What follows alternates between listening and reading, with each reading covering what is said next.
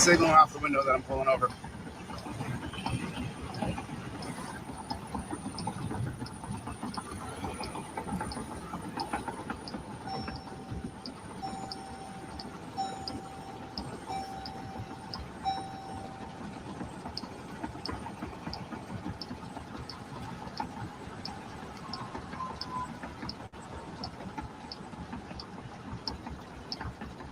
The left lane to merge on I-40 south.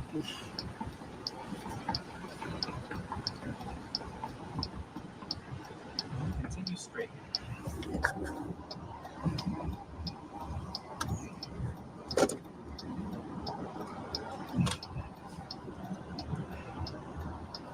Turn left onto Lakeview Drive.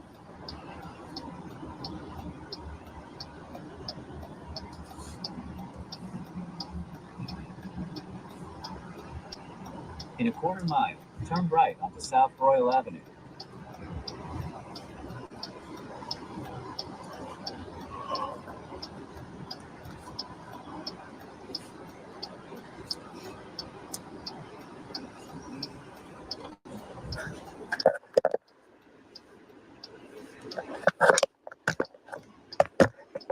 Proceed to the roof.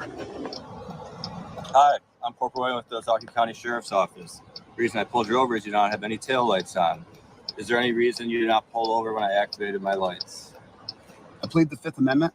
471137. Here's my license, my registration, and my proof of insurance. Here's the insurance.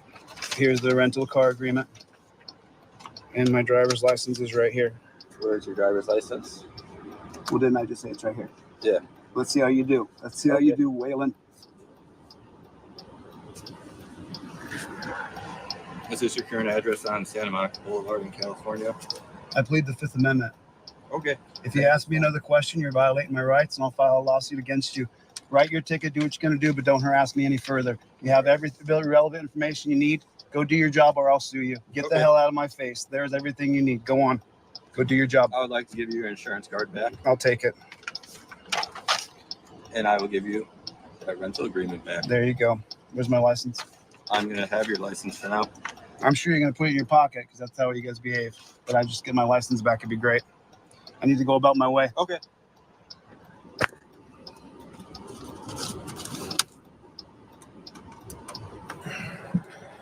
So I missed it earlier. I went live right when he pulled me over. And of course, I immediately pled the Fifth Amendment. I didn't wait a second. He said my taillights weren't on, which I don't know if that's true or not, but he said the taillights weren't on the car. I don't know if I believe him. I'd like to see that. I mean, look at how they treat you. They overwhelm your car with light, and I didn't think anybody'd be up. What time is it? 2 o'clock in the morning, East Coast time. So I guess it's midnight over there. Midnight or 10 p.m. on the West Coast.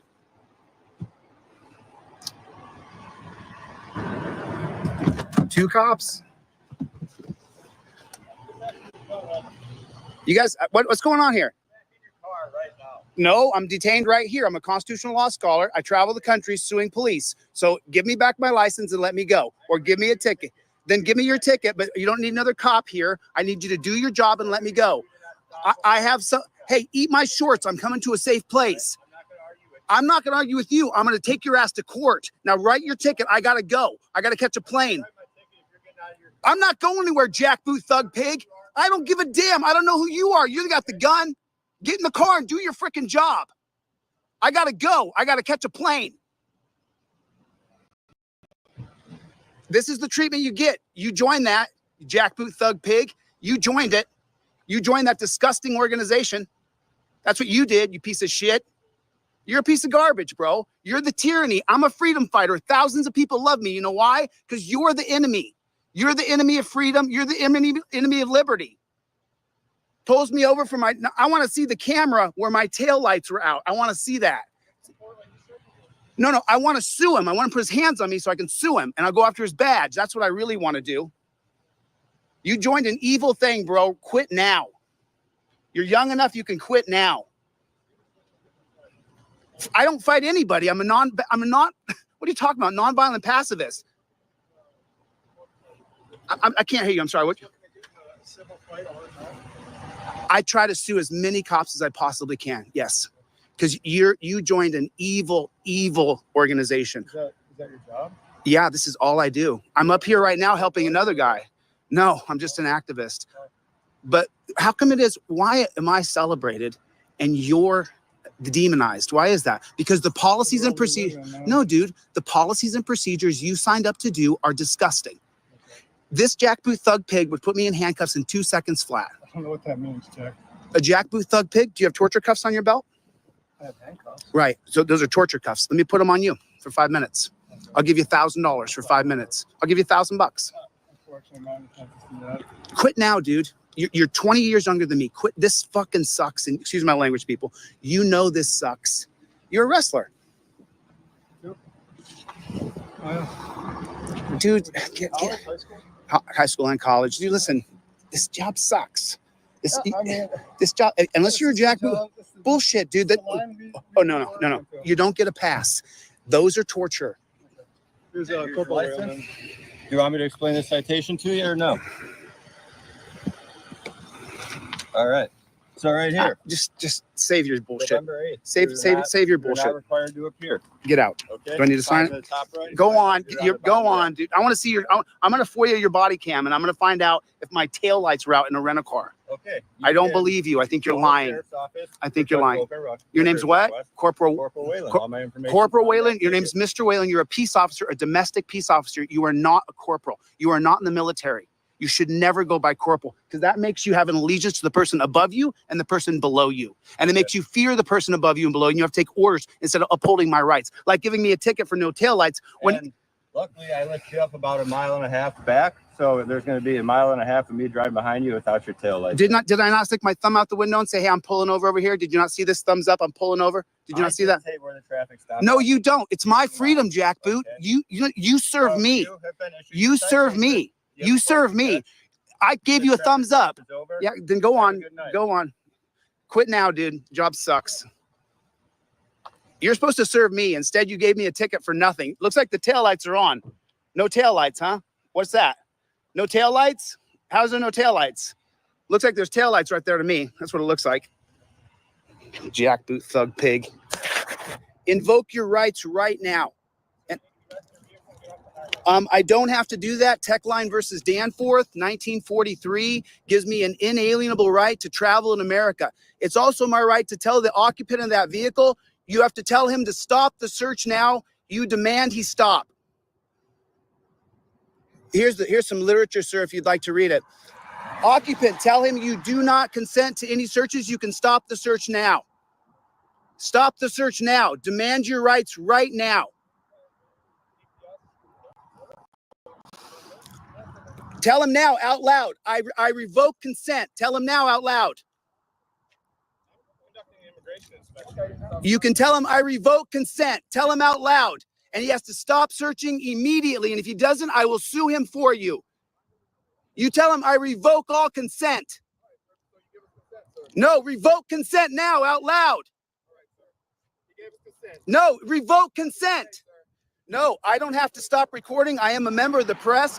Here is the literature that will show you. Please don't put the light in my eyes, officer. I believe that's going to be the Bain Act, and I can hold you personally liable. So you have to tell me your name and badge number. Don't block out my camera vision. Tell me your name and I need your name and ID. What's your ID number? If this is federal, you're going to fall under the federal badge identification law of 2021. What? I don't care. Name and badge number now. I said now. Name and badge number. Revoke consent. Out loud, occupant of the vehicle. Revoke consent now. Out loud. Revoke consent. Tell him I revoke all consent. He has to stop immediately. It's the law. And if he doesn't, I'll sue him for you. Tell him you revoke consent now.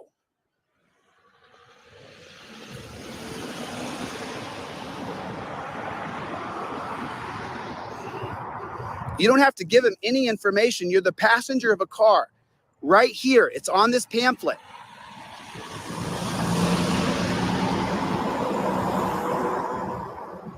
These look like kids. They don't look like they're human trafficking.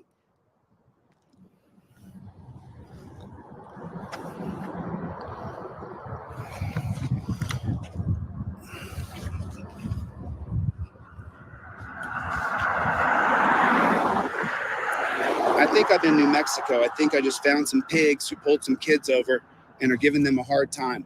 And they don't understand. Yes, it's U.S. Customs. Are you U.S. Immigration, sir?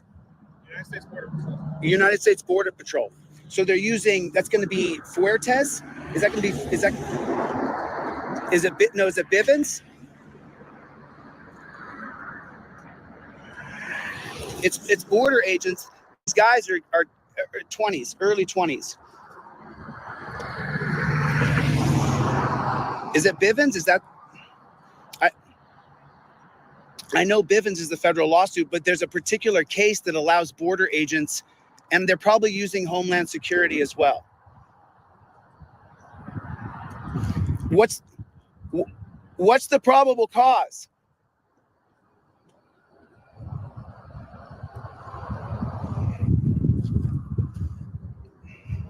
What's the probable cause? I don't understand.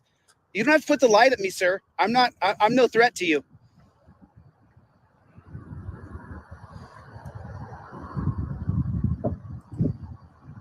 I have literature for you, but no, there's going to be I believe it's 1967 case. It's going to be Fuentes. It's Fuentes versus what's the case? It gives these guys a little bit of leeway. Don't consent to any kind of searches or seizures at all. Reserve all your rights right now. Do not consent to any searches or seizures. Do not revoke consent on any searches of your vehicles. Revoke consent. You have the right to revoke. Get that light out of my eyes. I need your name and badge number. You cannot chill my First Amendment rights, sir. I filed 3 federal civil rights lawsuits this year. You'll be my 4th.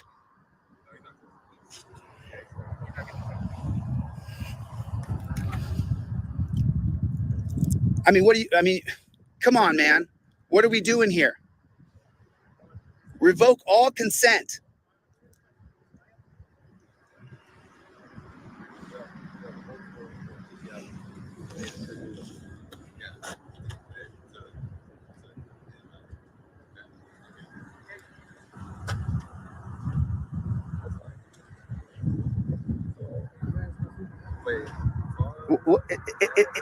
Is the Bain Act only relevant in California? What's the act that makes this asshat not put his flashlight in my face? That's called prior restraint. So I can go to the hospital after this, and if you damage my eyes, I can file a federal lawsuit against you. Are you a moron? You don't blind people with your flashlight. I'll get my light and I'll blind you. I have just as many rights as you do.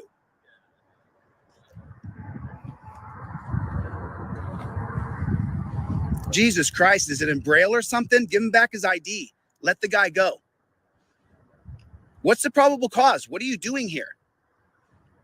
So crazy. So crazy. This is America. This is the United States. This is great. This is great.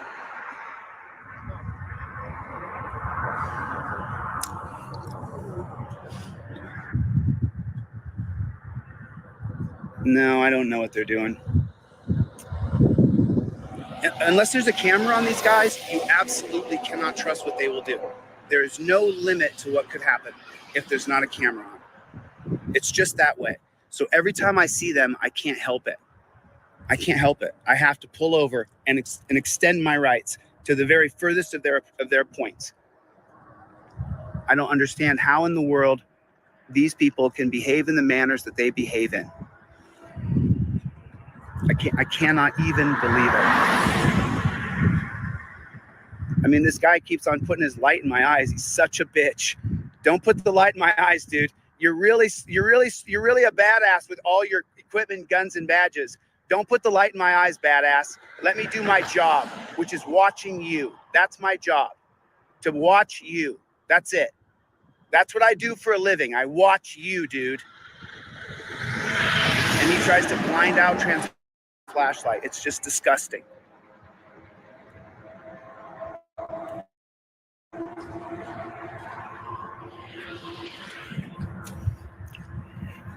He's shining it right. I mean, I got two phones in my hand. They both are lit up, Bobby. I mean, obviously, I don't have a weapon on me. I'm no threat. The only threat is my camera. I'm wearing shorts and a t-shirt. And the guy's putting the light in my camera lens to try to block transparency. That's his whole point. That's what he's doing. He doesn't want the transparency on it. That's why, I mean, Bobby, literally, you're in one hand, and of course, my phone lights up. And then in the other hand is my other phone.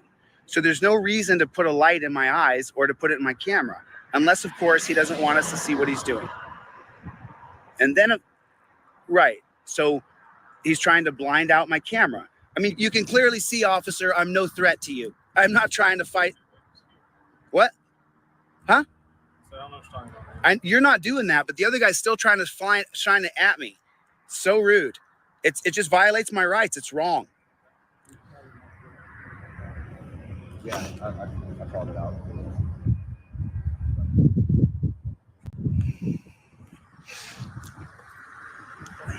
Listen, you know how America is today, dude. We have to film you guys at all times. I actually don't hate you as a human being. I pray for you, but I can't stand what you guys have to do and what you do, and I don't like it. You know, I don't like it. I don't hate you as a person. All I'm doing is enforcing our laws. I understand, man. I don't hate you. I want you to know that. I just can't stand this. I want freedom. That's what I want.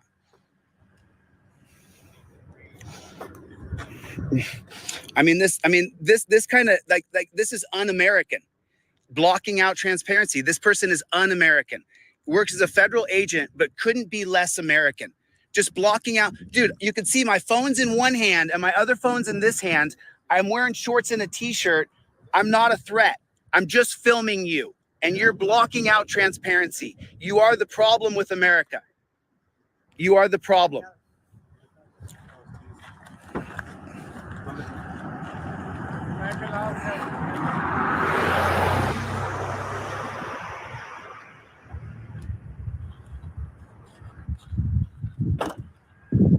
You know, the only thing that works in our country is transparency. So I don't know if these guys have done something wrong or not. I don't know what the deal is, but it looks like they pulled him over and hemmed him up. I need names and badge numbers before you guys go. I need that person's badge number. Yeah, I mean, nothing's going to happen from it, but I have the right to file a complaint, so I will.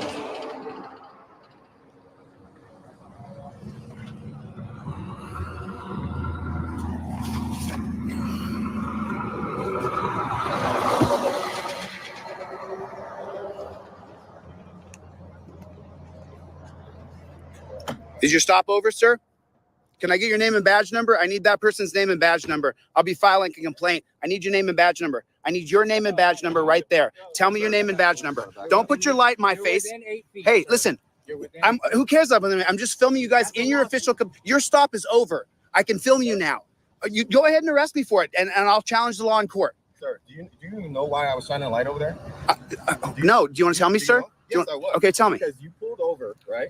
Okay. You pulled over, and you went inside your vehicle. Do you know how many officers have been shot? What? Do you know that? What's that? How many officers have been shot? Are you kidding me, dude? No, I'm asking you. Do you know how many people were shot by cops? Do you know how many people are killed today by police in America? You can't answer that This is a whataboutism? Well, what about the people on Mars? No, listen, I need this person's name and badge number so I can file a complaint and see if I can push a lawsuit against him. Don't put that light in my eyes. Dude, You have a good night, sir. dude, what the fuck is that? I need his You have a name good and night, badge sir. number. You have a good night, sir. Everybody, I have thousands of people watching. What's your name and You have a badge good night, number? sir. What's your name and badge? Oh, dude, you are such a punk ass bitch, dude. You're such a punk bitch. You're really tough. You're real tough. You're real tough with the badge on, aren't you? In real life, buddy, you know how it would go. You know the way things would go. Pansy ass mother.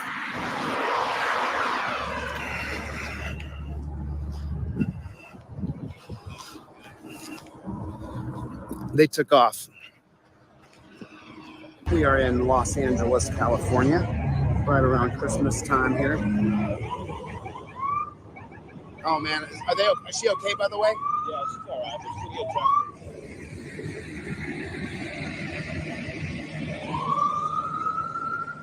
I don't like to shoot victims or people who have OD'd or, you know what I'm saying, who are going through a bad time. I got you. You know what I mean? Like, I don't want to make them feel uncomfortable. Absolutely. You know what I'm saying? There's something going on over here. There's a scene going on. If you're not driving, Tutorial, what?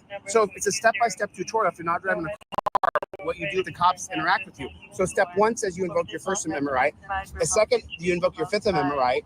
Third, if he tells you to get out of the car, he believes you're armed and dangerous. If the cop says get out of the car, that's Maryland versus Wilson. They believe you're armed and dangerous. You have to get out of the car and put your hands up and say, I don't consent to searches and seizures. If the cop says to you that you have to give him ID when he has reasonable articulable suspicion, in stop and ID stage, you have to state, I identify as a good citizen. So like a Terry stop, Terry versus Ohio. No, yes, exactly, right. So, but you have to have legitimate RAS. Yeah, I'm not just gonna stop you until you give it to me right now. So like, for example, if there's an alarm going off here and you run up and say, hey, let me see some ID, then you have legitimate, reasonable, articulable suspicion. But without probable cause, I still don't have to give you my identification. You may choose to arrest me For what? because the alarm's going off and I'm not going to give ID. And you're like, you know what? I'm reasonably suspicious that you're the thief. Mhm. And so then you're like, I'm going to, Which a normal person would probably assume, right? yeah. It's safe to say.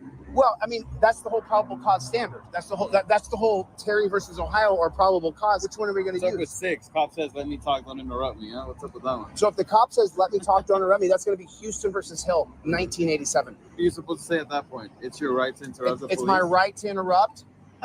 It's my God-given right to interrupt, not just my But right to isn't interrupt. that just like normal conversation? There's a time and place, like, you know, I mean, there's a time to be heated and there's a time to just be cordial with each other. Yeah, You know what I mean? Like right now, we're just talking. Right. Like my whole thing is I just want to use my We made rights. Discord though. You did. Yeah. I just want to use my rights. That's all I want. So the thing is there's such a gap between us. It's us versus them now. I mean, that's how it is with a lot of police in America. It's just really a big gap and people are hostile. You know what I mean? And so instead of you getting mad, don't get mad at the cop. Follow the 1 through 6 script. You came up with these? Yeah. Really? Yeah.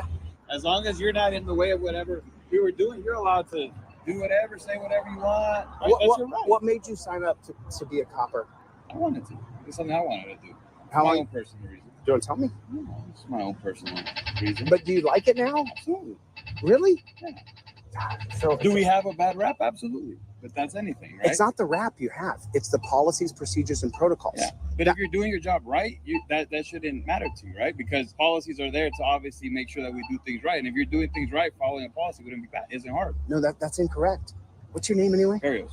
Barrios? Yeah. Chile. Meet you, man. That's me. Chili? Chilito. Me llamo Jose Chile. Maria de Castro, pero en Estados Unidos it's Chile. I got called Chile as a small kid. No, Barrios, you're not seeing the full picture. What do you mean? What's the full picture?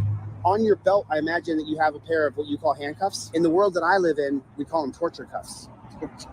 Damn. You have to follow a set of policies, procedures, and protocols that say that you use those handcuffs on us, right? But the truth is that they torture us. It's torturous. And the truth also is that 90% of us, if you say, hey, look, you did a hit and run, you have to come with me, I'll go with you. I will not fight you. I won't. And with the camera system now, you could say, hey, look, bro, you got called in a hit and run. There's a dent on your car. You got to come to the station with me. 90% of us will go, okay, but what's your policy? Your policy is that I have to be detained. And what does detainment mean? Detainment means I go in those torture cuffs. Not necessarily. Well, tell me when.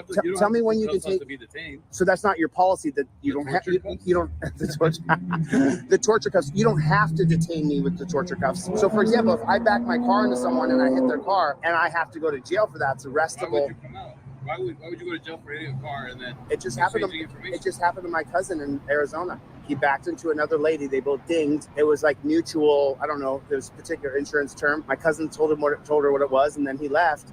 Well, she called the cops and gave him her plate number, and he thought it was like a mutual thing. And then the cops showed up and arrested him at his front door Really? in front of his kids. Damn. So, like, what I'm saying is, it's like, But we're in California. That won't.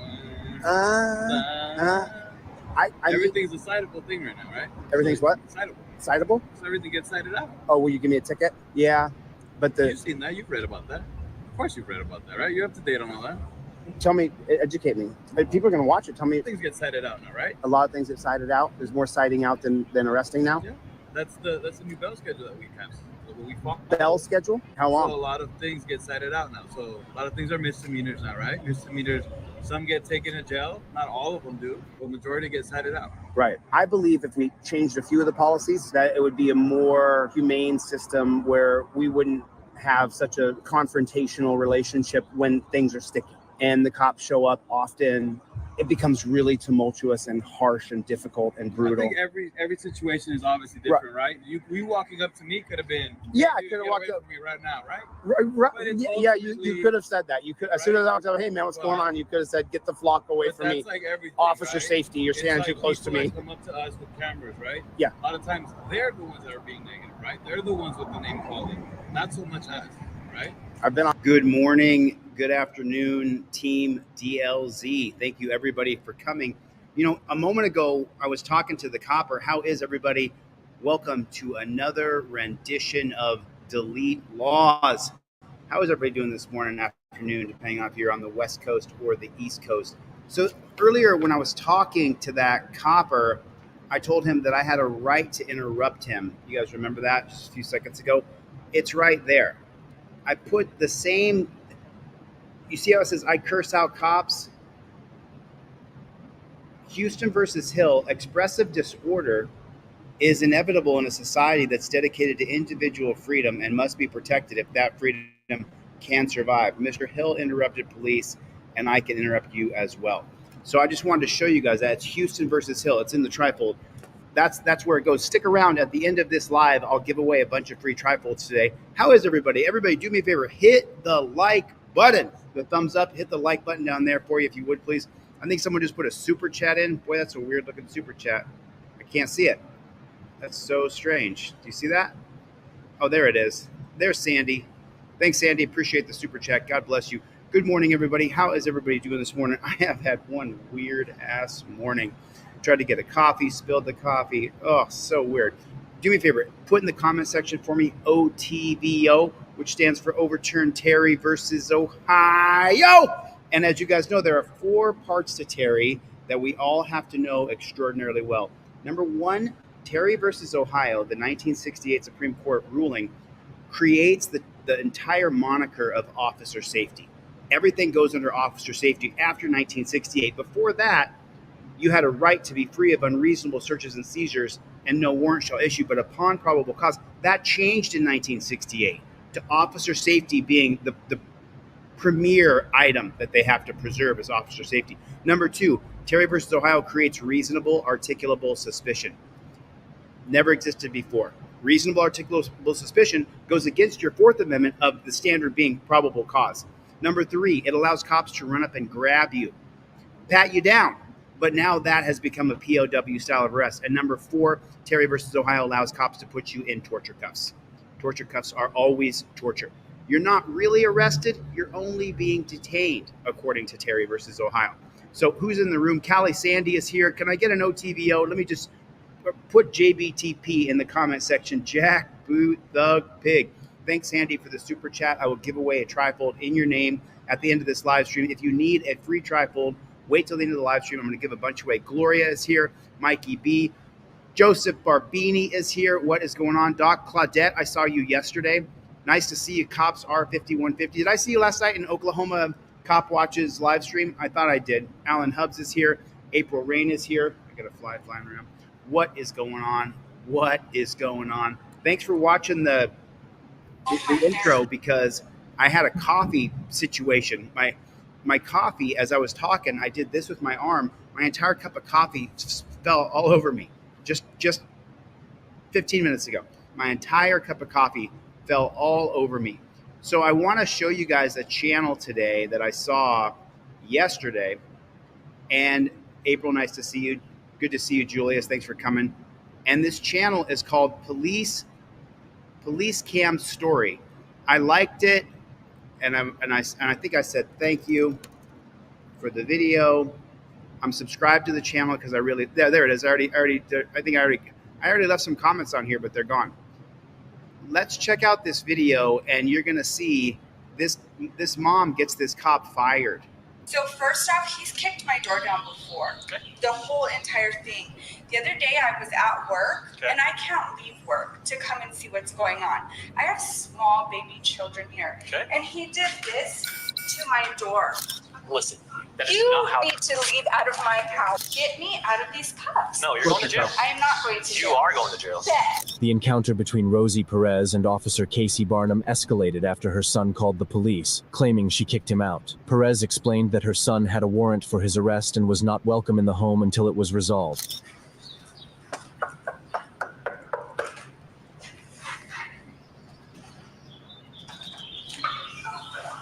Hi.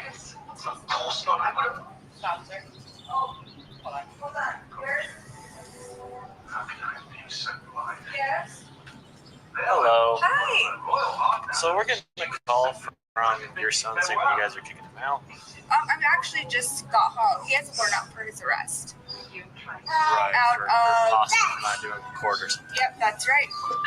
Yep, that is right. He's calling us saying you're kicking him out of the house. I just got home from court, like literally just walked in the house. It's been my sister, and he actually hasn't been allowed in my house because he did this So the last time, and I had to do a well check because I was at work. So I did tell her not to open the door if he came back, if I'm not here. you can't do that. Okay, well either way, he has a warrant out for his arrest, so you guys can deal with it. Okay? So as a mother, Okay, I gotta go. Okay. I'll be back. so I'm pretty sure I know which warrant it is. It was for the incident a couple weeks ago. Yeah. Here, I'm gonna come outside. He's not coming going to flat for that. Okay. It's not a warrant for that. It was a warrant today because he failed to show up for court. So let me explain to you, officer, what's been going on, okay? So first off, he's kicked my door down before. Okay. The whole entire thing. The other day I was at work, Okay. and I can't leave work to come and see what's going on. I have small baby children here. Okay. And he did this to my door while I was gone. While I was gone, not while I was here. So, ma'am? So I did a well check. No, please hear me out first Okay. because I know exactly where you're going with this. Okay? So I asked him on his birthday, which was Tuesday, to get his butt home. Okay. He failed to come home. I don't know if he told you that or not, but he failed to come home. Okay. Okay, so he went to my sister-in-law's house and has been there since. Okay. And I told him, if you're not here by Friday morning in order to go to court, Trey, I'm going to court on my own, Okay. which I did this morning. I went to court on my own. His court was at 9:30, and I will. So how much you think that's going to help her? I'm just curious. This is a reaction video. How much do you think her sitting there and explaining the entire situation, how much do you think it's going to help her? I just want to, for the day, I want you guys to know on this particular day, how much do you think it's going to help her sitting there and methodically explaining exactly what has happened and what has gone down? I will show It's you fine. where I'll I leave it to told court him. anyway. Okay, I told him your court is at 9:30, so Okay. you better be here doing what you're supposed to be doing, or I'm going to court on my own. Okay. And guess what I did? Because he just got here. So Okay. what did I do? I went to court on my own. Okay. Okay, so he has a warrant out for his arrest out of out of Adams County right now for Okay. failure to appear. And the judge specifically told me, I told her everything that happened, as I'm telling you. Okay. And am I kicking him out now? Yeah, he has a warrant out for his arrest. He's not welcome in my home until he gets that taken care of. Okay. Okay, You can't do that. yes, I can. Barnum falsely stated her son had a right to enter, even if he kicked down the door. Under the Fourth Amendment, which protects against unreasonable searches and seizures, Perez had the right to control access to her home. Despite her clear explanations, Barnum insisted that her son had the right to enter the home, disregarding her concerns as a parent. Unfortunately, Barnum's approach demonstrated a serious disregard for these legal protections. So they go back and forth here, and now when it comes up here, she's going to get frustrated with him. She's going to get irritated with this copper. He was locked out was because I wasn't home. When I'm home, then he can come. That's not how this Okay, works. too bad, so sad. Goodbye. No, that's not how, ma'am. Listen. As tensions rose, Perez attempted to close the door on Officer Barnum to end the confrontation, but he forcefully pushed the door open and entered her apartment without consent. This act not only violated her privacy, but also contravened her rights as guaranteed by the Fourth Amendment, which requires a warrant or consent for entry into a private residence. Perez was understandably upset and insisted that Barnum had no authority to invade her home. She expressed her frustrations while attempting to assert her rights as a homeowner. Instead of de-escalating the situation, Barnum accused her of shoving him, a claim she denied. This interaction highlighted Barnum's failure to uphold the law and respect Perez's rights. Then he can come. That's not how this Okay, works. too bad, so sad. Goodbye. No, that's not how, ma'am. Listen. That is You not how. need to leave out of my house. Stop. I am. You do not have any permission to go into my Stop. house. You have no permission Stop. to go into my house. Dispatch really 403. Can you please let me go? No, because So he's cuffing her up, but remember, so we're at 5 minutes and 50 seconds on this video. Here's the timestamp right here. We're at 5:50. We're going to come right back here. But I want to talk about Payton versus New York, 1980 out of the Supreme Court. And Payton versus New York is very specific about when the cops can enter your house.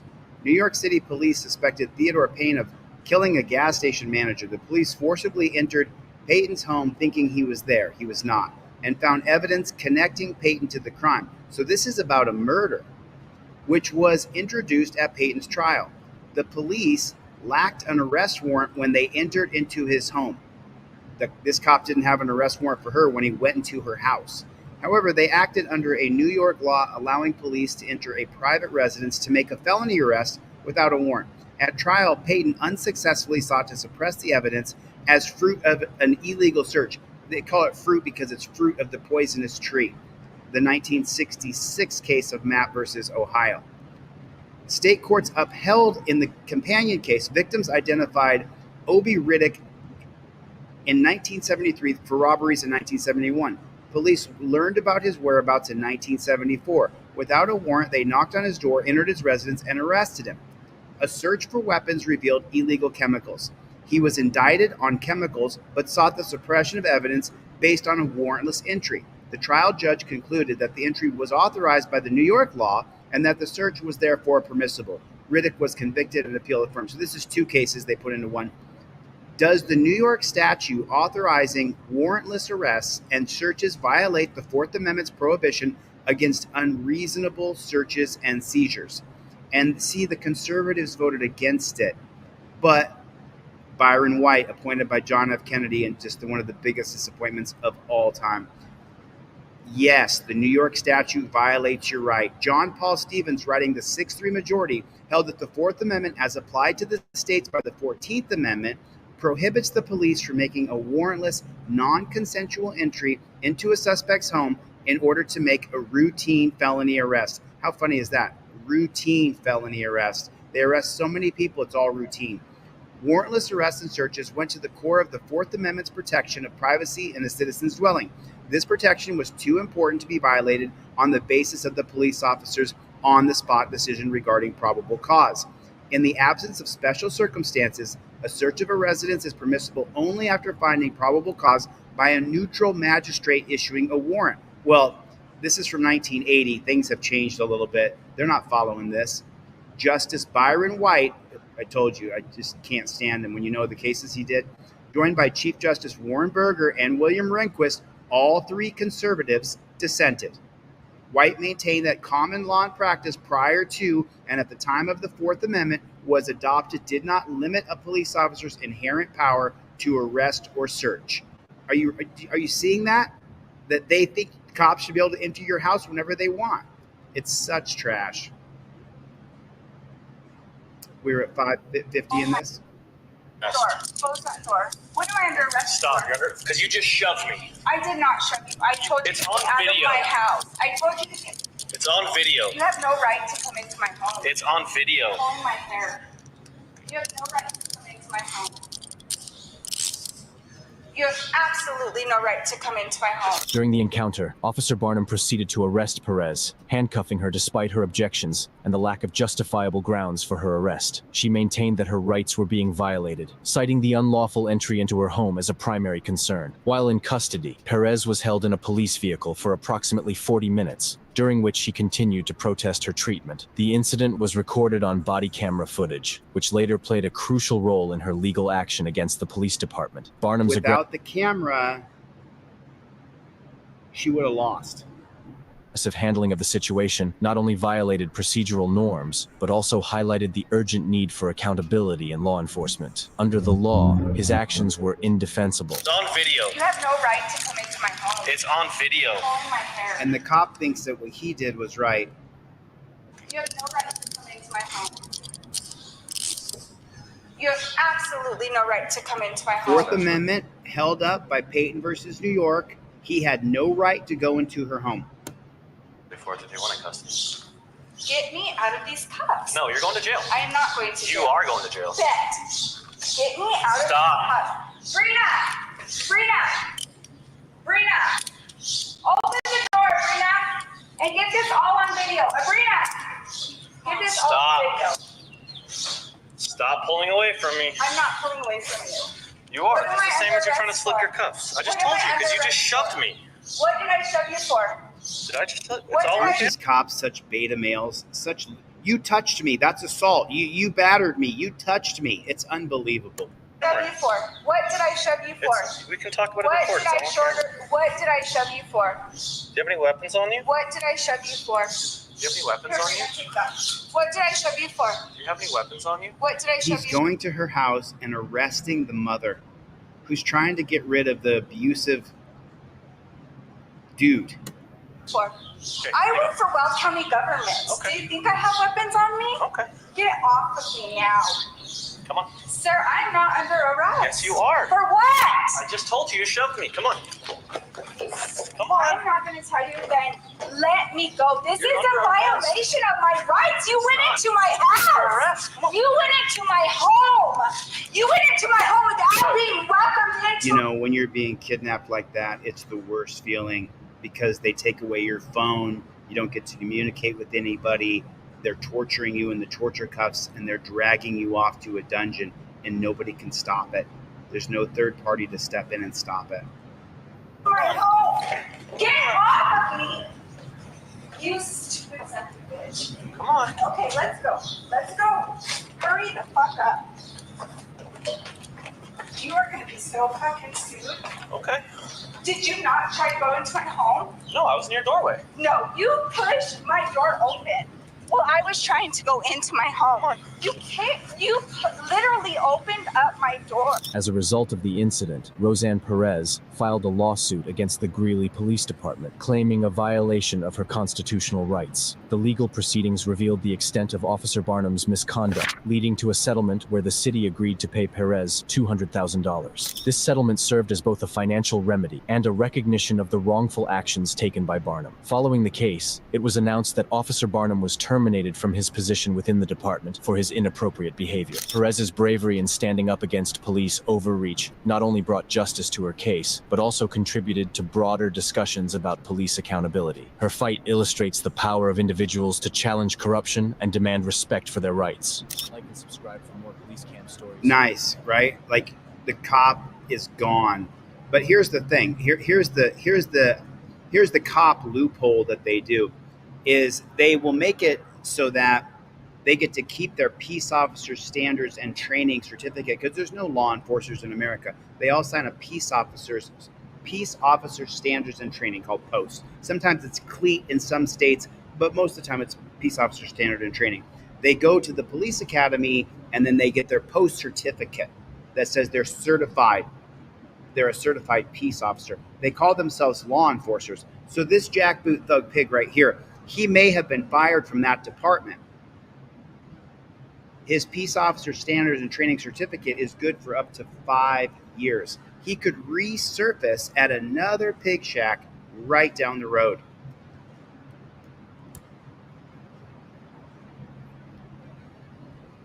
This video I saw on another channel. I saw a coverage of this video on another channel, and I wanted to share it with you guys today because I watched this last night, and by the time this was done, my blood was just boiling. I mean, boiling. I was so mad by the time this video was done. I can't Chicks for money over. I can't even tell you. I was, you know how you watch a video and you're screaming at your screen? That was me last night when I watched this video. We the People University covered this, and he put the original video in the link. So thank you, Abaya. I appreciate it, man. I'm going to follow up on your video and show the whole original video. Watch what these cops do to this guy, and stick around. At the end of this live stream, I'm going to give away a bunch of trifolds. If you guys are unfamiliar with my trifolds, go to deletelaws.com. Put a 1 in the chat if you have a trifold, if you have a pair of cop cards. I'm going to give away, let's say we give away at least five trifolds at the end of this video today. Watch this. This is some BS. CBS, I work for Stevens Transportation. I'm waiting on my shuttle to come pick me up. I've already called my job and asked them to come get me. I have money in my pocket. I don't need to ask anybody for anything. Okay. If you Were you over there or no? over where? I've been sitting out. You can go ask the guy that's in there. I've been sitting out here ever since. So you weren't sitting at Walgreens? Sitting at Walgreens doing what? Were you at Walgreens? No, I wasn't. You were So never no, over you there can get back in your car and leave. No, I Let me wasn't. see your ID real quick. For what? Because you're being lawfully detained currently. So I can For call what? What am I figure out being what lawfully the deal is. detained for? Have I committed a crime? So you've been asked to identify yourself because Why? Is this a show state? Do I have to show my ID in this state? I'm not operating a motor vehicle, so why do I have to show my ID? First of all, I'm In going this- to picture in out it- your ticket in- for smoking within 50 feet of this building. You understand? It's too late for Okay, that now. well, write me a ticket So, let then. me see your Write me a ID. ticket. Give me So your- so you looking for something to arrest me Let for? me see your ID, and we'll go So from this is harassment because you're harassing me. You're harassing me. You asked me a question, I'm giving you an answer. there. Say it again. You asked me a question, so I'm giving you an answer. What's Okay. your name, officer? Officer Scott. Officer Scott. So why are you asking me? I told you, asked me if I was over there. I told you no. So that's in the conversation. Okay. No, it's not. Okay, well go in there, ask the guy that works in there how long I've been sitting in front of this store. When did you get here? How long have you been here? Where's my receipt? Is it okay if I reach Go for my ahead. stuff? Okay. Make sure I got this on video so that you can know how long I've actually been sitting out here. I went and got my prescription from out of here. This is where I've been at, and I've been waiting on my job. Would you like to see my call log? No, So I'd you like can to see what that I time did you- called? Let me see this. What time did you get here? I don't know. You can ask the people that's been in there. Let me see if I can find my receipt so that you can stop harassing me for no reason. Yeah, I'm not harassing you, man. Yeah, I'm just you doing are my job. harassing me. You asked me a question, I gave you an answer, so that's No, he thinks he's just doing his job. But I want to comment right here. I see you down here put, I don't answer questions. It's not correct. What you want to do is you want to plead the Fifth Amendment immediately. As soon as you see that cop right here, cop cited. I invoke my First Amendment right. Number 2 on the card. Cop approaches and says any words at all to you. While filming, state these exact words. I invoke my Fifth Amendment right to remain silent. Sorry about the let me see if I can get that. There you go. You see that? Number 2? You got to pull this cop card out, and then the law is in blue. The 2017 case of Turner versus Driver upholds my right to film police. The moment you see him, you start filming him. Number 2, cop approaches and says any words at all, and you immediately hit him with I invoke my Fifth Amendment right to remain silent. Right there. Sorry you can't see it because this dang green screen. It's right there. And this card is just like your driver's license, just like a credit card, just like it. It goes in your wallet. It doesn't break down. You want it. You don't. I see you. I see you. I see you. Everybody say hello to I see you. Thanks for coming. I see you. I don't answer questions is what you learned from YouTubers who made it popular to sit there and go back and forth with the cop. Well, where are you going? I don't answer questions. Well, where were you at? I don't answer questions. Where do you live? I don't answer questions. What's your dog's name? I don't answer questions. Is the address on your ID your current ID? I don't answer questions. That's incorrect. You have to say, I invoke my Fifth Amendment right to remain silent. It's right there. That's why I have the non-driver cop card right there. Say these exact words. I invoke my Fifth Amendment right to remain silent. Get these on Delete Laws. I'm going to give a bunch away at the end of this live stream. should have been in any conversation. Okay, well, you're smoking within 50 feet of the Okay, building. It's city 50 ordinance. because you're being pressed because I got smart with you and you're upset. Okay, well, why don't you just cooperate? Let me see your ID and I'll get Because out. I don't have to show you my ID because this is not a no-show ID It state. doesn't matter. When you're committing a criminal It's a offense, no-show Listen to ID state. when you're committing a So criminal offense, you smoke within that's 50 not feet what of you the building. originally stopped me for. You Doesn't stopped me matter. because you asked me about a harassment. This is what time I got here. Look at the receipt. Let's see. Go So now doggy you're just dog. harassing me for no reason. So you've been sitting here Because since you asked me 5:39. about Walgreens. I never even been over there. You've What been- was? listen What did to they me. tell Listen. you? Yes. Just cooperate. I'm promise Yes. you, I'm not trying to do anything. I'm not even trying to write the ticket. I'm frustrated because I've been sitting out here 2 hours waiting on my job to send a shuttle out here for me. I'm tired. I just got in an accident with my 18-wheeler Does your that job flipped keep you over. over down off the hotel in Stevens military? Transport. Steve, Do they yes, keep you in the yes, hotel that's where they booth? keep There you me go. at. All right. I'm not trying to jam you up, dude. All I'm trying to do is. Oh, you're not. Did you hear what he just said? I'm not trying to jam you up, dude. It sure sounds like he's trying to jam him up. Put a one in the chat if this cop is trying to jam him up. Yes, Keep you in the yes, hotel that's booth. where they There keep you me go. at. All right. I'm not trying to jam you up, dude. All I'm trying to Because, do is well, like, I do my feel job. harassed and I'm tired. Okay. I've been sitting out here for 2 hours sitting here waiting. Okay. Well, you know. Okay, it's well, just- I haven't been over there at Walgreens. Do, You know- do I look like somebody that needs money? You fit the perfect description of what they A told us. black male with dreads? That's correct. Exactly, exactly. A black male with dreads. That's correct. That's the description of every That's criminal, what they isn't told it? me. That's the description That's of every what they told criminal, me. That's isn't what it? the clerk over there at CVS told us. It's bullshit. Well, it may be, but that's It's all a I have. bunch of bullshit, and then that's not enough to come over here and harass me about bullshit. That's plenty for me to come over here and talk to you. It is not. It absolutely. Well, Terry versus Ohio gives them now the cop card and the non-driver. So this, you see how it says driver up here in this upper corner right there. See where it says driver on the card. The non-driver card and the driver card, the first two are identical. Number one, cop cited, and you start filming and say, I invoke my First Amendment right. Number two, cop approaches. Now, this is if you're driving, but same thing if you're just sitting there. While filming, just ignore that because you're not driving. You don't got to give them all your legal documents. But then you say, I invoke my Fifth Amendment right to remain silent.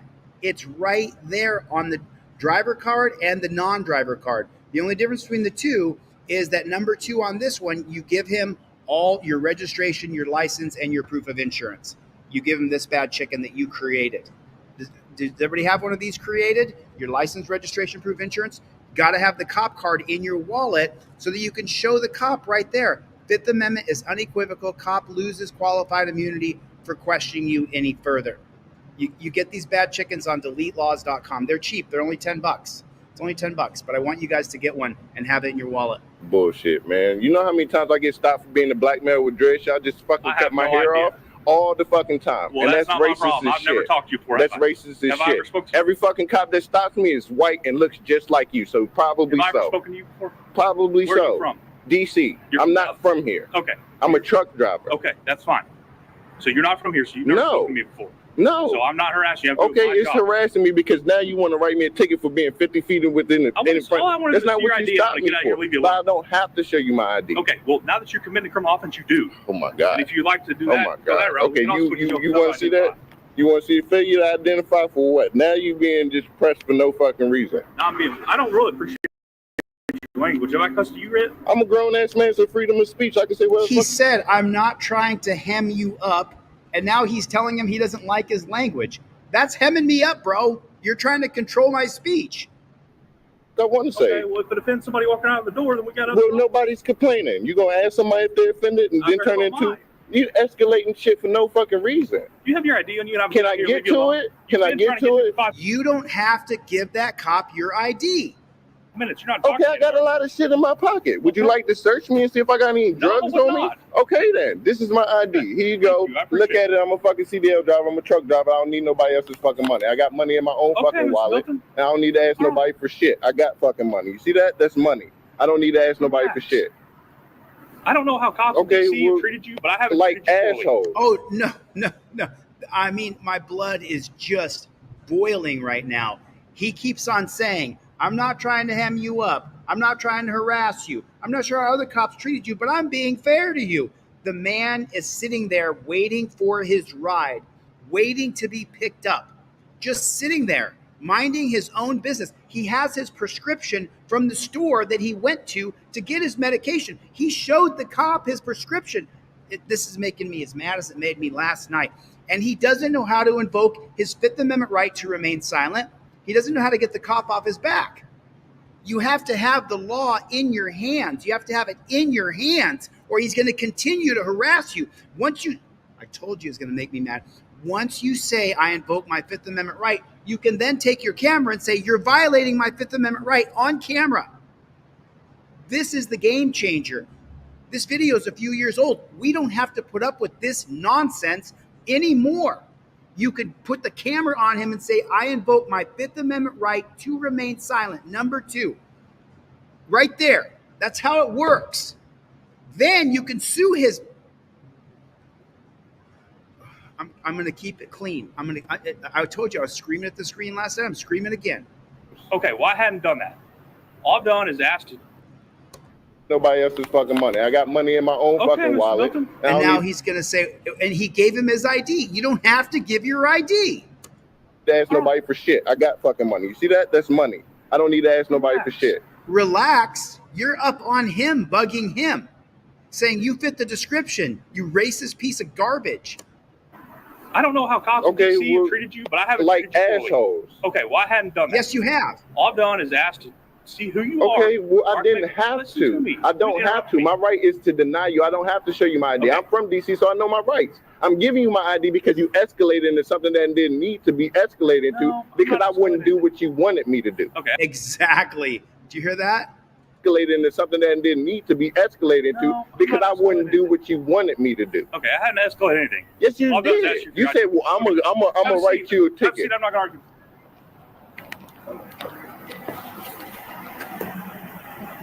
Fuck out of here, man.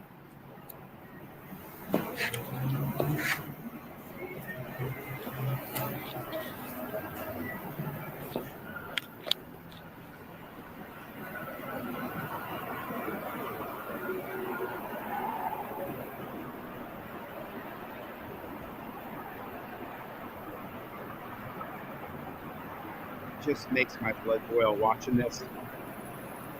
And those headlights are right in his eyes. Look how bright that light is. As we see a glare on the screen, those lights are in his eyes. It makes me so mad. Oklahoma Cop Watch is in here. I watched the Cop Watch he did last night.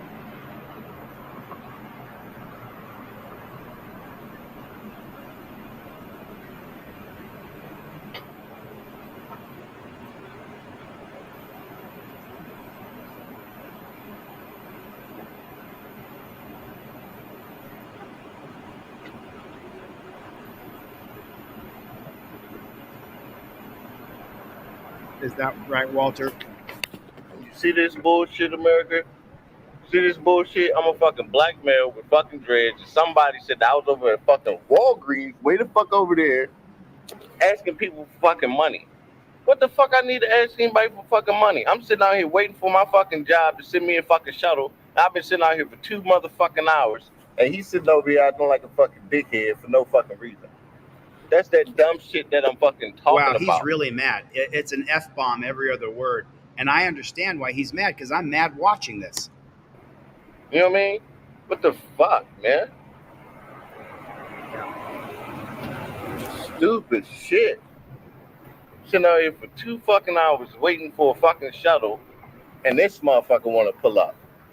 All because I'm a fucking black male. Somebody calling for some bullshit. Talking about I'm fucking harassing them for fucking money at fucking Walgreens. And wow, this guy is just pissed.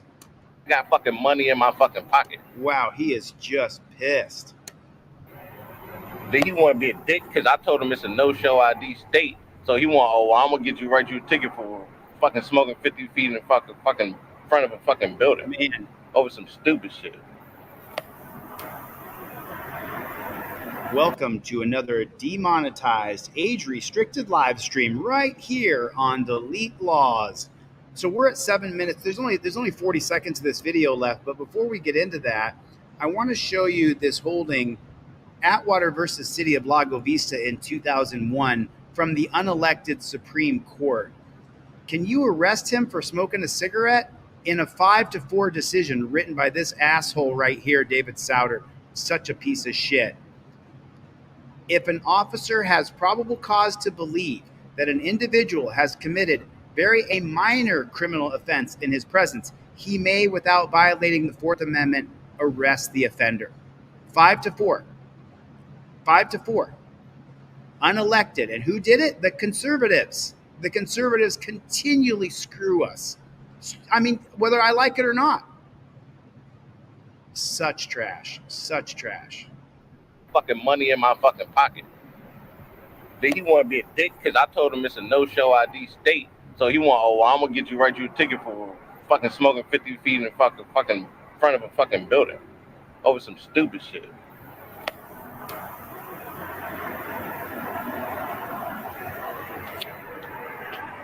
Just so he can get my fucking ID, so he can escalate it, so he can get my fucking ID because I know my fucking rights. And he's gonna pull up and get fucking nothing. And give me my fucking ID back and get the fuck on with your fucking life. And go harass another black male with dreads. Found everything okay? You're good. I know See, I'm I good. appreciate the cooperation. It's not hard. Because that's dumb shit. And I know whoever fuck called him, there was some bullshit. It's Clark, man. It wasn't, wasn't I promise you, I didn't just check out on you. That's not. I have an extra report that I have to do right now. What a lying piece of trash. Country is in crisis. We don't. What's your name? You're sexy. Is that unprofessional of me? I don't know. I'm sorry, but like, I'm just like, damn. Number 1. Former police officer D'Angelo Rice's body camera footage revealed an alarming encounter with a woman he met while on patrol. The disturbing conversation took an inappropriate turn, and the woman later accused Rice of raping her. What's your name? My name? Mm-hmm. I'm married. Okay. I mean, I heard some noise that direction, but I didn't. The incident occurred in Tulsa, Oklahoma on April 17th of the previous Oklahoma cop watch in the chat. This happened in Oklahoma.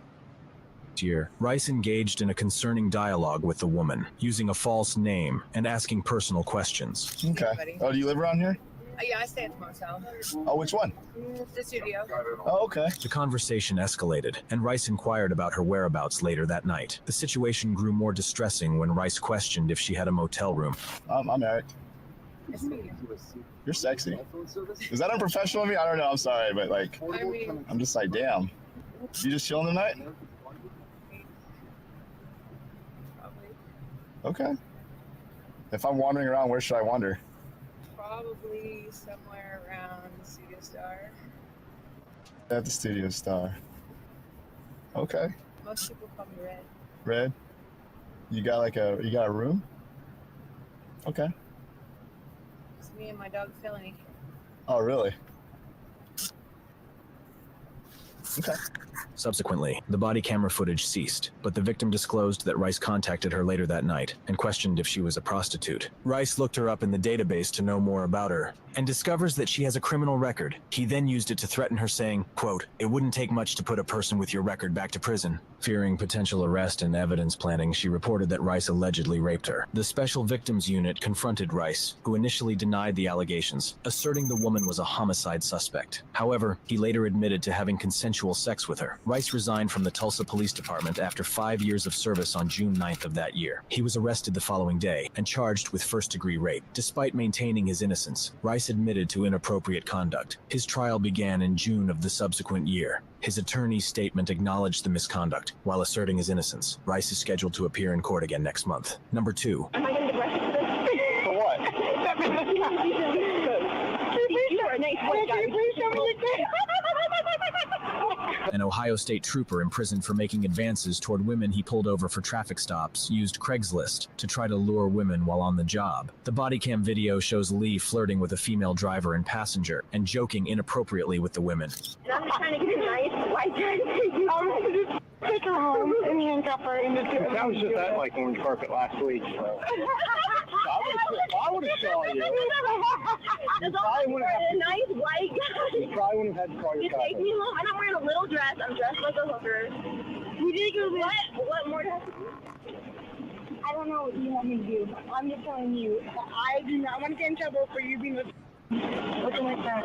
During the investigation, the passenger told the FBI about Lee's manipulations. The FBI conducted its own investigation, saying, "If you're a professional and you're a cop, I feel like that's way out of line." Things started getting creepy when he asked the woman to step out of the car for a field sobriety test. I can't get a cell phone trouble for looking. I don't know. I can't really see. I'm not indecent. Tell her to get we tell her to get out of the car, step out of the car. That's how it's about. We'll play this game, watch. Am I going to get arrested for this? For what? You are a nice white guy. Please show me your dick. It's so absolutely creepy. It is so creepy It is Chevy. Don't see you in the chat. I saw Cope Doggy Dog. I see AMG Stealth. I see Top Rock, Grateful Dabs. I see Team DLZ. I see Danelle Brown. Oh, real quick. Can we take a pause on this real fast? Because let me give you an update real fast. You guys remember Dawn? Put a 1 in the chat if you guys know the story of Dawn Marie Newman. Put a 1 in the chat if you know the story that we're following out of Arizona. I want to show you guys something. Here is what we did yesterday. I tried to go on to jailatm.com and put money on the books of Dawn Marie Newman. And I could not. Dan Hanlon is here. What's going on, Dan Hanlon? I could not put any money on her books. It wouldn't let me get through. But Danelle Brown, is she in here? Danelle, are you in here? I think I saw your name.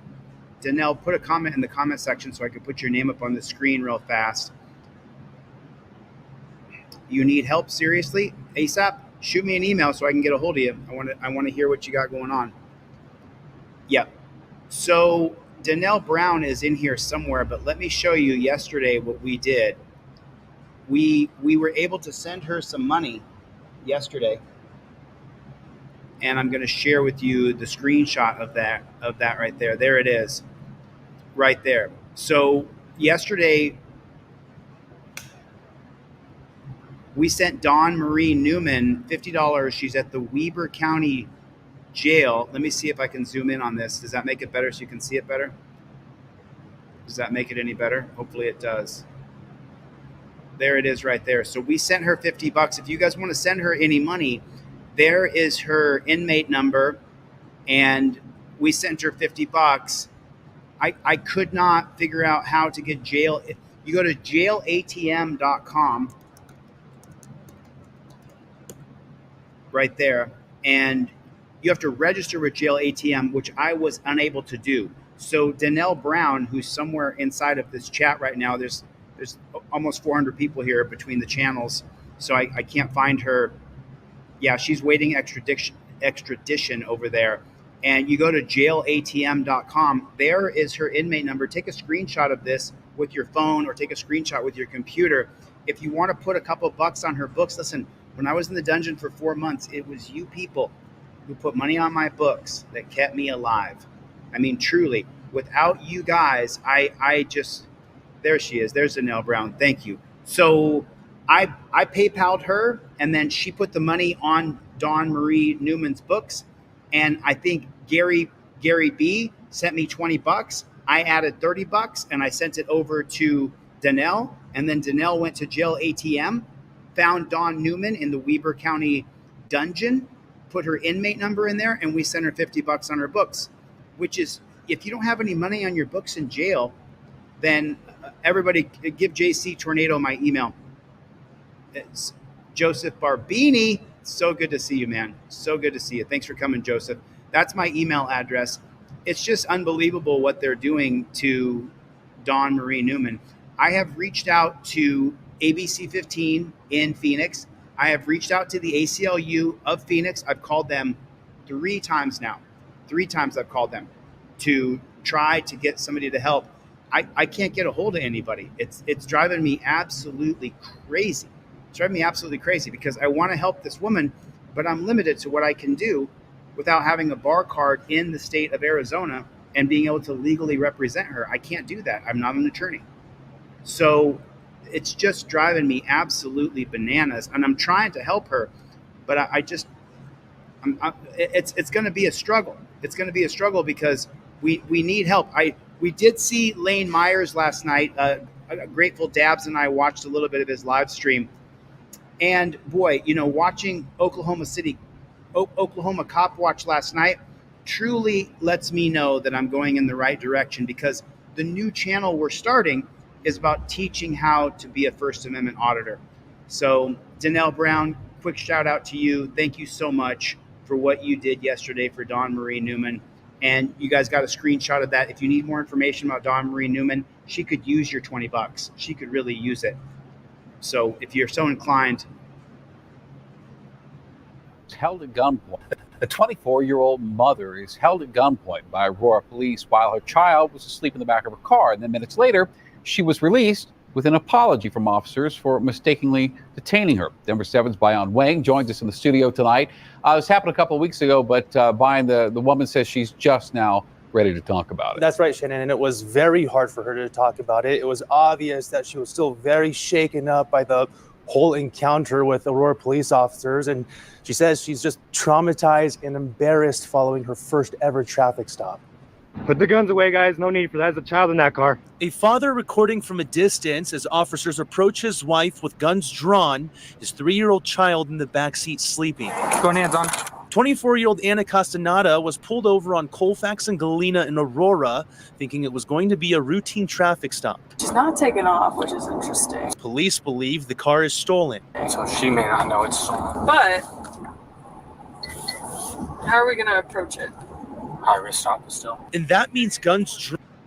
Did you see that? Did you see that? Listen carefully here. Believe the car is. And Aurora, Colorado, qualified immunity has been abolished, but the policing is still the same. So is it qualified immunity or is it Terry versus Ohio? This right here, what you're seeing this woman be treated like, those are steps for officer safety. Officer safety comes from what? Terry versus Ohio. You can abolish qualified immunity across the country. It won't matter. They have a right in the name of officer safety to make you lay on your belly like you're a dog. And the worst part about this stop is that you can hear these dirty jackboot thugs. You can hear them say, how should we handle this? And then they decide we should make this a high-risk felony stop, even though they know it's a woman and her kids. Stolen. So she may not know it's stolen. She may not know it's stolen. He says it, but how are we going to approach it? But how are we going to approach it? High risk. High risk stop still. They knew they were terrorizing her. They did it anyway. Stop still. And that means guns drawn immediately, according to APD. Driver, roll down your window. Take the keys out of the ignition and put them on your hood. Castaneda in shock, fearing something might go wrong. I was scared for my life, my kids' life. They had all their guns drawn out at me. They handcuffed me. They put their knee on my back, which is kind of painful, so I can see people's perspective of why they don't like that situation. And it's a situation. And they knew that she had no idea that the car was stolen. She had no clue. Or that the car was coming back stolen. Scared for my life, my kids' life. They had all their guns drawn out at me. And they knew that it was a mother and her children. What do I always talk about on this channel? Policy, procedure, and protocol. You can be the best person in the world. You can be the best God-loving Christian, Muslim, Hindi, whatever religion is the most holy for you in your head. You can be the epitome of that religion. You can be an atheist and be the best person in the whole world. You feed the stray cats. You adopt children. You could do everything. If you sign up to this organization that calls themselves law enforcers and you follow these policies, procedures, and protocols, you, my friend, are an evil JBTP. Put it in the comment section, JBTP. I'm going to keep it clean. I'm going to keep it clean. I have to keep it clean because people use what I say as an example, and I've got to make sure that I don't lead people into getting put in a dungeon. They handcuffed me. They put their knee on my back, which is kind of painful, so I can see people's perspective of why they don't like that situation. And it's a situation Castaneda was confused about the whole time. In my head, I was like, I know I didn't do anything wrong. It has to be a mistake on their part. This is crazy. I was scared. I was like, I better just do as I'm told. Castaneda explained she just picked up the car from the dealership because it had been repossessed. Officers verified. The vehicle is definitely not stolen. We haven't had anything stolen for a few months. Okay. Officers would release Castaneda, but how could there have been such a mix-up? They confirmed that she had just picked it up. That's when they contacted our records unit, who actually found the clerical mistake where they actually check-marked the wrong box from repossessed to stolen. So we keep on seeing this. Why are we going to shoot people over a stolen car anyway? Let's say the car is stolen. Why would you shoot somebody over that white piece of shit car? Why would you shoot somebody over that? Because you signed up to do those policies, procedures, and protocols. That's why. When you sign up to this organization in its current form, you will end up being a pig, whether you like it or not. And I'm not calling anybody a pig. You'll end up being a pig. If there's a pig, then they're a pig. And if you sign up to this organization and you agree to put people in torture cuffs, take them to a dungeon, put them on their knees, stick your knee in their neck, you're a pig. There's no other way to see it. I'm sorry. I wish there was another way to see it, but I can't see it any other way. It's all officers in the field had to go by.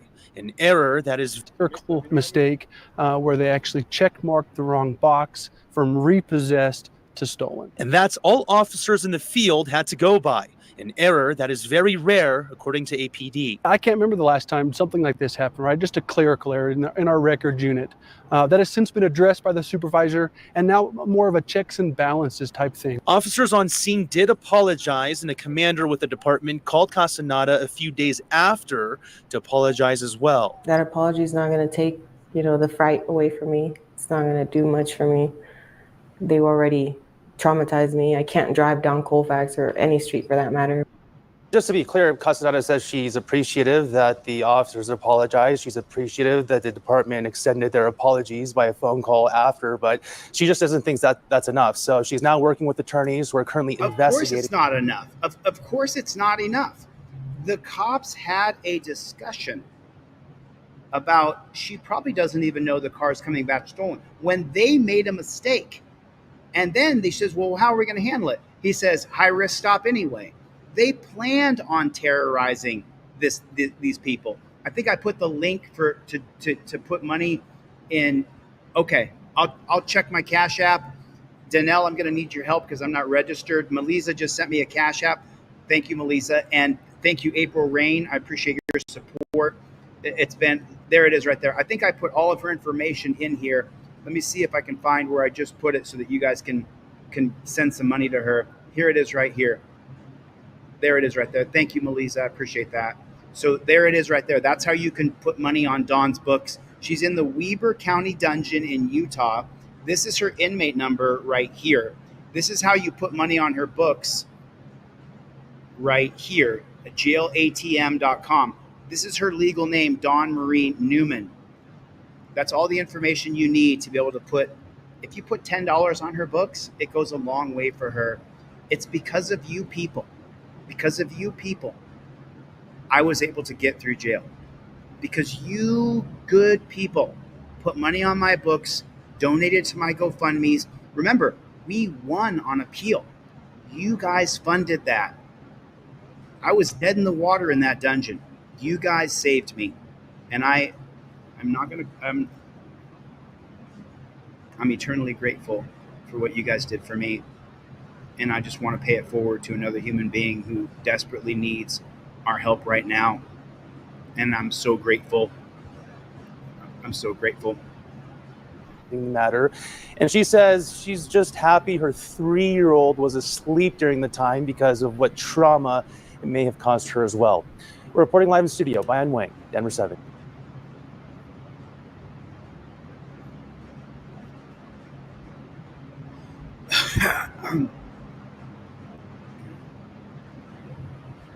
Not sure what happened there.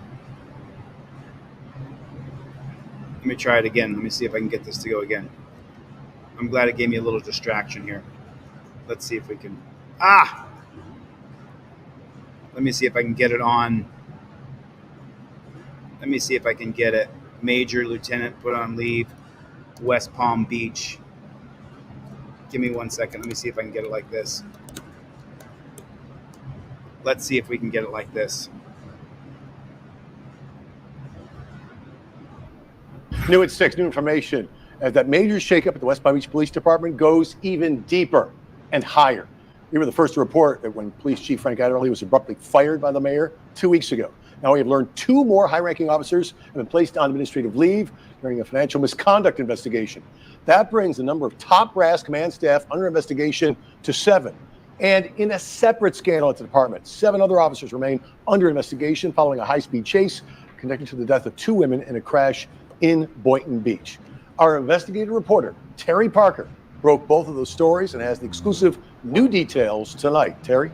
Todd, I have been reporting on the major shakeup at the West Palm Beach Police Department. The chief abruptly fired, an assistant chief, and 4 captains under investigation for double dipping on overtime pay. And now I've learned a major and a lieutenant have also been put on leave as part of that probe. And tonight, we're reminding you of another serious investigation. 7 other officers involved in a deadly high-speed chase are still under criminal review. I have disturbing and exclusive new information alleging those officers fled the scene, at least one of them going over 100 miles per hour. Marcia Pochette and her pregnant daughter, Janice Woods, were tragically killed on July 30th when a car driven by Neoni Copeland slammed into them at 81 miles per hour.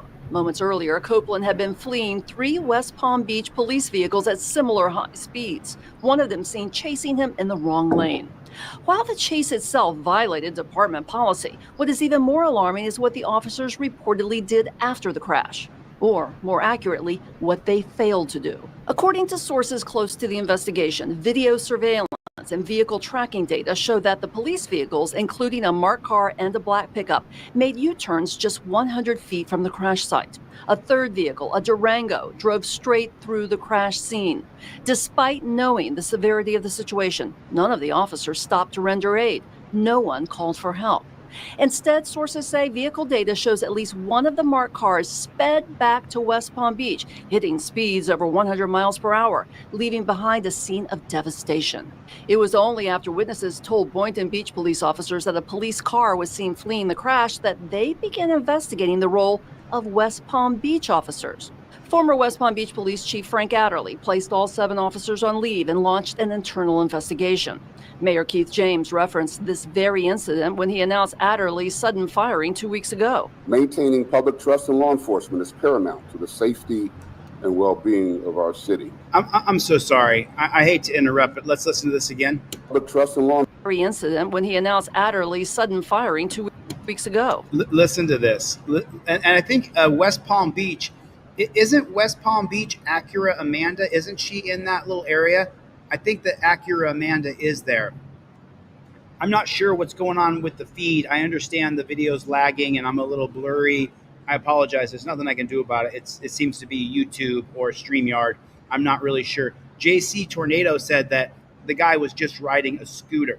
So now listen to this and I'm going to comment on it. Maintaining public trust in law enforcement is paramount to the safety and well-being of our city. That ship has sailed. We have lost. Put a 1 in the chat if you've lost trust in police. Put a 1 in the chat if you have lost all trust in police. I don't trust any of them. I'm trying to be nicer. I'm being nicer when I go out and I audit. That doesn't mean I trust them at all whatsoever, because I don't. I absolutely do not. It's a 1 for me. You have lost the trust of the people. And why is that? Policy, procedure, and protocol. You have lost the trust of the people. That's a plain, simple fact. And there's nothing I can do about that. There's nothing I can do about it. It's not me that did it. You guys did it. Thanks, Raven. Appreciate the super chat. I remain deeply disturbed by the incident involving West Palm Beach police officers, which recently occurred in Boynton Beach. As I reported exclusively in August, the state attorney's public corruption unit is investigating these officers. If criminal charges are filed, it could be a devastating blow to a police department already mired in scandal. The recent hiring of retired FBI agent Anthony Scherer as the new deputy chief may be an effort to restore trust as the department braces for even more fallout. I reported 2 weeks ago about a 2020 audit. Let me just get this right here. Scandal. The recent hiring of retired FBI agent Anthony Scherer as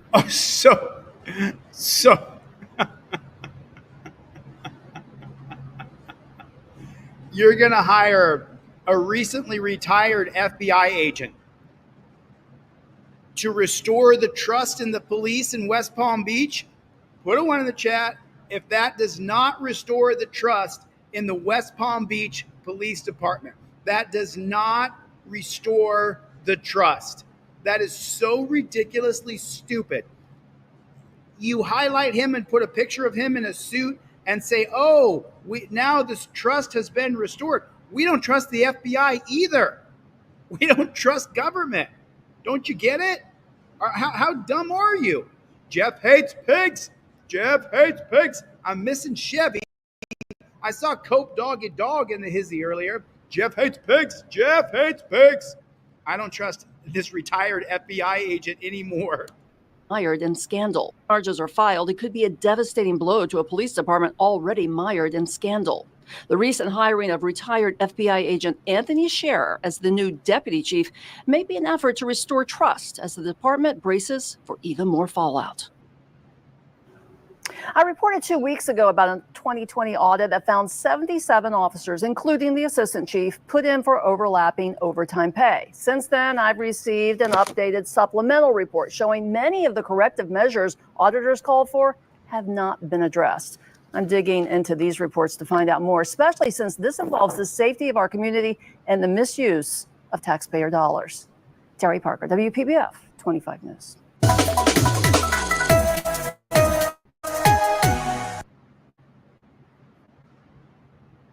Screaming my innocence. Know that Hafferman wasn't the only problem in the department. I absolutely know that Hafferman was not the only problem in the department. He was one of at least 11 people falsely arrested by a Fort Collins cop for DUI, and now he's behind one of 5 lawsuits seeking justice. Those 5 new lawsuits going after the Fort Collins Police Department for a series of bad DUI arrests exposed by the Problem Solvers last year. The officer involved resigned before he could be fired. Investigative reporter Rob Lowe with why those lawsuits say Jason Hafferman was not just a lone bad apple. The lawsuits say Hafferman's propensity to arrest innocent people for DUIs should have been noticed and stopped by his superiors long before Fox 31 started making public records requests. Well, the first time it happened to me, it was shocking. And I thought there's no way this can happen in a community like Fort Collins. Harris Elias was the first person the Problem Solvers learned had been falsely arrested and charged for DUI. I can smell a faint odor of alcohol coming from your breath or your person. Blood tests would later reveal alcohol and drugs were not detected in his system.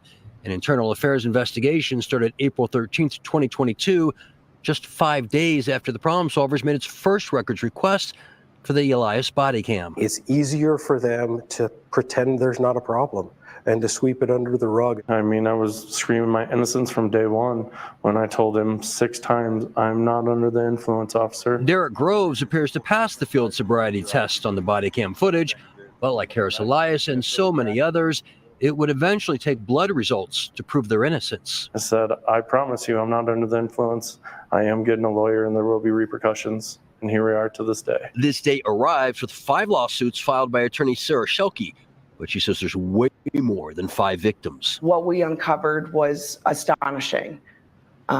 Nobody was reviewing what this officer was doing. Shelkey says Fort Collins Police knew or should have known Hafferman had already falsely arrested 8 people in 2021, but the police chief didn't mention that when we interviewed him in May of 2022. If we send out blood work and it comes back that there wasn't any in there, we look back at it. We say, let's reconstruct this. What happened? At that time, Chief Jeff Swoboda told us anytime DUI results come back negative or not detected, the department reviews the case. Supervisors are able to go back and look at a body camera. Nobody at Fort Collins was supervising this officer, and that's why it didn't stop. Shelkey says an audit trail. There's no one supervising any officers in any state, in any county.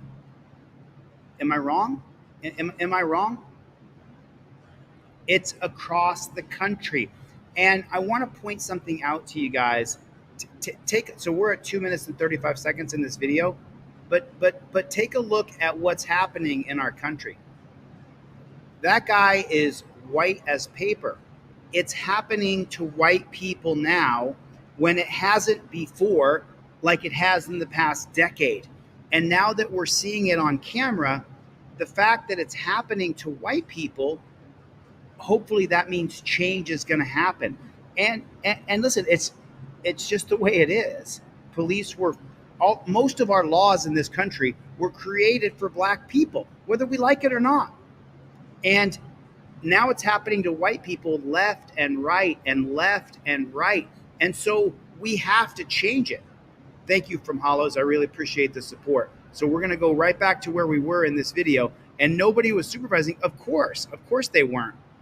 Shelkey says Fort Collins police knew or should have known Hafferman had already falsely arrested 8 people in 2021.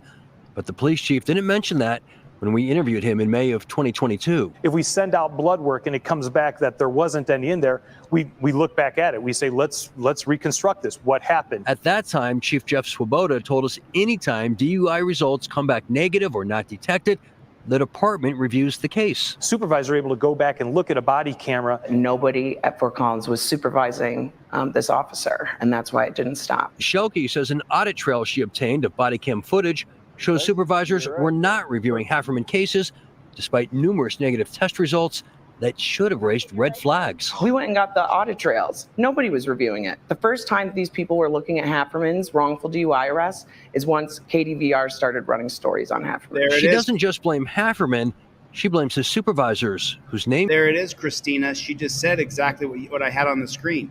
Christina just said these exact words. The time these people were looking at Hafferman's wrongful DUI arrest is once KDVR started running stories on Hafferman. She doesn't just blame Hafferman, she blames his supervisors, whose names she says were suspiciously redacted from the Hafferman Internal Affairs report. That was comically absurd to me. The Internal Affairs report obtained by the problem solvers shows another red flag. In multiple cases reviewed, Officer Hafferman mutes his body-worn camera. Of course, this is a problem across the country. This guy is not only lying in the reports, but then when things aren't looking too good in terms of the best evidence, he's muting it or losing it or saying it's just, not functioning. Shelkey says she discovered at least 5 cases where body cam doesn't exist because she says Hafferman claimed his camera was malfunctioning or the video somehow got lost.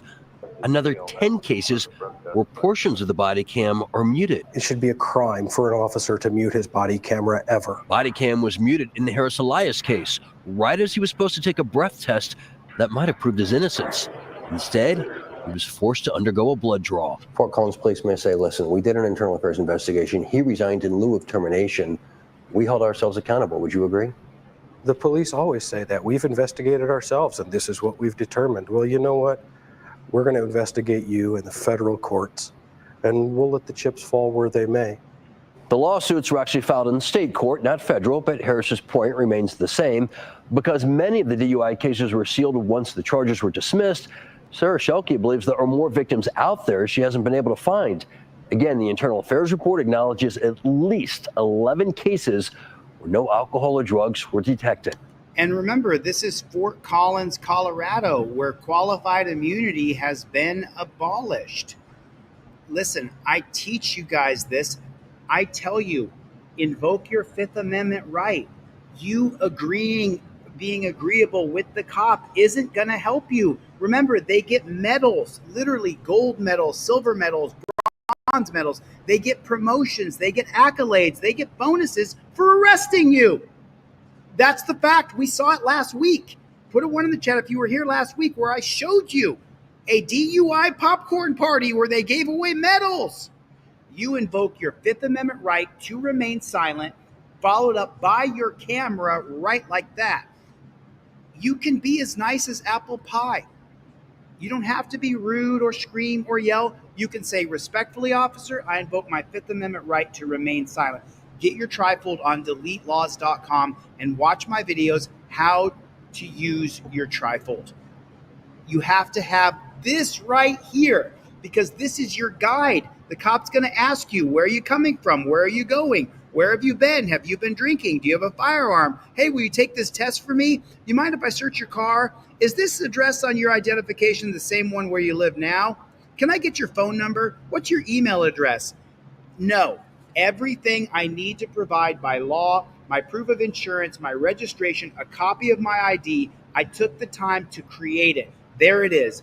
Get it on deletelaws.com. For every one that we sell during this live stream, one that I ship to you, I'm going to give one away.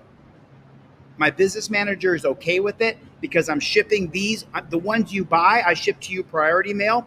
The ones that I give away for free, I put in an envelope with no rubber band, so that way the machine can't eat it. You just get this bad chicken. You'll have to get your own rubber band but I'm giving you the trifold for free for every one that I sell. So if you want me to give away some trifolds in your name at the end of this broadcast, go to deletelaws.com, buy a trifold I ship to you, and I will give away a trifold to someone else because you bought one. Sandy, if you want, you can send me a Venmo, PayPal, or Cash App. Put Dawn Newman on it. You have my PayPal, Sandy. Send me any money you want to, and I'm going to send it to Danelle because she already has an account. Danelle, I'm gonna keep you working. I'm gonna keep you working. It's just so and qualified immunity's been abolished. Establishment. The white guy goes, "Hey, qualified immunity's been abolished in Colorado." You know, I left some comments on this page right here. I left some comments on this page.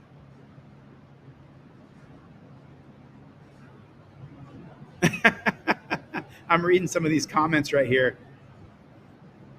Saint Frog Dog said, "You have the right to be secure in your blood, breath, hair, fingerprints, identity, even your SHIT, without the due process of law." In theory, according to the legality, yes. In application of the law, no. They do whatever they want. They have states like Arkansas and Tennessee have no refusal DUI checkpoints where they will draw your blood. They get a warrant to draw your blood on the spot. That's not the actual application of the law. So what are we up against? What are we up against? Let me check my backlog and see what has been ordered. And let me check it right now while you guys are here. And I will announce some names of people who have bought trifolds during this live stream. Stick around. If you need a free trifold, I will mail you one out. For every one I sell, I will put one in an envelope and send out a free one to people who are in this chat right now. So let's see what I got here so far. And then I'm going to show you exactly what we're up against when it comes to changing this system.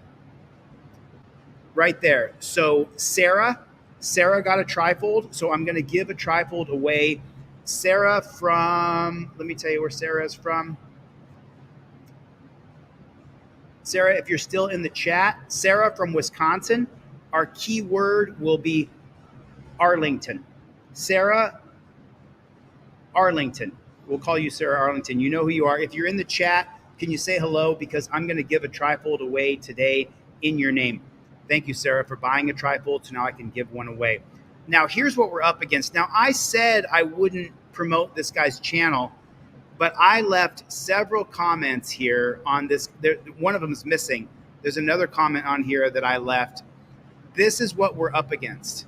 This is what we're up against. To change this system, this is what we're up against. Listen to these cops suckers. It's so unbelievable. Listen, I'm a big supporter of the police. Barry is in for Bruce. What I always tell Bruce and everybody is I always start on the side of police whenever there's an incident. And I'm unapologetic for it. I think I need to assume I'm a big supporter of the police, too. I don't want to like you're a big supporter and I'm not saying you're not. Yeah, All right. definitely not. All I'm right. not going to. I didn't mean to insinuate that. No. I'm not. Just disgusting. Just absolutely disgusting. I'm a big supporter of the police. Why? Their policies, procedures, and protocols are brutal, inhumane, and barbaric. Obviously, Larry's never been in torture cuffs before. Now listen to this jackass continue to talk. I'm not Kerry Lake when it comes to Ruben Gallego. I don't need to insinuate.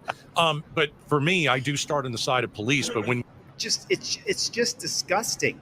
Listen to this crap. And so then these guys, who do you think their guest is going to be? Their guest is going to be a former cop who's now on the Phoenix City Council. to have you on the show, thank you for joining us. Well, thank you for having me. I appreciate it. I should say Councilman Robinson, because I've talked to you off the air and I call you Councilman Robinson. Want to make sure that I'm these two police officers be fired because this just looks atrocious. It looks atrocious. He's talking about the Arizona beating of Tyrone McKinley. I can't get his last name. Well, it does look bad. The optics, there's nothing. It does look bad? No, it is bad. It's police brutality. Why don't you just say what it is? Did you forget, bro? You must have forgot. Good about it. I think everyone recognizes that, everybody that has seen it. And gauging by the number of emails, text messages, and phone calls I've received about it, people feel pretty much the same way, that it was overly aggressive. Now, what I have said, I put out a statement yesterday that says, there is an investigation. I expect the investigation to be thorough. I expect it to be done in a timely manner. I expect to have all the facts. Remember, this is a cop. He's a cop who got himself on the Phoenix City Council. But he's a cop. He was a cop for decades. At the conclusion of that investigation, which will then allow us to arrive at a conclusion as to whether or not these officers were out of policy, in policy, partially out of policy, whatever. But I don't want to say good, bad, or indifferent until the investigation has been concluded, because the officers have a right to that process. Phoenix City Councilman Kevin Robinson joins us on. He talks about the officers having a right to that process, but he doesn't mention Tyrone has the right to walk down the street and not be jumped by cops. And understand what happened. Curious what could possibly have caused this to escalate as quickly as it did with these police officers. Several Arizona legislators are calling on the city to drop the charges against this gentleman. They have dropped the charges, but listen to how these guys will say that they don't know what's going on. It's Tyrone McAlpin. Has there been any progress to your knowledge about getting those charges dropped? That I do not know. I purposely kept a distance from those types of things, because I would like to ensure, because at one point or another, I'm going to weigh in on this as the chairperson of our Public Safety and Justice Committee. I will be. Listen again, folks. Listen again. Listen on again. This Okay, so listen to what he says again. Remember, he's a pig. This guy was a pig for decades. Kept a distance from those types of things, because I would like to ensure, because at one point or another, I'm going to weigh in on this as the chairperson of our Public Safety and Justice Committee. He's the chairperson for the Public Safety and Justice in Phoenix. He is a cop. Who's the cop side on? He's on the side of the cops. You can't even investigate cops unless you're a cop, or you just don't understand. We heard that cop say that last week on the video that I showed. The cop said, you can't have anybody else but a cop investigating this, because, happy birthday, Dave, because if we do, well, then they're not going to understand. This is just such crap. He's the chair for Public Safety and Justice, and he's a cop. I will be asked to weigh in, and it's only appropriate for me to, wait until all the information is out there, and whatever the charging decisions are, those are made by, be it the county attorney or the city prosecutor, whomever. But I don't want to taint that in any way, shape, or form. What I will say is what we saw, and everyone that's seen it, it's a national story now, and I understand that. What we saw was it was tough to watch. I don't know how else to phrase it. It was very tough to watch. Tough to watch. He's saying tough to watch. So has my comment been deleted? I don't see my comment on here. But I explained to them, it's not tough to watch. It's police brutality. There it is. There's one of my comments. I said to, oh God, I hate that it does that to me.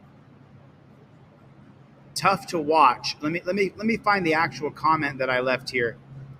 Do you realize what a moronic statement it is to say right off the bat, I'm a big supporter of police? Do you realize how moronic that sounds? You can't just blindly support any group of people because they are that group. I've tried to watch your podcast, but the cop sucking is unbelievable. It's disgusting. I featured you guys on my channel for about 10 seconds because of Larry's open cop sucking.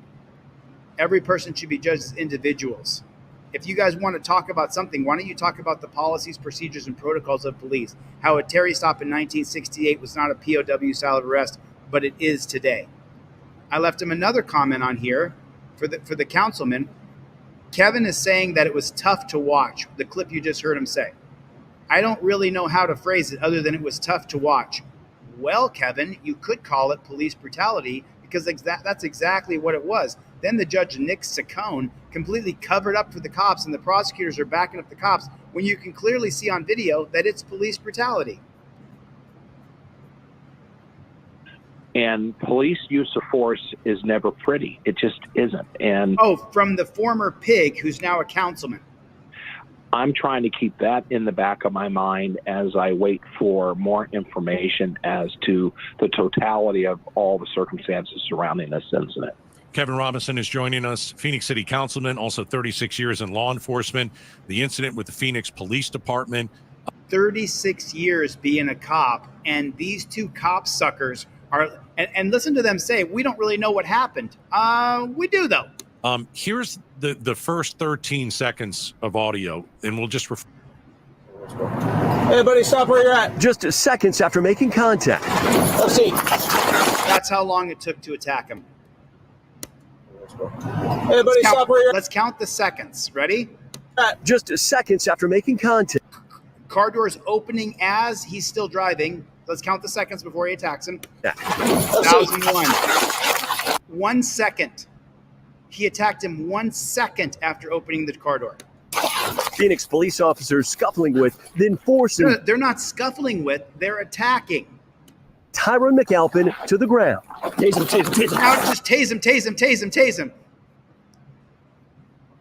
establishment, the White Police Department.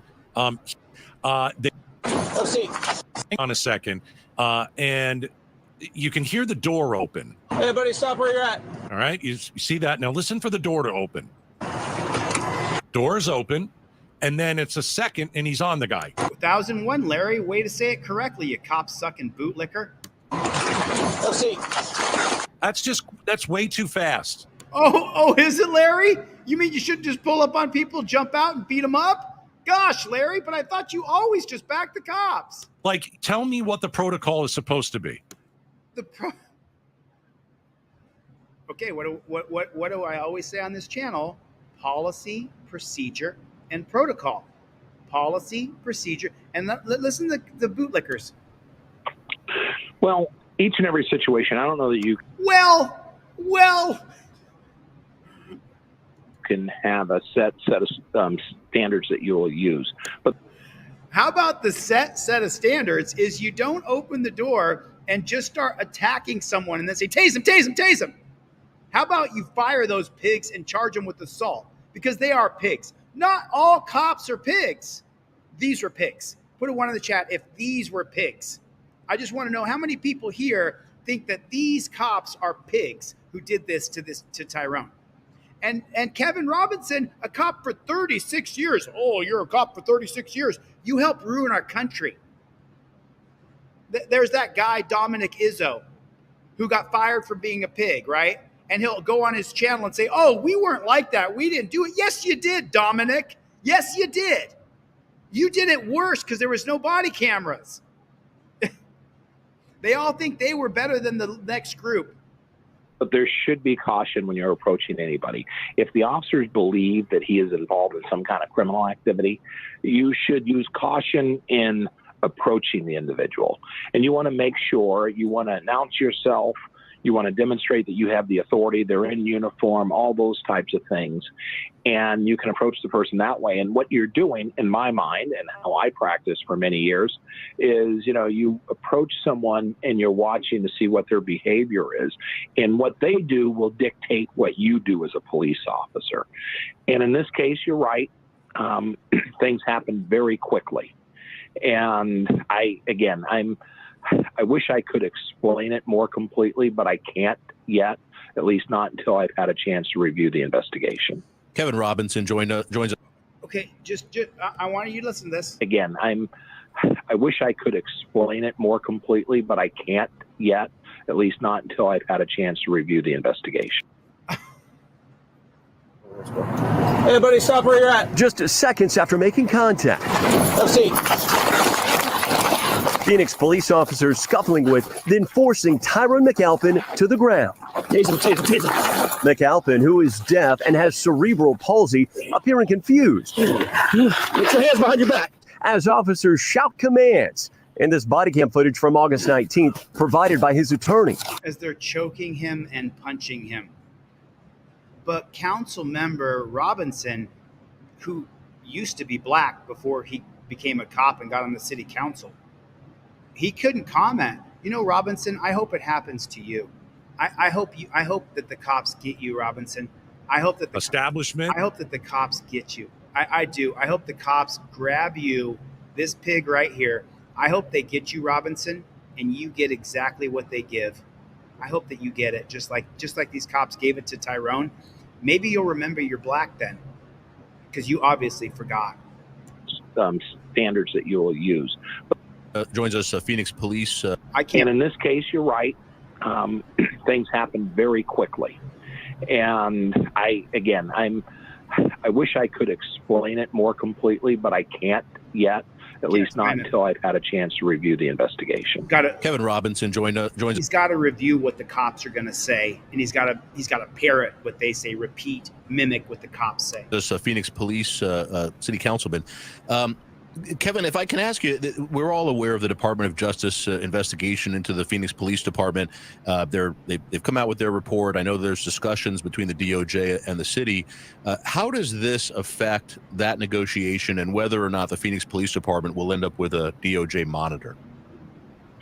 Well, I have been told that the DOJ has this video. They're aware of it. I do not think it bodes well for us. I'm just being honest.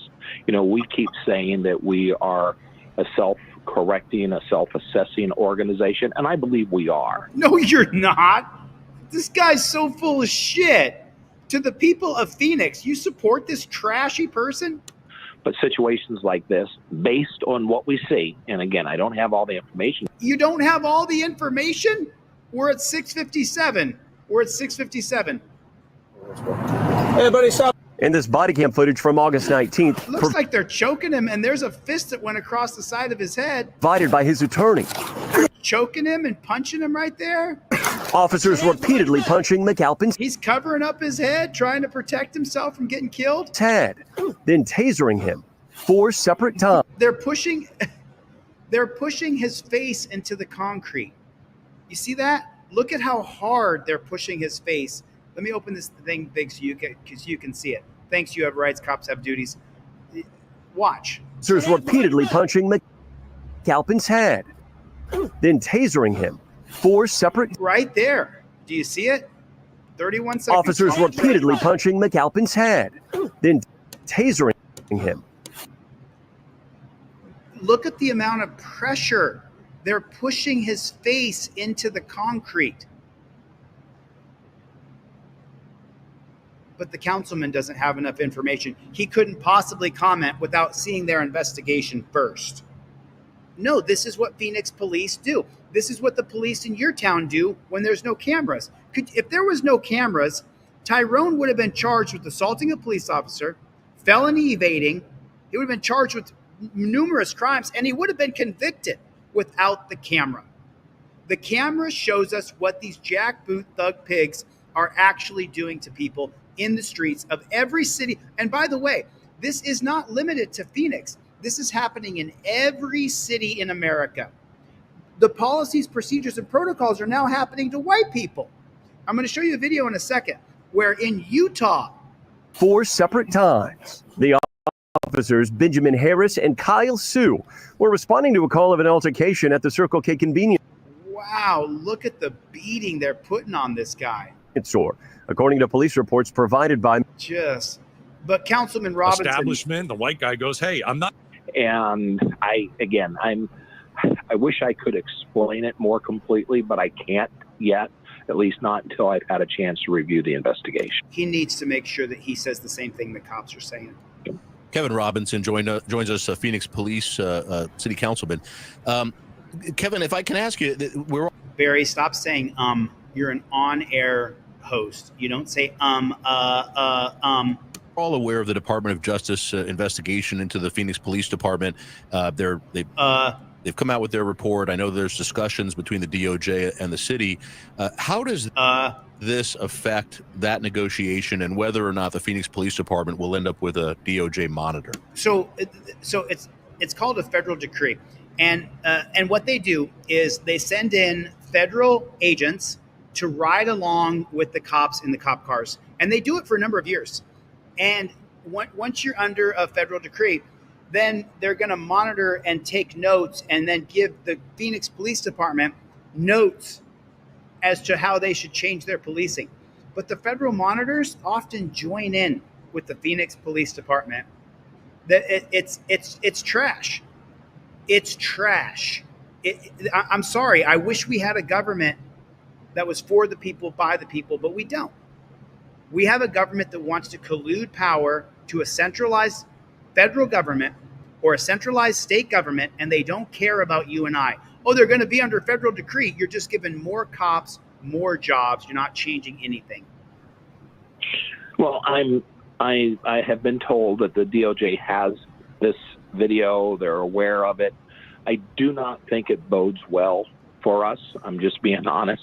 You know, we keep saying that we are a self-correcting, a self-assessing organization, and I believe we are. No, you're not. But situations like this, based on what we see, and again, I don't have all the information yet, I think it's going to give the Department of Justice, you know, if you want to look at it this way, a little bit more ammunition from their standpoint. And, you know, I hope that we are able to, once the investigation is complete, we're able to demonstrate, you know, what we're doing about the incident, you know, whatever may come from the whole thing. And I hope that's equally as important to the Department of Justice. The incident took place August 19th.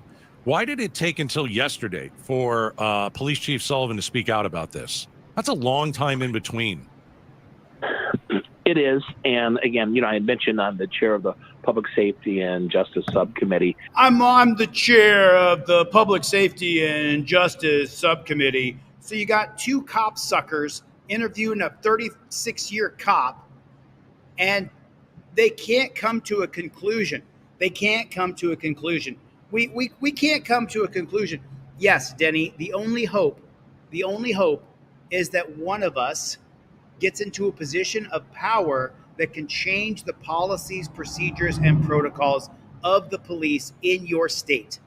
That's the only hope I can see. I can't see any other hope. I just don't. Nothing's changing. It's just getting worse. We just get to see it on camera now. That is a question I've asked of city management to find out for me why did it take so long for us on the council to find out about it. This is I think anyone watching this use of force would understand right away that this is going to be newsworthy. And if it's newsworthy, we should know about it in advance. And when we know about it in advance, you can at least find out what all is going on, why it happened. We'd be able to answer questions because, you know, I prefer when someone calls and asks a question about something, I prefer to be able to answer it. Phoenix City Councilman Kevin Robinson, thank you for joining us. We appreciate it. No problem. It's my pleasure. Thank you for having me. Thank you. Let me make an announcement real quick. At the end of this broadcast, I'm going to give away a bunch of trifolds. And I got Anthony, who just purchased a trifold. Anthony, I'm going to give away an additional trifold in your name. So Anthony, let's use a keyword here. Anthony, your keyword is going to be pine. Anthony, keyword is pine. If you're in the chat, Anthony, can you say hello? Thanks for buying a trifold. I'm going to give. So now there's 3 trifolds I'm giving away at the end of this broadcast. Stick around. If you need a trifold, make sure we know who you are. I only give away trifolds during the live stream. I get like 10 emails after the live stream, but I only give away trifolds during the live stream. That's not true. Sometimes I give away trifolds after the live stream. Go to DeleteLaws.com and buy a trifold, and I will give a trifold away for free. Do me a favor. Go to DeleteLaws.com and buy a trifold, and I will give away a trifold for free. Now, the one I send to you for free doesn't come with the rubber band, and I don't send it priority. I send it in a regular envelope, but you will get it. The reason why people weren't getting their trifolds is because the rubber band plus the cop cards created a bit of a mix inside of the envelope, and the USPS machines were eating the envelopes. That's why I only ship with priority mail now. I only ship with priority mail. Go to DeleteLaws.com and get a trifold. So now I'm giving away 2 trifolds, Anthony Pine and Sarah Arlington. You 2 guys bought trifolds, and then there was a super chat that came in. Melissa also bought a trifold for someone. I'll be sending you out a trifold too. That's 3 so far. If anybody else buys a trifold that I ship to you during this broadcast, I will give away another trifold in your name. So far we have Melissa, we have Anthony, and we have Sarah. You 3 folks, thank you for purchasing a trifold. I really appreciate it. And then Sean Michael needs one. So if someone else can buy one, then we can give away more. I want to give away at least 5 at the end of this broadcast today. I'm glad that he came out and spoke about this. It's important for the leaders in our community to come out and say something. And really, there's no one better than Councilman Robinson. The guy was in law enforcement for so many years. Wow, this guy, Larry, you have got that cop stick so far down your throat. How can you even breathe with that cop stick? How do you even speak normally? Is there a way to reach out to these guys? Is there a way to reach them? I'm just going to go to their channel real quick and see if there's a way to reach them. Let me just see. They got Twitter, they got X, they got Instagram, they got Facebook. Here's their Facebook account. Okay, so here's their Facebook account. Let me show you their Facebook account because they can be contacted. Okay, so just these guys are such cop-sucking, disgusting. And, Councilman Robinson, the guy was in law enforcement for so many years. And, usually we don't want to jump to conclusions. We want to know what happened. But there's so much video. It's so obvious they took the word of some white guy who they were there to remove him from a Circle K. And the guy goes, well, I didn't do anything, but that black guy over there did. And then the 2 cops rush over there and tackle this guy. It just, the whole thing is disgraceful. Yeah, it certainly doesn't look good. And I appreciate Councilman Robinson saying, I appreciate the cop who says he can't comment even though we saw all the video. See the investigation. I want to make sure we're getting to the bottom of it. We have all the You mean get the cops' report so you can say exactly what they said? information before he really comes out. I think that's the responsible, correct thing to do. But certainly, as he also said, when you look at that video and you watch what we've seen, Gatos, it's shut up. These guys are such copsuckers. Here's their Facebook page here. I'm going to drop the link for this. 64,000 subscribers, Bootlicking Phoenix. Here's the link to that Facebook page in the chat. I am going to say to them in here,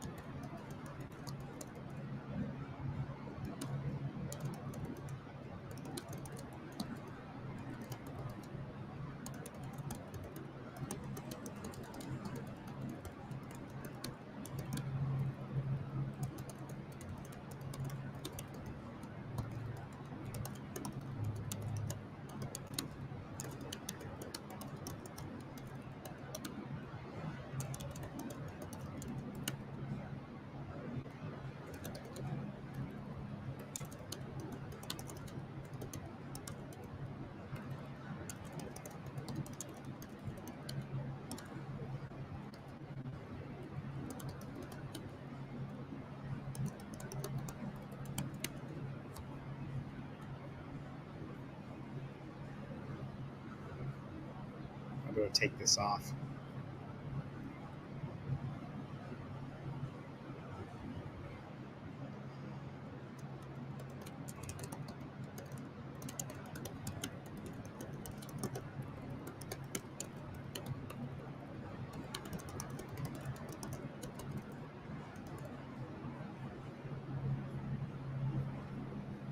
It's just such trash.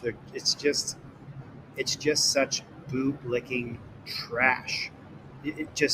We got to wait till the investigation is over. We got to wait for the investigation. We got to see what the cops say before we can say anything. It is just such trash. It really, really is trash. I mean, and that's what we're up against. Look at how many people subscribe to this garbage. I don't know why they got this one here. Oh, so this is someone who is a friend of mine from Facebook. Remember, so just so you guys know, when I go to Facebook, I have thousands of messages. If you're trying to reach me through Facebook, you won't be able to reach me through Facebook. Unless I already have an ongoing conversation with you, you can't reach me through Facebook. Cannot. Oklahoma Cop Watch will be out filming cops tonight. one of the moderators want to drop his link in there. He's getting better. He's getting better. He's getting better. He's got a small channel, but he's getting better at what he does. You know, remember when you go out and cop watch, and Oklahoma Cop Watch, and I talked about this in his live stream. I was talking to him. Your job is to film cops. You film cops. And when someone blocks your camera, when someone gets in the way of your camera, instead of trying to go around them, just give them a close-up. Hold on to your camera real tight. If someone decides to get in front of your camera, you see my fingers? I'm going to squeeze onto this because they may try to knock it out of my hand. If someone gets in front of your camera, then film them. Don't let someone try to get in front of you and think that they're going to intimidate you, because they're just not. It's just... Outrage growing over a troubling police incident caught on camera. What? What did he do? We just got my family. But he did nothing. Y'all got the wrong person. We don't even have a black truck. They just want to talk to him, but they got to look. They got to attack him. They got to attack him. What? What did he do? We just got my family. But he did nothing. Y'all got the wrong person. We don't even have a black truck. Two maskless officers approach a family eating in the food court at Lynn Haven Mall in Virginia Beach, handcuffing an innocent father of two, wrongfully accusing Jamar Mackey of credit card fraud. Jamar, what are you doing? Y'all, we in here with our family.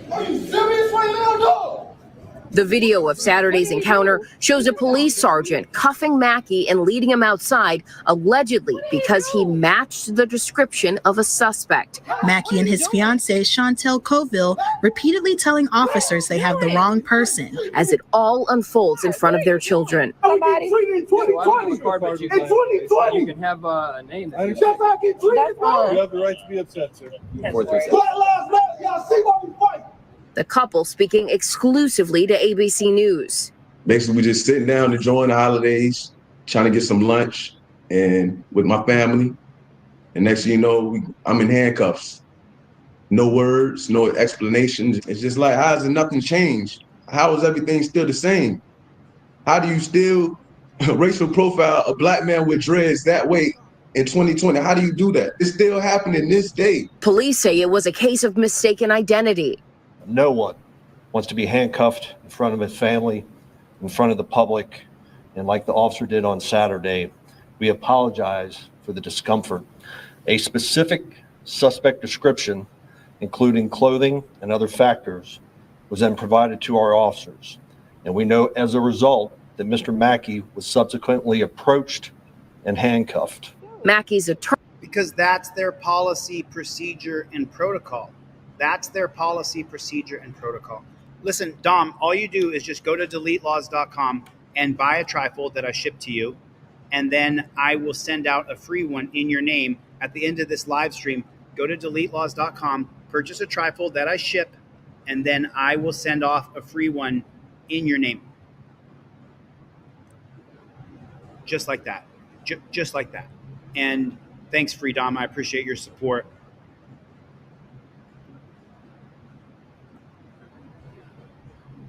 When I watch this stuff, it literally breaks my heart. This guy is being cuffed up in front of his family when he did nothing wrong. That Mr. Mackey was subsequently approached and handcuffed. Mackey's attorney says the video is further evidence of a systemic problem within police training. Everybody in this region knows this is how you get treated. This is how black males get treated in Virginia Beach. So this is what we hope to be able to change. Jamar and Chantel calling the experience dehumanizing and nothing more than racial profiling. They say the worst part was their 13-year-old son forced to watch as his father was wrongfully detained. As me looking back at the video, it hurts me, man, because what if they just shot me in front of my son or tased me in front of my son, like, for no reason? I don't know if he'll be afraid of the police now or if he'll, like, just not care for them because of what he saw. And Jamar told us when he watched that video back, he cried, thinking about other videos we've all seen of encounters with black men and police that ended so differently. He and Chantel say this was traumatizing for their 13-year-old son, and they worry about the lasting impact on him. As for the officers, the police chief says those filmed not wearing masks will be disciplined for that. Officers, the police chief says those filmed not wearing masks will be disciplined for that. So this was 2020. Right, because we were able to stop the pandemic if you wore a mask. The pandemic was put on hold if we all just wore masks. If you wear a mask, that's going to stop the spread of COVID. Okay? Make sure that you wear a mask. In California, here in California, they're trying to reinstitute the mask policy. Make sure that you do exactly what the government of California asks you to do. Wearing a mask will stop the spread of COVID. It stopped the pandemic right in its tracks. You guys all know that. By wearing masks, we're all so much safer from the pandemic. Just like getting the vaccination will stop you from getting COVID. Remember that. Remember that. You want to make sure that you get the vaccination because it's going to stop you from getting COVID. It's not going to give you myocarditis. You're not going to get blood clots. You're not going to die. Everybody should take the vaccination. Okay? So that those words can be picked up by artificial intelligence. I'm telling you, you should wear a mask and get vaccinated. Everybody here should do that. You heard it here first. I'm following the World Health Organization guidelines. I'm teaching you people. You should hurry and get vaccinated.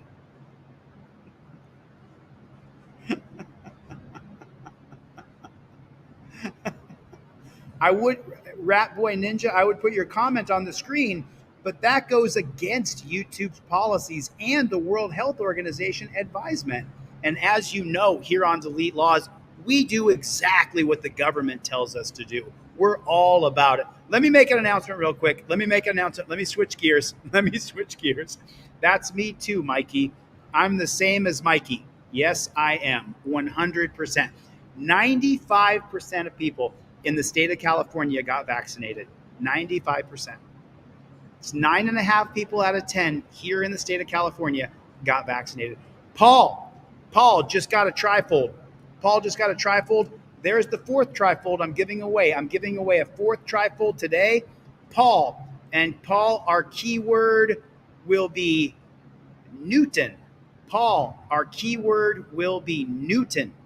got a trifold, and I'm so sorry. Paul got a hoodie. So hoodies are in stock. You guys go to the website, deletelaws.com, and get a hoodie. Get a hoodie. Make sure you guys get a hoodie. I have one here. It's not sitting on my desk, and I had a hell of a morning. I poured a cup of coffee on my lap when this broadcast began. So if you need a trifold, put your name in the chat, and make sure you guys go to trifold on deletelaws.com. If you get a trifold, Paul, thank you so much. Paul, are you in the chat? There you are, Paul, right there. That's Paul. Paul bought a hoodie. So Paul, I'm going to put a trifold in that hoodie for you for free, Paul. I'm also going to put in a pair of cop cards inside of your trifold, inside of your hoodie as well. I'm going to give you some trifolds. I'm going to give you a trifold and a cop card, and I'm going to give away a trifold in your name. That's 4. There's 4. We're giving away 4 right now at the end of this broadcast. I'm giving away 4 trifolds at the end of this broadcast. Janae Norman, ABC News, New York. I love Janae. You have to understand that people who think like that, who have a heavy remorse after the facts, right? They don't usually last in law enforcement. A California police officer sends multiple text messages denigrating black people, and they come to light after he shoots a black man. We talked to former police sergeant Derek Levasseur about what the messages mean for the ongoing lawsuit against the city and why issues like this need to be addressed in the public eye. Welcome to Sidebar, presented by Law and Crime. I'm Jesse Weber. This is a really terrible story that you never want to hear. A police officer in San Jose, California, who was involved in a controversial shooting last year, is now off the job after all of these highly racist text messages have come out. So going back to March of 2022, downtown San Jose, It's reported that this massive fight breaks out at this restaurant, a taqueria, and officers respond. And then Officer Mark McNamara, who is white, shoots 20-year-old football player Keon Green, who is black. Green had been holding a gun. Now, after being shot 4 times, luckily Green survived. And it turns out that Green wasn't even the aggressor. No, the investigation revealed that he had actually disarmed a person at this restaurant who was drunk and had a gun, wanted to fight Green. So he disarms him, walks outside, and officers scream for Green to put the gun down, and then he gets shot by McNamara. Now, Green ends up filing a federal lawsuit against McNamara, the police department, the city, saying that he didn't have time to follow the officer's instructions before McNamara started shooting, and that McNamara used excessive force. Green was actually a standout high school football player who was playing in college as well. He had hopes of someday entering the NFL, but given his injuries, that has been put into question. Now, the department's by text and objective. Okay, I'm saying that right now, and I'm going to bleep out a lot of this stuff. Here's a sample of it. I can't live my life saying, well, now that it's been, over a year, almost 2 years, and we have all of these facts, I can't go back and say, man, I made the wrong decision. I didn't make the wrong decision. I took the totality of the circumstances, and I acted to the best of my training and knowledge and ability. And, I think if you look into my file, you'll see that I've used force many times, 0 IA complaints, right? Because it's always been necessary. I always do what I have to do. And then he also says that he would say sorry to Green if he had the chance to. However, in private text exchanges, days after giving this deposition, he writes, "The other day, this N-word lawyer is like, Mr. McNamara, we can still find you guilty of excessive force, right?" I'm like, yeah, then what happens? Nothing. Cool. Because I'm pretty sure the district attorney would have charged me if I used excessive force, but she didn't, because I didn't use excessive force. Think I give an F what you all N-word think? I'll shoot you too. Ah! And then he writes, there was like 65 African-looking mother effers there too, all just mean mugging me and taking notes. They should all be bowing to me and bringing me gifts since I saved a fellow, you know what the word is, by making him rich as F. Otherwise, he would have lived a life of poverty and crime. So now I think that complicates what this shooting is about. Oh, as far as what his notions were going into it, like as far as making it worse for him, right? You tell me. Yep. Oh, 100%. 100%. That's what I'm talking about. It's one of those situations where if these text messages were 5 years after the shooting, you could argue that maybe something happened in that time period where his perspective on a certain group of individuals had changed, right? But he's saying this the day after the shooting. So I don't think it's a far leap to say that he's going into the situation, this shooting, with those ideas about those certain people. Well, I think that's a problem. He's saying it after even the deposition, where he's in one way he's defending himself in the deposition, but he's also saying I'm sorry for what happened. This kind of looks like nothing he said is credible, right? Oh, 100%. No, 100%. And I'll tell you what, not to kind of bounce around here, there's even a bigger issue for me as a former police officer, as someone who is in an administrative role. From what I understand, these conversations were going on amongst a former police officer and a current police officer who is now on administrative leave. Correct. What are those guys doing? How are they engaging in that conversation and allowing it to take place? And I think that's what speaks to the larger issue here. Is it's this idea that even though if you didn't say it, you're okay. No, honestly, this other officer that's on administrative leave, the fact that that wasn't reported immediately and this had to come up through an internal investigation, that officer should be gone as well. And the other issue with this, which Green's attorney brought up, is the fact that McNamara resigned. So technically, which I would hope would never happen, he could go to another police department and be hired again because he's still certified through the police academy. And that's why Green's attorney is calling for him to be decertified as a police officer so that can't happen. Because again, he wasn't fired. He resigned because, as you were reading the text messages, it's pretty obvious what happened here and where his mindset is, and that he shouldn't have been a police officer in the first place. But there's a bigger issue here, and it doesn't appear to be an isolated incident to just this one guy. It seems like other people knew about McNamara, knew what his opinions were, and at minimum, just ignored it. A lot of things to break down there. Yeah. So yes, the people who received the messages, it's a question, why didn't they come forward? What did they say in response? I think that's a fair 100%. question. How difficult is it to decertify an officer? Can it be just from these text messages alone? 100%. Absolutely. And I think if he had been fired, it would have automatically took into effect, where you're fired based on, well, again, I guess he could make an argument from a civil perspective where he was unjustly fired, right? But that's a different conversation. I think if he's terminated under these circumstances, he would automatically lose his certification. But the fact that he resigned, he technically still has it. Now, again, I don't think any police department would touch him with a 10-foot pole, but that doesn't change the fact that technically in the eyes of... Oh, yes, they would. Oh, yes, they would. Yes, they absolutely would. The legal case, because for the defense, they seem to be all one together. The city, the police department, McNamara. Now, the city's no longer representing McNamara. So now he's going to have to get his own counsel. I understand that the judge wants to meet with the attorneys to discuss how this is actually going to affect the case. I imagine it's going to complicate his defense. Again, he could probably say, look, yeah, I got racist notions. I've said terrible things, but it didn't affect in that moment what I was thinking, how I was responding. He has his own counsel. How successful would he be in saying this wasn't excessive force? You know, you can see it again. We're just seeing McNamara, that's the only view that I've seen, where he's on the staircase or something like that, and he's shooting into the direction of the camera. He's shooting into those Enners. He so easily calls them Enners with the hard R.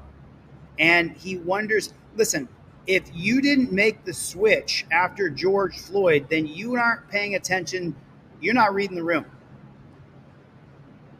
Listen, I have said this thousands of times, and it's true. I'm not gonna lie. I was not raised by a racist family at all whatsoever. My aunt and uncle would never tolerate racism in the home that I was raised in, ever, never. If you said anything that was even slightly racist, my aunt would come down on you with both feet. It was unaccepted. It was not accepted in my family. However, I was raised in a 98% white town. We used the N-word on the playground all the time when we were kids. It was very normal for Gen Xers and boomers to use the N-word on the playground. We used the N-word going up through adulthood. It really didn't change until George Floyd. And then it was like, man, we got to stop using this word. I got the memo for sure. Because, the rap songs I was raised in the 90s, hey, yo, my Enna, yo, my Enna, yo, my Enna. We would call each other Enna as we were, pasty white people. Is that true or not? Put a 1 in the chat if that's true. If we called each other my Enna, yo, my Enna, we did it all the time. I don't even say the word anymore at all whatsoever. I don't even listen to my 90s rap, which I love the most. I don't listen to it because I can't sing the words. Because I'm not going to say that word. I'm not going to say it. It's just too much of a hot button topic, and it offends black people. It offends them. They own the word now. Black people own the word Enna, and I'm not going to say it anymore. I said it for years and years and years. I said it on TikTok when I had hundreds of thousands of subscribers on TikTok, and most of them were black. I told the truth. I'm not going to lie. After George Floyd, saying Enna and especially is just completely unacceptable. You come on. You know what I'm saying? Come on. I think it's the best thing to do is to not say any kind of variation. You can say my ninja, but you can't say Enna. You can't. So, Sandy, I gave Sandy a wrench. Sandy, you're not going to get timed out again. Thanks for coming, Sandy. Sandy's a big supporter. Last night on Oklahoma Cop Watch, which, by the way, he's going to go out and audit again tonight. He was in Norman last night. There's so many cops in Oklahoma. He had cop after cop after cop after cop. So last night in his chat, though, a bunch of racists saying racist shit. And it was really discouraging. It was... he doesn't ever block anybody. He was blocking people because they were saying racist shit in his chat. It's just disgusting.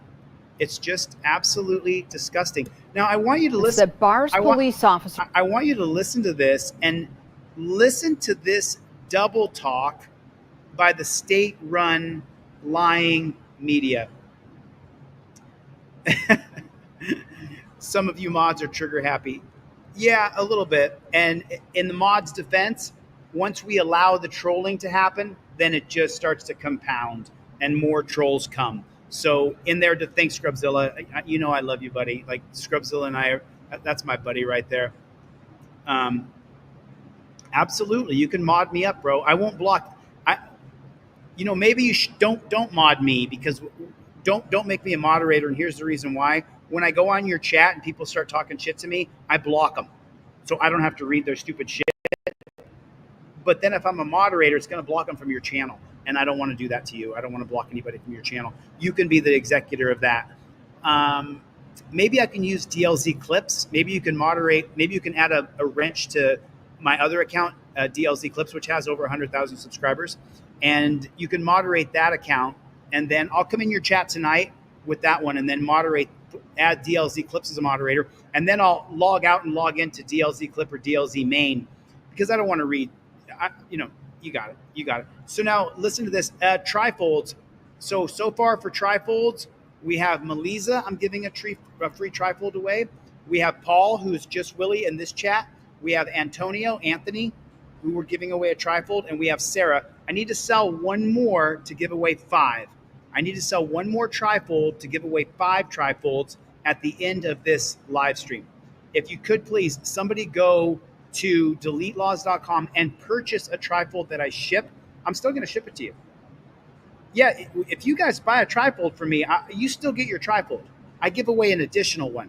Every person who ordered trifolds gets a trifold. Nobody, you get a trifold. If you purchase something from my store, I send it to you. I'm giving away a trifold from me. You and I together, because you buy a trifold, I'm giving away a trifold. You still get your trifold. So if you buy one, you still get it. And I send it to you priority mail. It's $11 for priority mail. It's $11.20. I only charge $11. So you still get the trifold. So go to deletelaws.com right now. I need to sell at least one more trifold to give away 5. So if you can afford it, it's $25 plus $11 shipping and handling. If you can afford one, please purchase one so I can give away the 5th one at the end of this live stream. So check out this double talk. You got to listen to this whole thing to really get it. But I don't think this change is ever going to happen. Listen to this. Tonight, East Lansing City Council approved a new ordinance that bars police officers from pulling over drivers for things like tinted windows and broken tail lamps. Good evening, everyone. I'm Ann Emmerich. Now, this new measure passed by a vote of 4-1. News 10's Jordan Burrell is back from tonight's meeting. She joins us live from the newsroom with more on this effort to stop racial profiling. Hi, Ann. After a 3-hour-long meeting, the ordinance stopping pretextual traffic stops by East Lansing Police was passed. So listen to this again real quick. Listen. Racial pretext. Listen to what the black woman, the black reporter says. Listen to what she says because there's some case law I'm going to show you here. Hi, Ann. After a 3-hour-long meeting, the ordinance stopping pretextual traffic stops by East Lansing Police was passed. In the ordinance, it stops ELPD from pulling someone over for loud exhaust, a cracked windshield, tinted windows, objects hanging from the rearview mirror, a broken taillight, placement of registration plates, or stickers. The ordinance was proposed by the East Lansing Independent Oversight Commission, who says these things affect people of color the most, causing them to be pulled over at disproportionate rates. No, you got to listen to it again because this is super important what she says. Mirror, a cracked windshield. In the ordinance, it stops ELPD from stops East Lansing Police from pulling you over for, the cops can't pull you over for what exactly? Pulling someone over for loud exhaust. For a loud exhaust. You can't get pulled over for a loud exhaust, which is ridiculous when we have Harley Davidsons in America that you can be pulled over for a loud exhaust. A cracked windshield. If your windshield is cracked, the East Lansing Police Department cannot pull you over. Tinted windows. If your windows are tinted, you cannot be pulled over by the East Lansing Police Department. Objects hanging from the rearview mirror. If you have a air freshener or a Hawaiian lei or a rosary or a cross, if you have something hanging from your rearview mirror, the East Lansing police cannot pull you over for that, according to this new ordinance. A broken tail light. If your tail light is out, if you have a broken tail light, East Lansing police can no longer pull you over, according to the new ordinance. Placement of registration plates, or if your registration isn't placed properly on your car. I don't know how it is in Michigan where they put the registration, but they can't pull you over for that anymore, according to this ordinance. But wait, listen carefully to the state-run media. Or stickers. The ordinance was proposed by the East Lansing Independent Oversight Commission. These are popping up all over the place. Independent oversight commissions all over the country are popping up everywhere. Who says these things affect people of color. They affect all people. Cops will pull you over if you drive after 12 o'clock, 1 o'clock in the morning, wherever you live, especially if it's a town under 100,000 people, they will pull you over for nothing. It's not just happening to black people at night. In the day, more blacks are targeted for sure. If you drive at night when the streets are dead, they're targeting you as well. Most, causing them to be pulled over at disproportionate rates. It's important because we need to stop our police agencies from using other items to pull people over. Right, but that's across the board for all of us. That we know lead to escalation or confrontation between the driver and the police officers that lead to what I believe is excessive charging. Of course, they charge you with 20 crimes so that then you'll take a plea deal for the 2 or 3 they leave behind. Right? So something as simple as a broken taillight could lead to obstruction. The commission says they have found data that shows that specifically it is people of color being pulled over the most, even though that group makes up a small percentage of East Lansing residents. Listen to the statistics out of East Lansing, Michigan.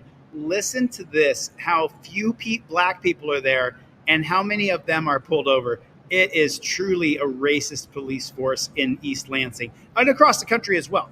As for the East Lansing police chief, he says any traffic stop his officers make is not about the color of someone's skin, but a matter of public safety. Did you hear that nonsense?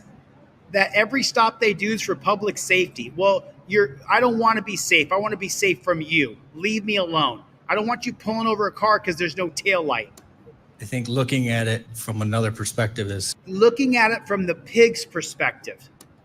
How do we also help people? How do we help people? You're not helping anybody by pulling people over for bullshit.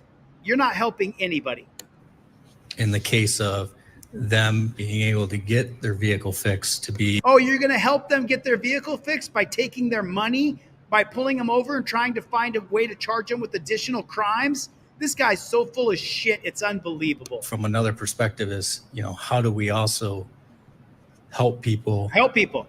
In the case of them being able to get their vehicle fixed. We're going to help you get your vehicle fixed by pulling you over, harassing you, putting you in torture cuffs, giving you tickets, arresting you, escalating the situation. You might get killed, but we're trying to help you get your vehicle fixed. Be operable to be on the roadway. Oh, help them get their vehicle to be operable to be on the roadway. Oh, okay. You're so full of shit, pig. I think that's just another item to look at when it comes to these violations as well. Bullshit. You want a reason to pull people over so you can try to arrest them. What is the cop's job? What does he think his job is? His job is to pull you over, arrest you, impound your car, take you to the dungeon, and steal your money. That's his job. He believes that's his job. He doesn't think he's a rights protector. He calls himself a law enforcer. Our founding fathers would roll over in their graves if they knew that there were people walking the land of America calling themselves a law enforcer with a punisher with a blue stripe down it. It's such a load of shit. We used to call the racist gang skinheads, and they all have this chrome dome. It is disgusting. Chief Pride talked about the safety threats for bikers and pedestrians. He mentioned tinted windows, cracked windshields, and things like hanging things on the rearview mirror being an obstruction for the driver, ultimately risking the safety of everyone on the roads. But with noise and loud exhaust, a very big point of contention for. Listen to the double talk here. Listen to the double talk. Listen carefully here. They're trying to pass an ordinance to ban you being pulled over for a loud exhaust or a cracked windshield or a tail light or tinted windows. But now listen to this motherfucking double talk. Listen.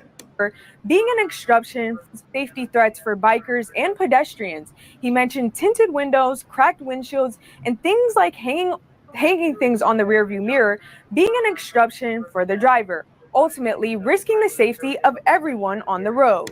They're risking the safety of everyone with this new ordinance. But with noise and loud exhaust, a very big point of contention for. Noise and exhaust is a huge point of contention. It's not nearly 1,000% of a contention as being pulled over by a pig with lights and sirens, and they got their guns pointed at you. For residents, the council says they have a future meeting planned to talk about noise ordinances. Live in the newsroom, I'm Jordan Burrell, News 10. So if you have a Harley Davidson on the road, I'm talking about we as a community, if we allow Harley Davidsons to drive on the road, there should be no muffler tickets, no loud car tickets. If you allow a Harley Davidson to drive up and down the streets, then how in the world can you have a noise ordinance for a muffler that's too loud? Citizen Broadcast Cooperative is here. What is going on, Citizen Broadcast Cooperative? Sandy, thanks for coming. Leon Wade. Well, let me make an announcement. We now have our 5th trifold that we're going to give away. We're going to give away 5 trifolds. Leon Wade just purchased a trifold on DeleteLaws.com. Let me see exactly what Leon Wade has. So Leon Wade, he got Leon. By the way, Leon ordered 2 trifolds, 2 cop cards. Leon, you're going to get those trifolds and those cop cards, and I'm going to give away a trifold. I'm going to give away a trifold in your name, and then I'll give away another one in your name when I'm not live. So I need 5 people. We're going to give 5 people trifolds who are in this room. If you need a trifold and you don't have the $25, then I'll send you the trifold for free. Random TV, hello. We the People, Levi Audits. Bobblehead Deb. Yeah, it's a group of Harleys going by is deafening. It's if you're going to allow a lawnmower, motorcycles and riding lawnmowers are a big problem where Joy lives. If we allow a lawnmower and we allow a Harley, then you can't get mad at people's cars. I agree, noise sucks. Loud pipes save lives, says Dan Hanlon, so that you don't get hit by the car when you're riding a motorcycle. You know, I had a conversation with somebody about this the other day. Is it a motorcycle or a motorcycle? Can you guys vote on this for me? Put a 1 if it's sorry about that, I messed up. Put a 1 if it's a motorcycle. Put a 2 if it's a motorcycle. I call it a motorcycle. Is it a motorcycle or motorcycle? 1 for motorcycle, 2 for motorcycle. Because it's a bicycle, B-I-cycle, but then it becomes a motorcycle. Aren't they the same word? I know people say motorcycle, but we say bicycle. So it's a bicycle. So it's a motorcycle, right? TV says 2. Cole says 2. It's a bike, says Dan Hamlin. Hey, Northeast Colorado Cop Block. How you doing, buddy? Good to see you, my friend. Jennifer Hill says it's a motorcycle. Depends. It's a frozen or delicious. Just Willie said it's a motorcycle. Thanks for joining, Everett. Everett, go to my website, DeleteLaws.com, buy a trifold. I'll give you the cop cards for free. If you go to my website and buy a trifold that I ship to you, I'll give you the cop cards for free. Is it button or button?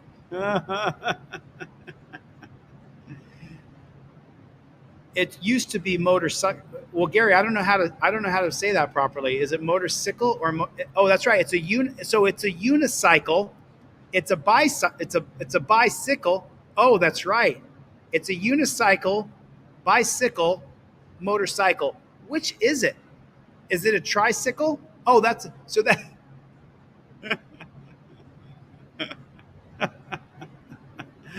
Is that a tricycle? So it's a motorcycle, and it's a bicycle, but then it's a motorcycle. It's a motor bicycle, says Rat Boy Ninja.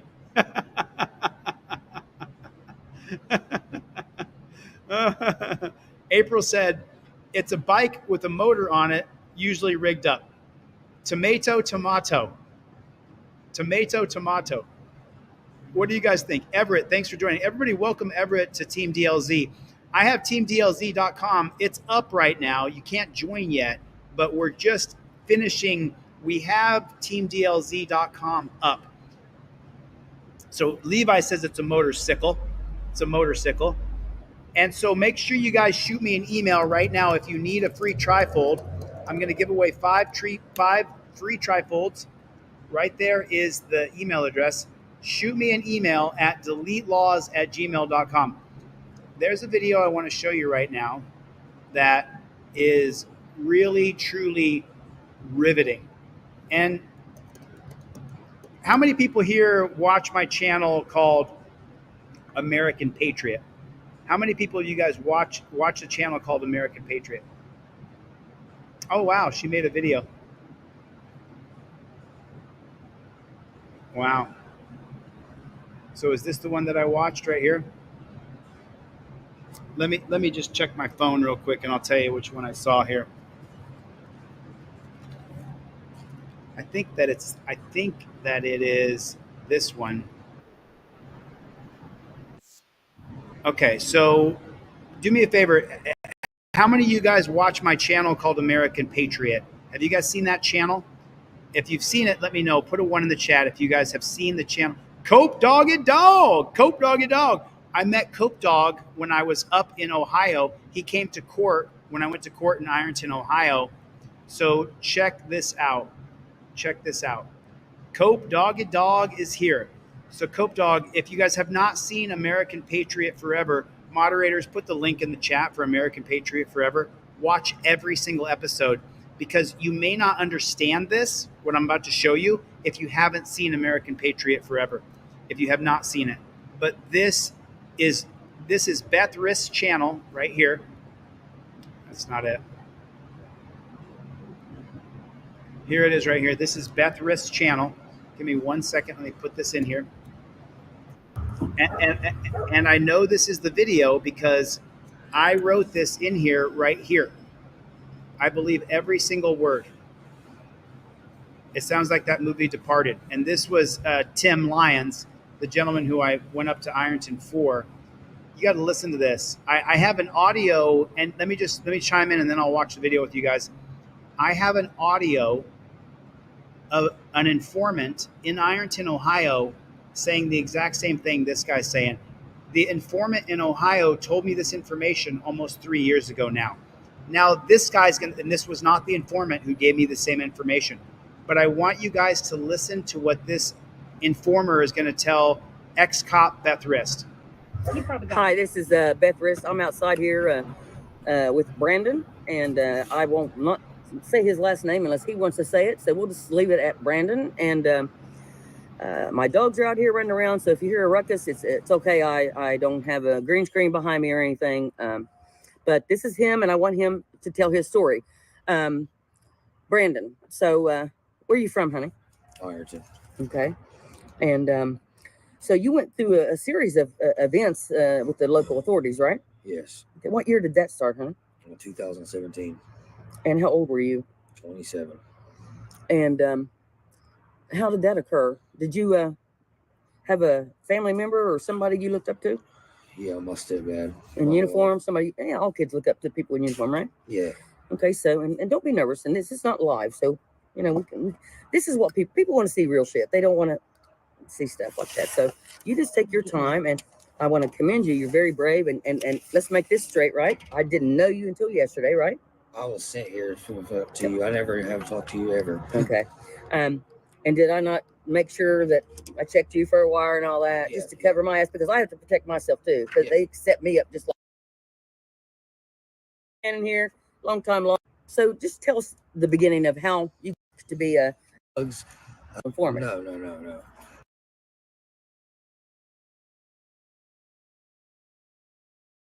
I was selling a lot of drugs for these guys from Detroit, and they knew it. The Bollinger would call my mom, tell her they're going on raids, Brandon, and tell me to hide my shit, because every time he'd go out on a raid, I hid my shit, and I used his house and his name to, get away with what I was doing, because I knew he was going to raid his own house, and I used it to my advantage. Well, after I quit, I wanted to get clean. I would go to my mom's house and tell her, I'm sorry, I want to get clean. And then he comes to me and says, you want to be somebody? You want to do this? I want to make you a man. We're going to get you into the police academy. We're going to pay for your school. You'll have it made. And I said, okay, this sounds good. I want to do the right thing. I want to take fentanyl off the streets. It's killing everybody. And that was like the way I looked at it. You know what? I'm saving people too. Right. And they can call me set a you up snitch or whatever. It's not, it's about, I was trying to make a change in my life and do what was right for once, and have look up to the authorities and help them out by doing what I was doing, because that's the main thing. Take your time. It's just wild. Anyway, my mom begged me not to do this.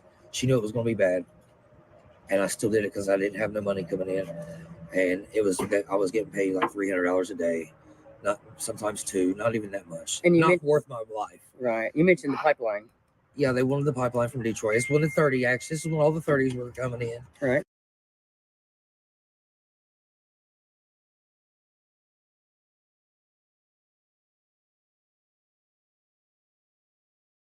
And the pain pills was going, when all that started, the pill mills and all that shit. That's during that time we was getting. The pipeline he's talking about. Yeah, they wanted the pipeline from Detroit. It's one of the 30 actually. The pipeline from Detroit, Michigan to Ironton, Ohio. This is when all the 30s were coming in. Right. And the pain pills was going, when all that started, the pill mills and all that shit. That's during that time we was getting, hundreds, 500, 630s at a time. He'd come in town, stay at my house. I'd leave with $40,000, $50,000 every week in a shoebox. Would give it to him, and he'd come back. I'd drive him back to Detroit, come right back the same night. And I would use his, because the car was in his name. They run the plates and shows up Randy Goodall, so I use it to my advantage. And finally, Randy Goodall was a police officer with the Ironton Police Department who was using this man as a mule to run chemicals between Detroit, Michigan and Ironton, Ohio. He got sick of it, and he's like, can this motherfucker, we're gonna can him. Who said that, That's what my stepdad said. He also, the night I got... let's talk about your stepdad is... Randy Goodall. Yes, okay, so, and you were, now was it before or after you got out? And let's talk about that first. So, what happened at the courthouse? And what happened to end the whole thing? And we talked earlier about,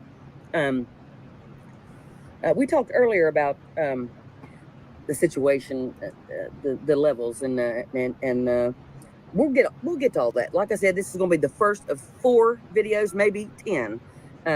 So anything happens to either one of us, that's a problem. Okay, so anyway, honey, let's get back to you. So once you got started and all that, and you were excited, right? They made you feel like a big guy, right? I thought this is how I can make my stepdad proud, make my mom proud. Finally do something right instead of being a drug dealer. I was dumb. You're young. Just take your glasses off and just tell it like it is, honey. Take a deep breath. You're broken down from this. Yeah, I ain't even allowed to go see my mom at her house. Why?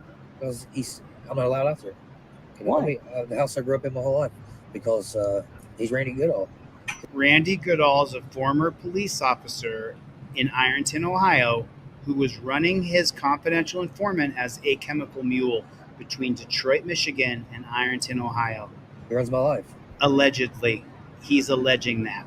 That's what he does. He runs everything. He's the reason this all happened. Now, I will take part in. I did do shit, but I never got caught. They came to me because they wanted the people I was getting from. So I never got caught selling drugs. Never. The whole 10 years I was doing it, I used him, and nobody knew until I finally got to the point where we got so big that there was so much money. I was taking pictures, and it was crazy. $30,000-$40,000 a week's a lot of money. Yeah. I mean, that really is. And in a shoebox? Yeah, I know. Really? That's original. And I would take it back to Detroit with him, drop him off, and come right back. And the whole time you were going back and forth the pipeline, you had the plates of Randy Goodall. Yes, and they pulled me over and let me go because it was in his name. Okay, let me ask you this: were you under the influence any of those times they pulled you over? Every fucking time. Did they get you out of the car and No, test you? nothing. Once they ran the plates, they were good, right? Yeah, because Randy Goodall said it's okay. Let him go. Okay. Let me just say, I worked with Randy. I have no beef with him, but this is some serious shit that we need to hear. I commend him for speaking out, and I didn't mean to interrupt you, honey. So let's. No, you're fine. You're fine. You're helping me. Well, honey, because I can't do this without you. well, honey, I'm right here, and so let's talk about the courthouse. Okay. Okay. So, what were you charged with? The reason this started is in Cold Grove. I met this girl, Keely Holzapple, is who it was. Okay, well, we don't want to say anybody's name. Wait, you said it, I didn't. Okay, you're fine. Yeah, you want to say names, Beth. You definitely want to say names. But anyway, she kept on texting me on Facebook and wanted me to bring her some heroin, whatever it was. I didn't have it. Anyway, I go there. She gets caught with it. She's not even around me. I'm by myself in my car. Cold Grove swarms my car. Gets me out. I said, for what I'd have done? I ordered a pizza. You think she set you up?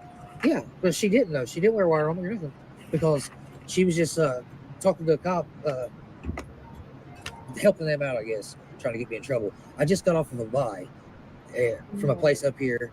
I just made a buy. Up where? It's right up there beside the VP. Okay. I don't really want to say their name. You don't have, no, we don't want to do anything Well, like after that. I got off that buy, I went into my house and did this to try to make extra money for her. Well, they all swarmed me in Cold Grove, get me out, didn't have nothing on me. They pull up with her in the car and get me and put me in the back of the car with her. And she's asking me, "This is yours. You gave it to me." I said, "What?" You never put two people in the same cruiser. Oh yeah, they definitely did that. we And then were they in an do argument calls now. on the phone while I'm sitting there. "Sarge, we got your son here. And this is going." And I heard him take his fucking ass to jail. And then right after they took me to jail, I was there. I strip out. I'm handcuffed to the bench. Guess who pulls up? Who? Randy Goodall. Randy in a Goodall. truck, drunk as fuck. I smelled like I couldn't even walk into the Sally Port. I mean, he was struggling to even get out. I was like, "Oh God, here he comes!" And he's like, "Yep, you're about to get your ass ripped for sure." Whoever, I don't Cornell or what's his name, Robbie. Yeah. Mm-hmm. Yeah, they was best buds, whatever. But he comes in. "You stupid fucking making me look like this. I get you on. You're going to turn back and do all this to me. Blah blah blah." Kick me, spit on me, and all the cops standing around watching. And then they're like, "All right, Goodall, why would you let a drunk person that's retired in the sheriff's office? Why would you? I'm yeah. supposed to be protected. Right. I'm handcuffed to a bench. I'm in the sheriff's office. I'm in there. They're supposed to be protecting me. Right. I'm handcuffed to a bench. I can't even move. And they let him get in my face and kick me, and then talk to me like I'm a dog. Well, we'll request that video of that. So go ahead. But yeah, that's how it started. Then I got out on bond. My mom bonded me out. I go back in the courthouse. Guess what? They hit me with a drug test. I failed. I said, "I need to talk to a detective. I'm a CI. I come out forward with it." And I was like, "Let me talk to somebody now. What's going on?" Because there's guys up there saying they're all going to kill me. They all know I was snitching, blah, blah, blah. I wasn't scared. It's just the fact that you got 20 people, I guess, Right. they're all going to jump you, whatever. But nobody would come and talk to me. I said, I need to tell somebody what's going on. They're all yelling, "Do you not hear this? They're calling me a snitch. They're going to fucking get me." And nobody's helping me. So Wow. So they're saying exactly what I was saying the whole time. Hey, Mom.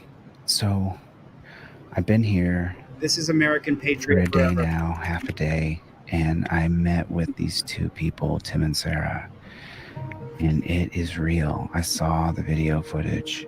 These people are getting arrested for not using a blinker. I wish I was joking. I'm not. Meanwhile, this guy's running chemicals between Detroit and Ironton with $50,000 in a shoebox. And Tim and Sarah are being arrested for not using a blinker. They're getting arrested for not using a blinker. We saw this how many years? My whole life, we've just seen it where police can do whatever they want. And now I learned my rights. I know our rights. I know what I can do and I know what I can't do. And I'll tell you what, Mom, I'm going to go up there. I'm going to go up there and I'm going to talk to that chief of police. And I'm going to let her know in no uncertain terms that we, the people, are watching. And there's going to be a champion. And it's going to be me. I am not going to tolerate this.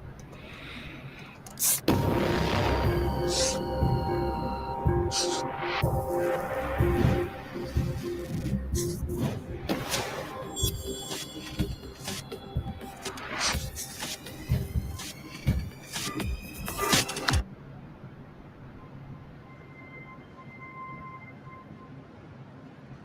me an email right now for free trifolds. We have 5 trifolds to give away. If you want me to give away a 6th trifold, please go to my website, deletelaws.com with a Z. Go to deletelaws.com with a Z and purchase a trifold that I ship to you, and I'll send an additional trifold out for free. So if you would, please go to deletelaws.com. Shooky, right here on the screen. Suki, send me an email right now, deletelaws@gmail.com. Put your full shipping address so I can copy and paste it. This is American Patriot Forever. This is what that guy was talking about in the video. Ironton, Ohio. It's right there at the tip. The things that are happening. Do you see that right there? It's called the Tri-State Area, Kentucky, West Virginia, and Ohio. Right at the very southern tip of Ohio is Ironton. The things that are happening here are so egregious. What I'm seeing on video is outright constitutional violations. And I'm not talking about Yunez. I'm not talking about where they put him in handcuffs and tortured him. I'm talking about stalking. I'm talking about stalking people. And when you guys see the video, when you see what these cops are doing in Ironton, is that the police department right there? That is the police department. Well, God bless. Now, inside this police department here, I won't express quite the same amount of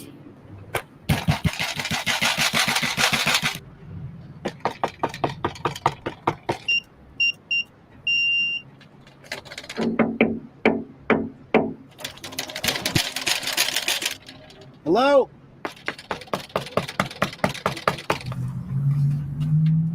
Well, that's definitely a cop car, and they got some stuff in there. So that's B. Pauley. This is a police interceptor. So you got just putting my hands on our car right there. So I have the first trifold I'm going to give away, and this is going to go out to, let's say, Dave in Oregon. Dave in Oregon. I'm taking a screenshot of your shipping address right now. Dave K in Oregon. His screen name is Cold Revenge. Make sure when you see that, hear that screenshot, I'll ship you out a trifold on Monday, Dave. And this is from Melissa, who did a donation so I could give a trifold away. Dave, I'm sending you a free trifold on Monday. If you guys want to give away a trifold in your name, just buy one that I purchase, buy one that I ship to you, and then I'll give another one away for free because you bought one. I appreciate your support, and so do the people in the room. The lights back here. There has to be another way into this police department. Nothing. I don't know why they're ducking.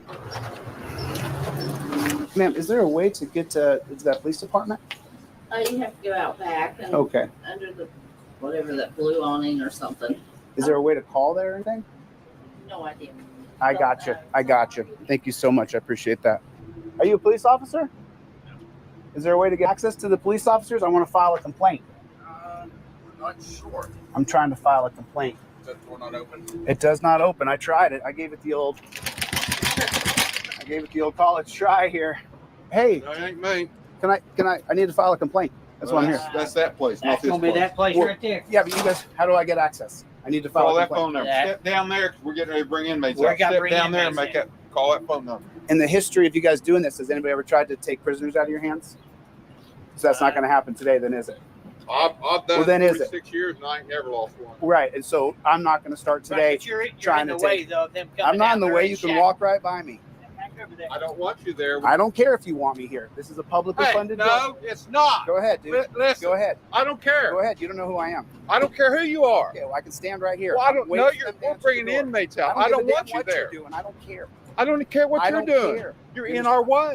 I'm not in your way. The hell you ain't. You're in my If you way. would answer the door, I would have a Down conversation. there. I'll step on this Sit side. right down there. I'm not stepping Well, I anywhere. want I'm you to waiting do. by this door. I'm waiting by this door, dude. And that's what I'm doing. No one's ever tried to attack you and take these inmates away, so just stop it. Settle yourself down. Can I file a complaint? Like where? Criminal reports. That's the one I want right there. 740-532-3525. Is the chief here? Is Pam Wagner here? Real polite folks here in Ironton, Ohio. Well, guys, let me just tell you, I'm a civil libertarian, and what I do is I expose corrupt police departments all over the country. And this one right here, lady right here. this one right here is super corrupt. Okay. Hey, I'm here to file a criminal complaint against. I have the email address on the screen. This video is only 5 minutes, and then I'm going to start to do the giveaways. Email me right now. Make sure you give me your full shipping address so I can copy and paste it. Make it easy for me. Email me at deletelaws@gmail.com. It's Blankenship. I got him on video. You can see the video. Okay, And what's going on? He's harassing Sarah Page. I've got about 10 videos. If you're not the victim, I can take no complaint from you, but I have to have a complaint from her. I'm a civil libertarian. Are you the chief? Are you Pam? I am. Oh, but she came here. You're Pam. There's Pam Wagner. Yep. So she came here, and what Pam said to her was that she would arrest her for filing a false complaint. That is not. That's what you not said. true. That's what you said, Pam. Don't lie. That's what you said. I got it on video. I have it on video. I have So do I. everything on video. So why can't she file a complaint? Why can't Sarah file a complaint? She can file a complaint on anything she wants to, and I No, explained you that to said her. you would arrest her if she filed a complaint. That's what you said. No, I did not. That's what say you that. said. That's what you said. Do you know what I do? Do you know what I did? Oh, I know what you do. I know everything about your record. I looked you all up before I drove all the way over here. I'm sure you did. So, did you see Blankenship follow Sarah around 6-8 times and pull her over? Did you see her wrist after he cuffed her up? Did you know he's been pulled over twice for not using a blinker? Twice? And then you go handcuffs for that? You go in handcuffs for not using a blinker? Okay, when she came in here, what she said is she had it on video. She does. Well, she never showed me that video. What she did, and I told her, I said, well, we'll pull the body camera footage up. Okay. And we did. Right? We did. And you saw him circle around her 15 times and then put her in cuffs? Two times these people have been pulled over for not using a blinker, and 2 times they've been put in handcuffs. You know handcuffs are torture, right? Absolute torture. Okay. You've got the video of her being put in handcuffs. I've got a wrist as well. No. You've got the I've video. got all the videos, every one of them. There's dozens of videos, Pam. They've been harassing these 2 people because they found a wallet. They didn't give it back. They stole the wallet. Your cops did. And then they've been harassing these people for 2 years. And you guys been picking on people who don't have the brains, the charisma, or the knowledge to actually take you on. And that's why I'm here, Pam. Okay. And that's what I'm going to do. Because let me tell you something. You know whose head's going to roll, get fired? Yours. Because of what you've been covering up for 2 years. It's disgusting, Pam. It's disgusting. How could you even stand here and not feel 1 ounce of sorrow? Why don't you just say you're sorry? For what? For allowing Blankenship to totally harass Sarah. When Sarah came in here, you said you would arrest her for filing a false police report. That's not what was said. That's what she told me you said, Pam. That was not what was said. What'd you say then? I told her she could fill out any paperwork she wants. And she said she had it on video. And I said, my officers have it on video as well. Right. Did you look at the video, Pam? Absolutely. And you did. watched. She's saying she actually saw the video. When you guys see this video, when you guys see this video, if she just admitted she saw the video, ma'am, you're putting yourself in a bad position here. If I was you, I would remain silent because what you guys have done is criminal. Are you an attorney? I don't have to answer your questions. Here's what I do have to file civil litigation. No, I'm not leaving. I'm in a public space. I'm not going anywhere. This is not McDonald's or Walmart. You can't trespass me for standing here. Are you going to walk away from the meeting now? Is that what you're going to do? You're going to flee? You're going to run and hide? Or do I get to meet with Blankenship now? There's no one here but me. Yeah. So you're holding this place down then? There's no one here. I don't even have a clerk here. Let me ask you, instead of you and I battling, are you? I'm not battling because I have nothing to battle over. You're about to find out. But Okay. let me ask you a question. Instead of this, are you actually going to do anything? This is a dog shit police department. She's about to find out. She's about to find out. That's what she's about to do. And I have every right to be upset. She's a total tyrant. You have no idea. You can tell from the way that this guy acts that this is how they all behave here. This is how they behave in Ironton, Ohio. They're all a bunch of cowards. Every last one of them. Coward, coward, coward. What they did at Ironton Police Department to these people, Yunez's case is a fraction of what this case is. These people have been arrested, cuffed, jailed. That's what's going on here. That's why I had to leave and have an emergency trip here because Sarah got pulled over twice in the past 2 weeks.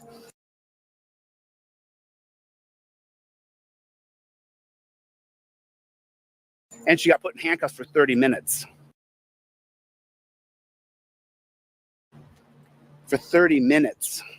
Scum buckets. Just scum. Just outright scum.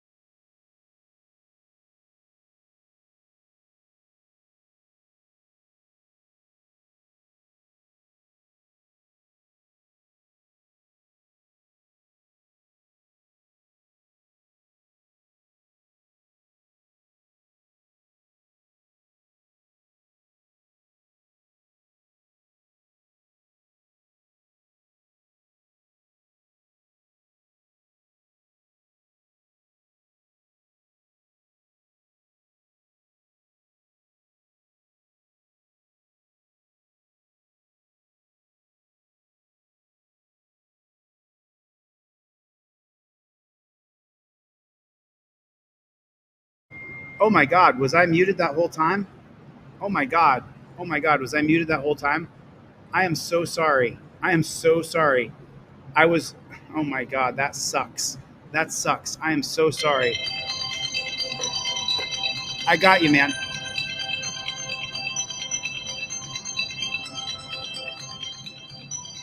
I got you, dude. I was muted the whole time, huh? I apologize for that.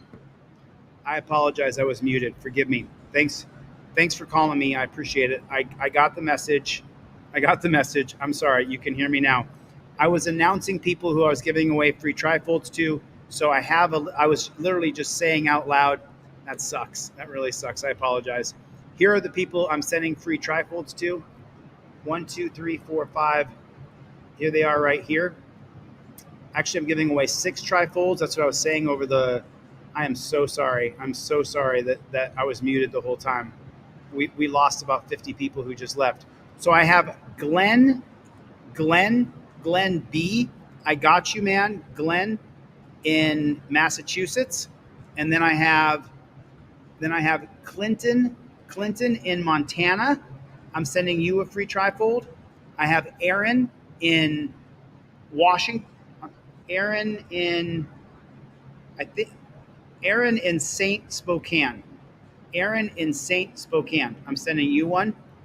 There it is. And I'm sending one to Jason D.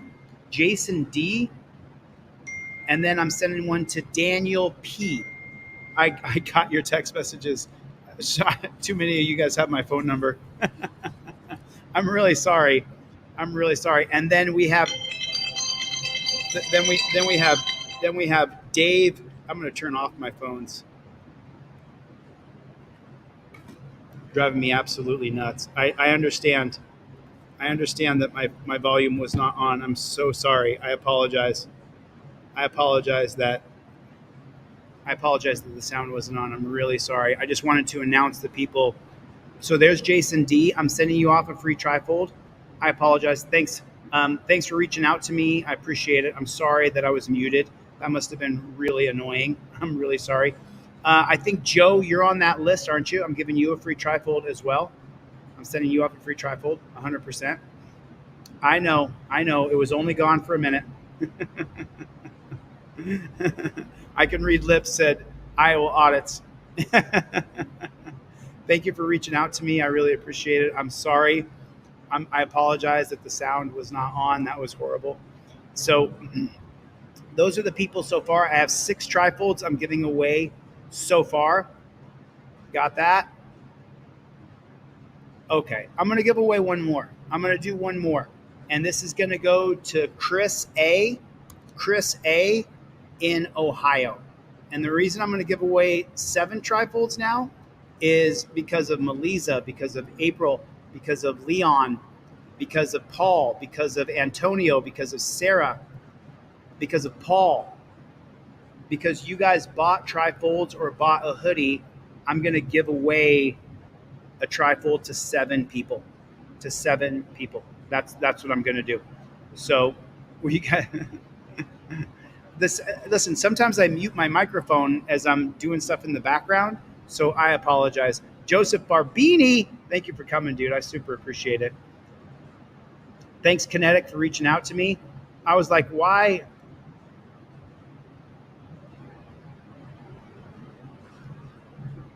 Christina, please send the 5th and anonymity same to your website. I'm not sure what you mean. I'm so sorry.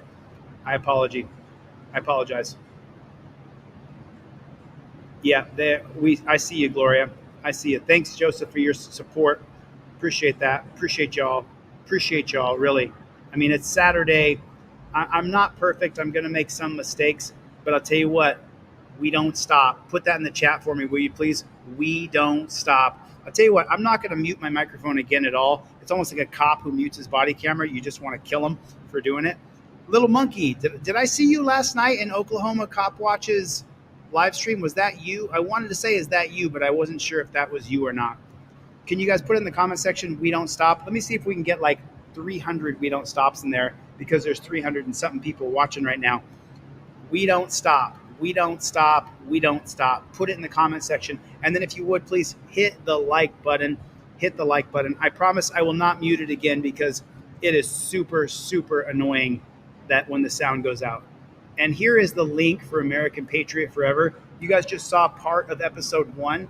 This is the link to the channel. Hit the like button. Hit that thumbs up. If you're watching on your phone, close the live chat and then hit the like. We are not going to stop. We're not going to stop. It's Saturday. We're just going to keep on going. Keep on going. Subscribe to American Patriot and watch that channel. There is a lot of good content on there. Beth Riss, thanks for your charges dismissed against a police officer charged with child endangering. Well, now she's planning on suing the Portage County Sheriff's Office. Caitlin McCarthy spoke with the officer's attorney. It's a story you'll see on Just One Station. We are trying to find out what it is or what caused them to initiate this operation against her in the first place, and why they treated her so differently from any other parent in a similar situation. Attorney Eric Fink represents Manaway police officer Miranda Brothers. He says he plans to file a lawsuit against the Portage County Sheriff's Office on behalf of his client. Back in January, she was charged with child endangerment. Fink says there was no evidence to prove this. Although she was charged with leaving the child alone with the registered sex offender, each of the officers that testified stated that they never saw any contact with the registered sex offender. Fink explains what led up to the arrest. She took her child to her babysitter, who was at a restaurant in Manaway. She was scheduled to work at Manaway. Her babysitter is a off-duty police dispatcher, background checked. While she was there, the sheriff's department set up a couple detectives who were photographing all of her moves and looking to determine, apparently, whether or not she left her child with a registered sex offender instead of the babysitter police dispatcher. I'm giving away another trifold. I just can't stop. I'm giving away another trifold. Brothers was blindsided when she was arrested, according to her attorney. Several officers are involved in the sting operation. They take her off the side of the road, tell her that she, first of all, has to hand over her cell phone. They tell her that they're taking her child away, and she is provided with very limited explanations to what's going on. Fink says her phone and her child's tablet were also searched by. It's a little funny that this cop has anything to do with someone who's been accused of being a SA. Investigators. Law enforcement went through it and they could not find any evidence of any wrongdoing on her cell phone or her child's tablet. They did, however, find several pictures which they then passed around themselves. That had nothing to do with the case. And the pictures were explicit in nature. Correct. So this woman here had pictures of herself undressed on her cell phone, on her tablet, and the cops took those pictures and passed them around. They did, however, find several pictures which they then passed around themselves. That had nothing to do with the case. And the pictures were explicit in nature. Correct. Court records show her case was dismissed in July.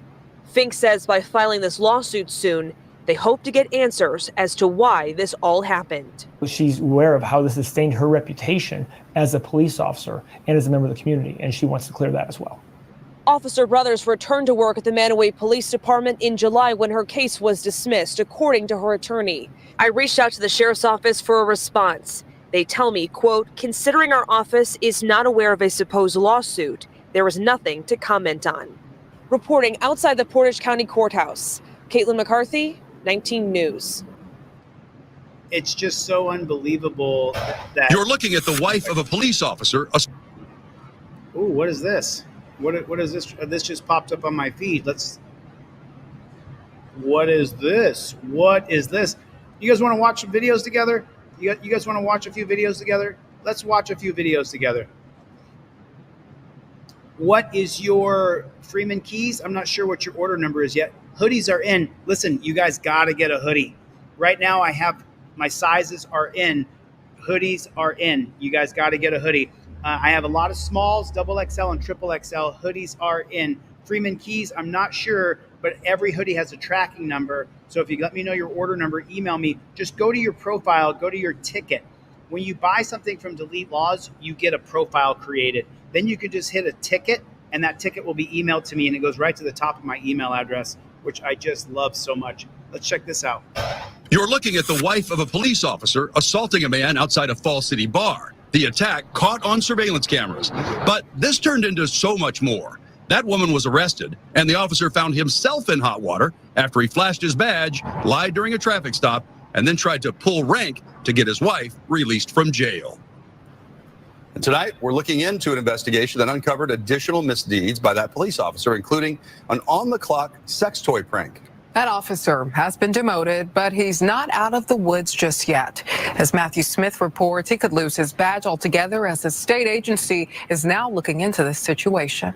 I've never seen anything like this ever, actually. Like most dive bars, the Last Frontier Saloon could tell some stories. Andrew Goodman, a regular, can attest. It went 0 to 60 in like 5 seconds. There are few like what was captured on surveillance video last October. This is Goodman being kicked by Jennifer Rogenkamp. The guy next to her is her husband, Mercer Island Police Sergeant Todd Rogenkamp. And if the tuxedo tee didn't tip you off, he's not on official duty. He left a wedding and hit this Falls City bar with friends. But when last call came and went, and when the doors closed, the Rogenkamps found themselves on the rocks with employees outside. Turns out, Mrs. Rogenkamp had left her phone inside, so Mr. Rogenkamp demanded that they open back up. This badge says I can get in the building. This is verbatim what he said. That moment appears here on video. The flashing of his badge, just the beginning of his problems. Shortly after that, a kick, an attempted slap, a fall, and yet another kick came from Mrs. Rogenkamp. 911, what's the address of the emergency? Leading Goodman to call the cops on a cop. Challenged my friend and I to fight because he knew the rule of racial combat in the state of Washington, which we both declined. To say awkward would be an understatement. Justin McMartin is Goodman's friend. He saw the whole ordeal go down. I don't know how else to describe it. It was just weird. During that call, Rogenkamp jumped in the back seat of a truck and drove off with another couple. But King County deputies caught up and pulled them over on eastbound I-90. But things only escalated. Deputies say Todd was egging on his friend who was driving the vehicle to take off because of the police pursuit laws. They also say he lied about seeing the assault, calling the deputy a amateur. When asked about flashing his badge, he claimed to be a firefighter, which he isn't. The deputy wrote the Rogenkamps were, quote, clearly inebriated, as displayed by their thick, slurred speech, heavy eyelids, and uncoordinated movements.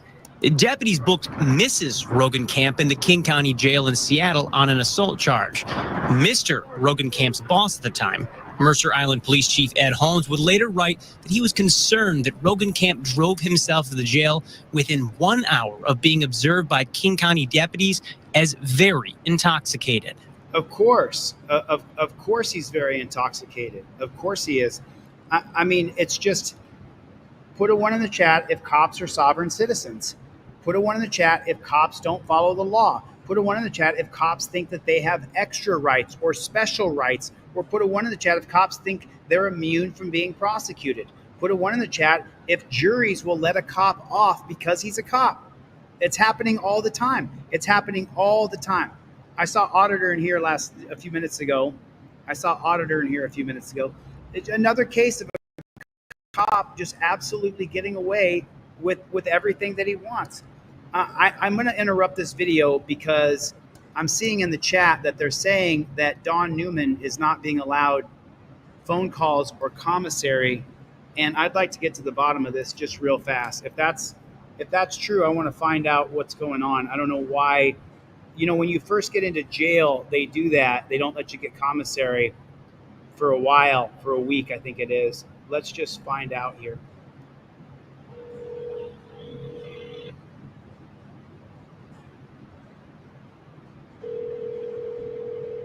This is the number of the Weber Correctional Facility that I'm calling. Correctional. Nothing correcting about it.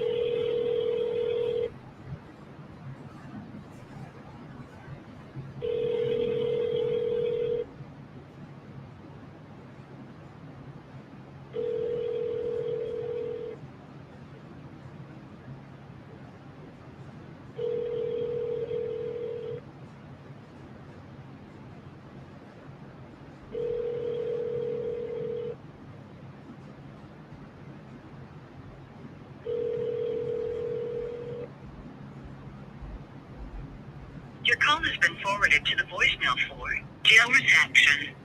No one is available to take your call. At the tone, please record your message. When you've finished recording, you may hang up or press the pound key for more options. Hi, my name is Chili DeCastro. I'm a journalist. Everything I do is recorded and on the record. I'm trying to find out about an inmate you have there named Dawn Newman. And the reports that I'm getting are that she's not being allowed phone or commissary. And I just wanted to find out what exactly was going on. I'm just not sure what's happening there. So can you please give me a call back? Or, you know what, I'm gonna call another number that I found online here for the jail and see if I can reach you. Thank you for your time.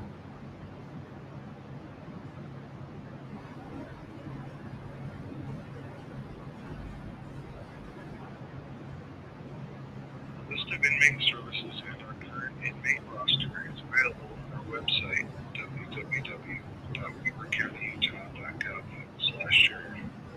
For visiting, press 1. For accounting, press 2. For court information, any states or if you need to reach corrections records, press 3. For booking, press 4. For inmate property, press 5. For our community release programs, press 6. For our reentry staff, press 7.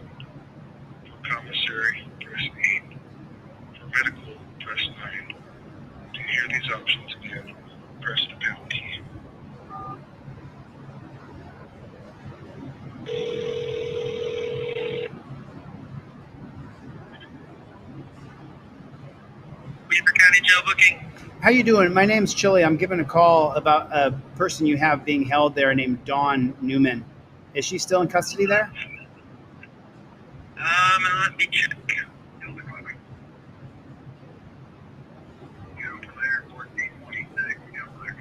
Yes, we do have Dawn Newman. Okay. My name's Chili DeCastro. I'm a journalist. Everything I do is recorded and on the record. But I was calling specifically because I'm getting reports that she can't make phone calls and she doesn't get commissary. Is that what's happening there? Sir? I am not sure. Okay. So how do I find that information out? Because we have people who are putting money on her books so that she can get commissary and make phone calls. I mean, we're going to follow this all the way. Let me transfer you to visiting. Okay, that's fine. Thanks. I appreciate your time. Yep, because they deal with like inmate accounts and everything. Okay. Just give me 1 second. I can't have the song playing.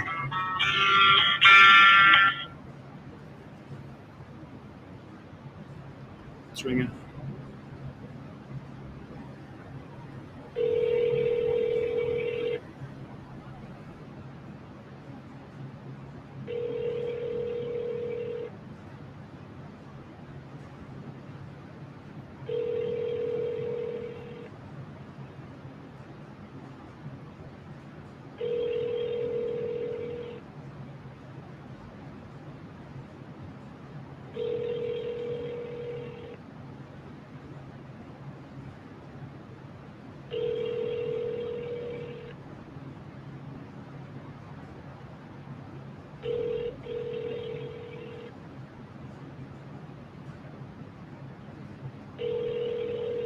Your call has been forwarded to the voicemail for jail reception. No one is available to take your call. At the tone, please record your message. When you finish recording, you may hang up or press the pound key for more options. Hi, my name is Chili DeCastro. I'm a journalist. I'm giving a call about Dawn Marie Newman. She's an inmate there. She's a human being who's been put in a dungeon unjustly. And I'm calling because we're getting reports that she's not being allowed her commissary or access to commissary and not being allowed phone calls. And there's literally thousands of people following this case. And so we wanted to find out if she's okay and why she wouldn't be getting commissary or why she wouldn't get access to a phone. So if you could please look into that matter for me. I'll give you a call back. I'll try it again. Okay. Thanks. I appreciate it. Bye.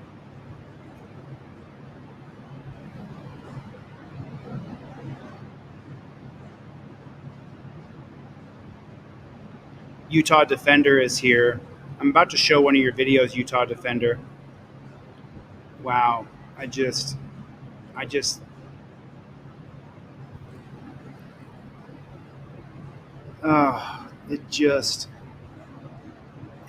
is so frustrating to see that. It is just so frustrating. Let's try once more. List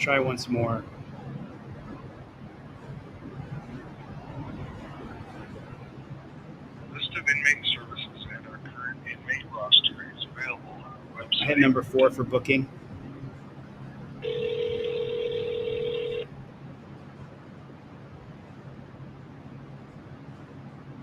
Weaver County Jail booking. Hi, my name is Chili DeCastro. I'm a journalist. Everything I do is recorded on the record, but I was calling specifically about Dawn Newman. And the reports we're getting is that they're blocking her phone calls and not allowing her access to commissary.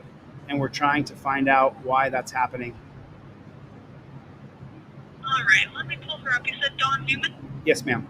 Dawn Marie Newman. So it looks like right now she's still on a 3-day R&O period. During that time, they don't have access to commissary. So if there's any restrictions as far as commissary, that would be where that is applied. As far as the phone calls, I'm not sure. It could just be that she isn't making any or something like that. But those are typically handled through another provider, so I don't have any information on those. So what is that 3-day thing you were talking about a second ago? So that's R&O. So anyone who comes through is put on a 3-day wait days and then to figure out their classification initially. What does R&L stand for?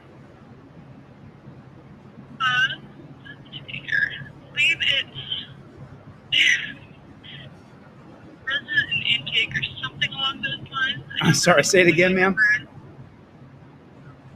Let me look that up for you real quick, okay?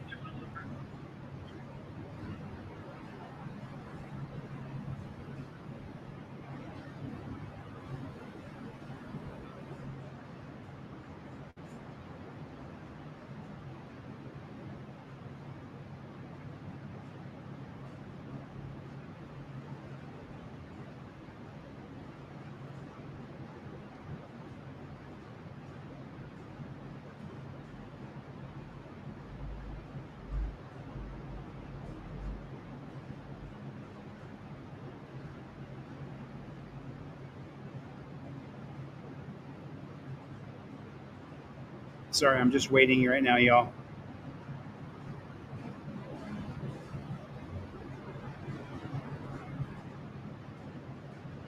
Oh, it looks like Mikey said that Cliff got blocked on accident. Okay, Cliff, we're gonna make sure that you're not blocked. Let me see what it is. Is that Cliff Williams? Is that who you're talking about?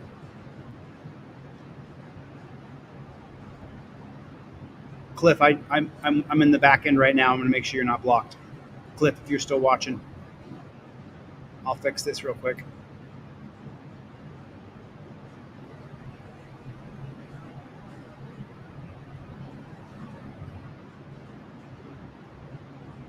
I'm just making sure that Cliff Williams is not blocked.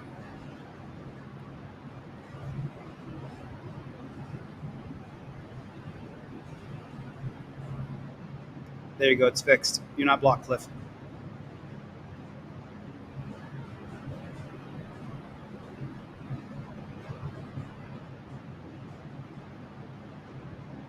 Just waiting on the jailer to get back on the phone to find out about her. Thanks, Mikey, for letting me know. I fixed it.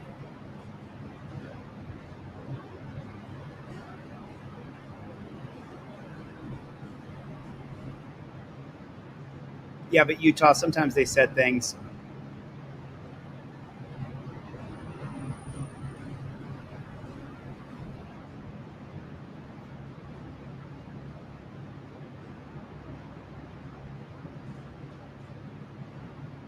I'm sorry we're sitting on hold right now, but I want to try to get to the bottom of this and make sure that she's going to be able to get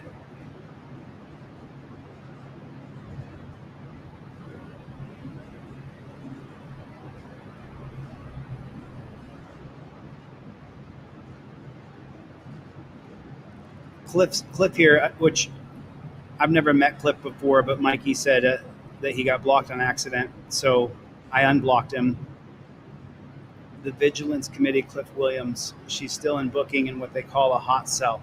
Oh, so I went through that in the Clark County Detention Center dungeon, and they put you in isolation for your first 48 hours. I was in there with a guy named Roy, and it was horrible. It was absolutely horrible.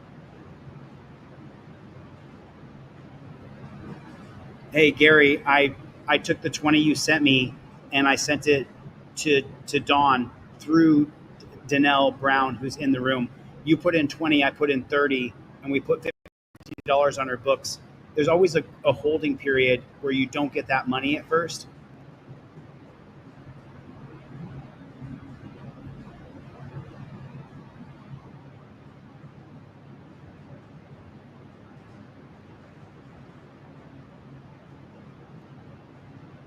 Wow. Christina Ritchie. Hey, Christina, how are you? Good to see you.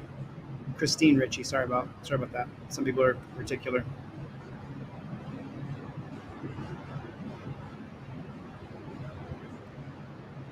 I appreciate the information.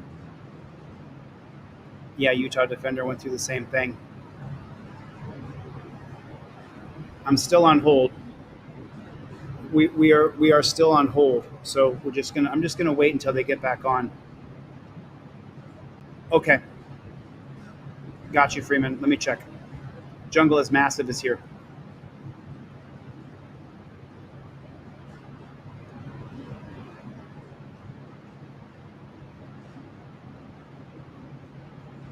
October 17th. It hasn't shipped yet. It ships on Monday. Yeah, I got your order. but it hasn't shipped yet. It'll ship on Monday from Freeman. And then, let's see. Awesome. And then someone in here wanted a trifold as well. Let me give away another free one while we're waiting here. Somebody else wanted a free trifold, so let's just do it. I believe it was Angel. Angel in Missouri. Angel. I got to put this phone down for a second while I take a screenshot. Angel in Missouri. I got your P.O. box. Knuckle bustin' numbskull. Got you. I just got a screenshot. Angel, I'm sending you out a trifold. Let me see if we have anybody else who wanted a free trifold. So now I think I'm at 8 trifolds that I'm giving away. That's okay, Aaron. I got your address. It doesn't matter what it says on there.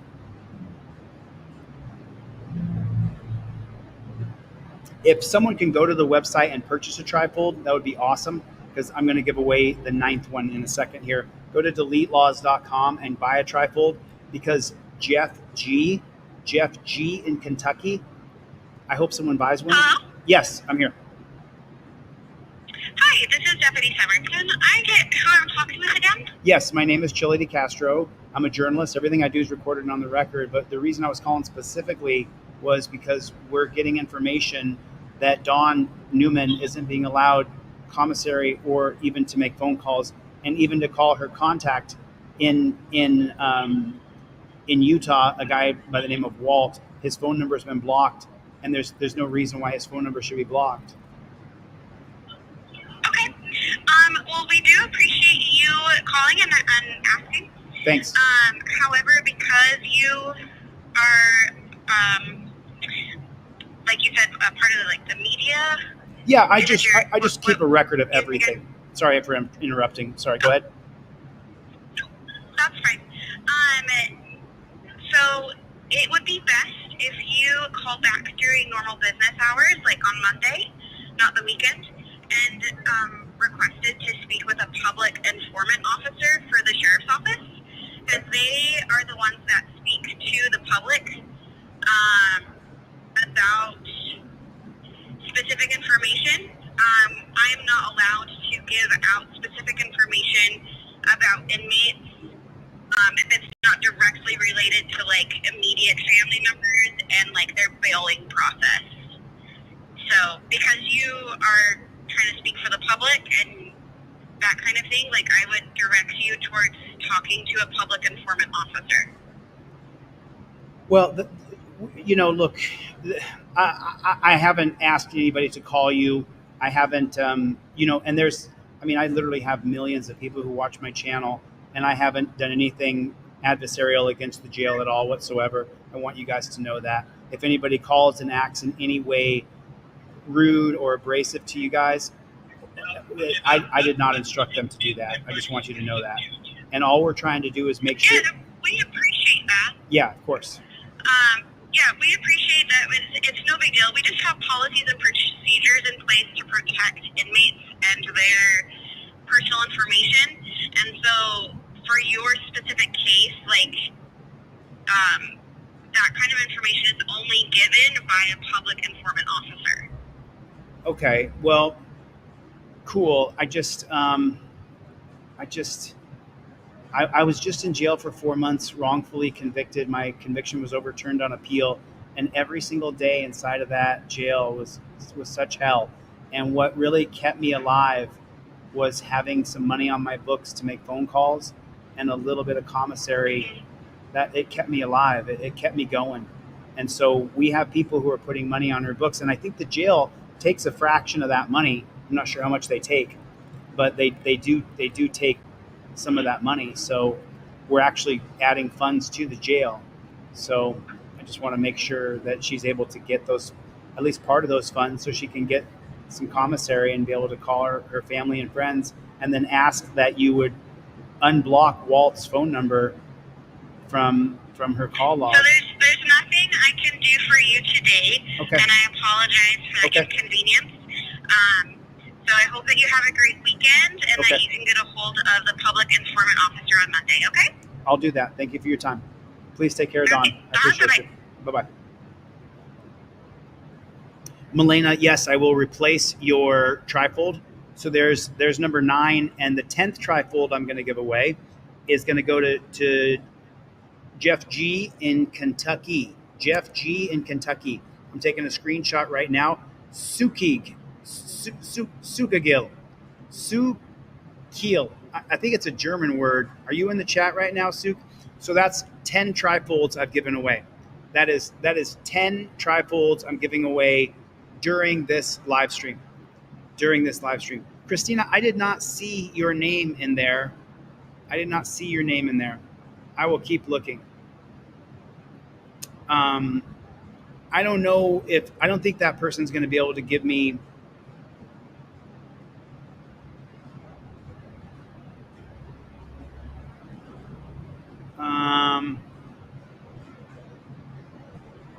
Or wait, Christina, did I read your name earlier for a free trifold? That's 10 so far. That's crazy. That's crazy. But when I was in jail, I had sworn that I was going to try to get a trifold in every car in America. And when I got out, I lowered the price of the trifold so low that we wouldn't be able to restock. And my business manager went crazy on me and said, "You got to stop doing that." So, oh no. So he said that if you sell trifolds, you can give trifolds away, but you can't just lower the price where you can't make enough money to restock trifolds. So I said, okay. So that's the deal I made with my business manager. Massachusetts. Oh, did I say your name? I'm not sure if I said your name or not. So if you guys want me to give away trifolds, that would be absolutely awesome. And the last person who purchased a trifold, the last person who was a buyer that allows me to give one away is, let me see who that is. GAC. It's going to be GAC. And that customer is GAC in Georgia. GAC in Georgia purchased, so I'm able to give away. So that was 6 purchases we made today, and I'm giving away 10. 6 purchases made, and I'm giving away 10. So it would be awesome if we could sell 1 or 2 more. No, so the one you print at home is $10. The one I ship is $25. The one I ship comes with a tracking number and a priority shipping mail. And if you buy a trifold that I ship to you, I'm still giving an additional one away for free. So and Milena, I need you to email me. Your shipping address, and I will replace the trifold that was taken out of your car when it was in the shop. I mean, it's so if you would please, Milena, send me your shipping address, and that's the 10th one. Justin said, which part of Georgia? I don't know which part of Georgia. It's in Lawrenceville, Georgia. That's where I'm shipping off a trifold to. Somebody in Lawrenceville. I can't say much else, obviously. I don't want to give away anybody's information. But thank you for your purchase in Lawrenceville. You enable me to be able to give away more trifolds, and I really appreciate that. I really appreciate it. I know it. And thanks, Mr. Williams, for giving new information. Let me check and see, and I will show another video. This was just unbelievable. I mean, there's just no reason in the world that she shouldn't get access to phone calls and commissary. It is just not fair. It is wrong. And we, oh, did you guys see this one? I have not seen the video of this, but I'm going to show this to you. That I have not seen this video, but this is, I'm trying to find out how to pull that up on the screen. Let me show you guys this. There it is. Let me see what you guys can see. Open this bad chicken big so you can read it with me. Albuquerque Police Department says man was handcuffed when shot by officers in the latest shooting. He was shot in the head. Around 11 a.m., officers from Albuquerque Police Department were at the Tua Motor Lodge on Central, helping the city of Albuquerque code enforcers and members of the Albuquerque code system to remove trespassers and relocate residents from the location. APD detaining a group of people when one became unruly and had to be handcuffed. The adult male who was handcuffed during the interaction was involved in some sort of altercation that led to Albuquerque police discharging their weapons. The shooting happened at 12:20. While they were on the scene, a woman claiming to be his wife stormed through the police tape and started yelling, "You mother effer shot my husband." She was determined to see her husband's dead body on the ground near the motor lodge, but 3 officers restrained her. Had to restrain her? No, they restrained her. His body was surrounded by evidence markers and crime scene tape as the investigators were piecing together what happened. She was eventually escorted out of the scene, and officers de-escalated the situation after they shot him in the head in handcuffs.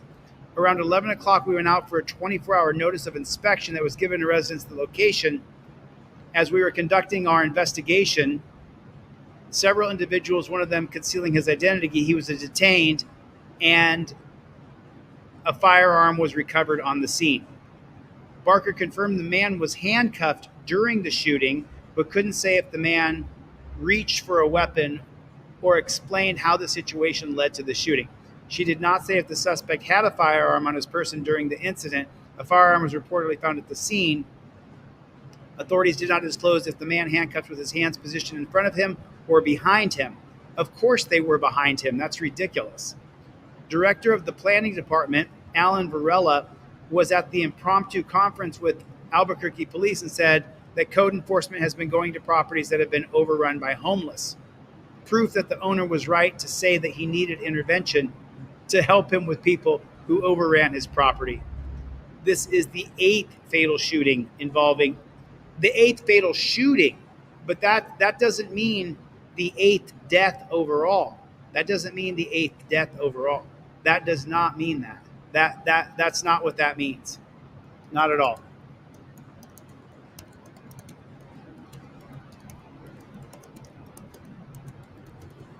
It's just so super frustrating reading this crap. It is just so frustrating. Oh, do you guys remember this? Do you guys remember this? This video. Do you guys remember this? We saw this before. He only has 100 subscribers, and I figured that he would get more subscribers. But this video, we've watched this before. I'm going to show it again because this guy, his facial expressions and what he goes through is so raw.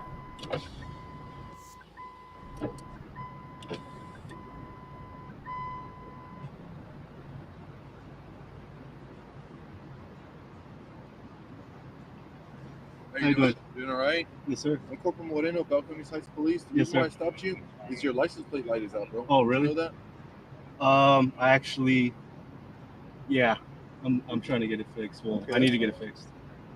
That's fine. I just see you see your driver's license and insurance. Yeah.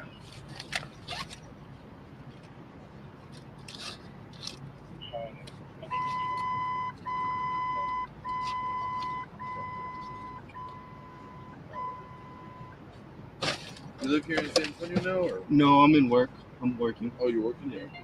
Oh, okay.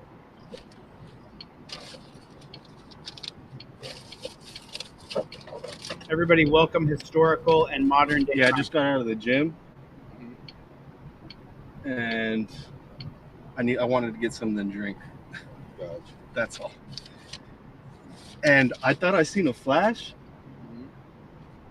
I don't know if that camera Oh, I don't know, bro. You had have to a leave the mail flash for or something. Yeah. But then I seen your lights. I was like, ugh. Oh, yeah. Yeah, no, that camera has nothing to do with me.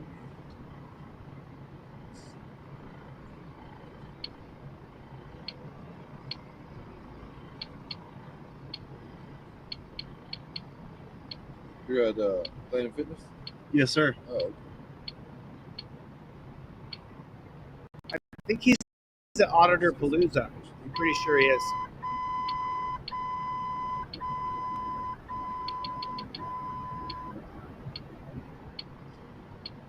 You have a good home or cell phone number? I have a cell phone number. Yeah, 505-507-7394.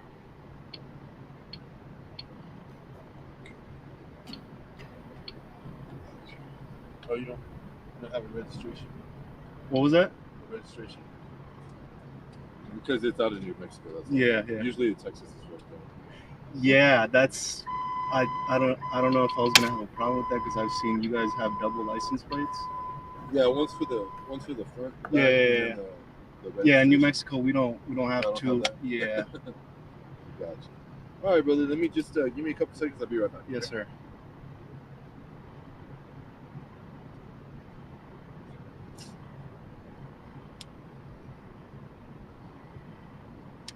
This guy is pretty scared.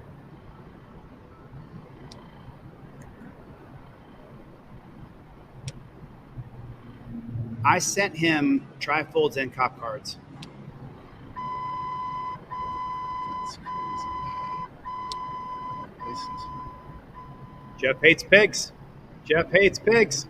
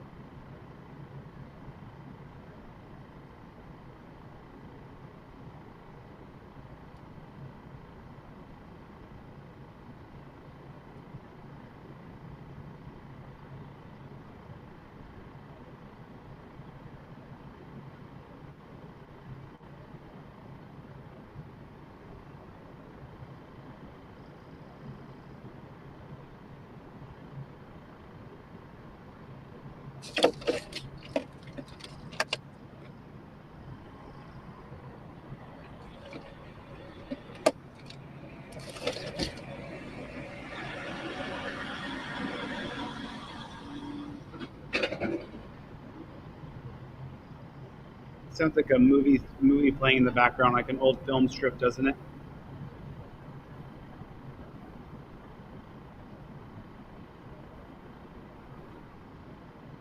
While you guys are waiting, go to DeleteLaws.com and get a trifold so I can give some more away. We gave away 10 so far today.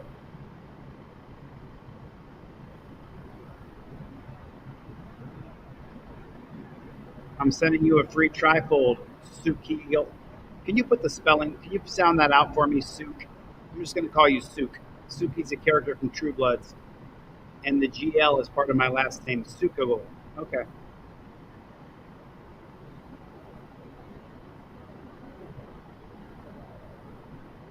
This guy's All right, Sook. so if you can use Yes, your sir. driver's license, insurance. Yes, sir. I'm just going to give you a warning, okay? I'm not Yes, going to sir. give you a citation. All I need you to do is... What's that? Are you guys looking for someone? Because I seen a helicopter up, and I don't know. Is this city kind of dangerous or? No, it's like every other city has its crime. Yeah. But, I mean, San Antonio is right outside our jurisdiction, so they might have a chopper or something, but nothing related to us right now. Okay. Yeah. Because I'm wondering if these Texas cities are safe. I've spent some time in them, but they seem kind of wild too. Like there's a lot of people with a lot of people. There's gonna be your bad apples. Oh yeah, everywhere. But okay, I just need you to sign where it says sign here. Yes, sir. The cop says, "Oh yeah, everywhere." Warning. So it's yes, these cities are safe. I've spent some time in them, but they seem kind of wild too. Like there's a lot of people with a lot of people. There's gonna be your bad apples. Oh yeah, everywhere. There's bad apples. There's a lot of people with a lot of people. There's gonna be your bad apples. Oh yeah, everywhere. Oh yeah, everywhere. Okay, I just need you to sign where it says sign here. Yes, It sir. says warning. So it's Yes, sir. citation.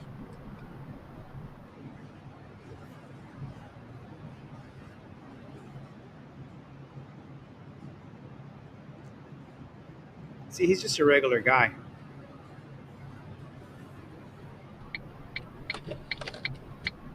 Pulled over for no license plate light.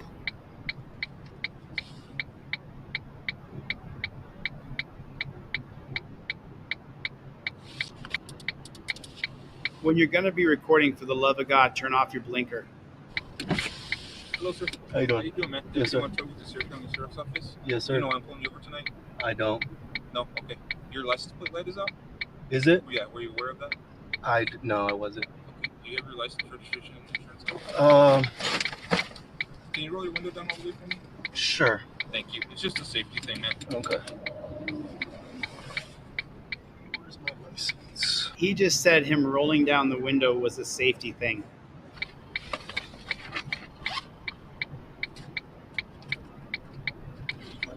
Just got done with Thanksgiving? Yes, sir. All Yes, right. sir. I'm headed back to work in Texas. Back to work, man? Where you working? Yeah, I work for a contract AT&T. Oh, okay. Yeah.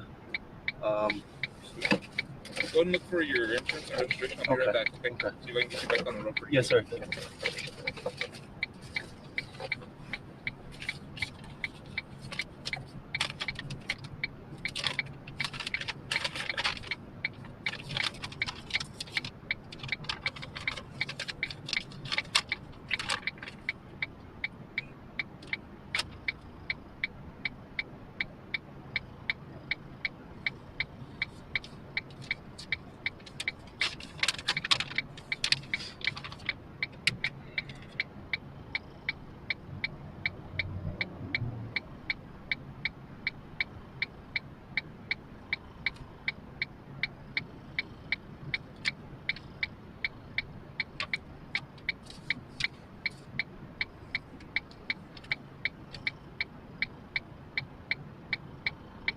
Let me see if I can fast forward this a little bit. Yes, sir. I don't. Stuff? All right, you Jesse. Yes, sir. Did you find your stuff? This is my insurance. Okay. The registration card, I don't have it on me, but I have this. Okay. All right. Okay. Where are you coming from? Albuquerque. Albuquerque. I live in Albuquerque. Okay. Yeah. Okay. And I gotta get to Houston. Houston? Yeah, Okay. I'm gonna go. Yeah. Okay, so I'm gonna level with you, man. You have Yes, a sir. warrant. Okay. Do I? For Yes, what? sir. Failure to appear. Where? Lee County. Where's that at? It's here in New Mexico. Yeah, they're No they're way. confirming it right now. So like Where's I said, Lee I just want County? to. It's here in New Mexico. Wow. They're confirming it right now, man. Did Okay. you miss a court date or something? No. Okay. Well, like I said, I'm gonna level with you, and I'm gonna be completely honest with you.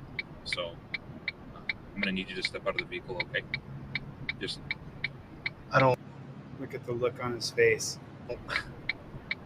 I don't. I just checked my license and I didn't. I know. Look how scared he is. No, I don't have any warrants. well out of the vehicle, okay? Just I don't. I just checked my license and I didn't. I know I don't have any warrants. well, they're confirming it right now, okay? Just do what I'm telling you to do for me, and then we'll go from there, okay? And I'll So let are you gonna tow my car or? I have to, man. I'm going to jail.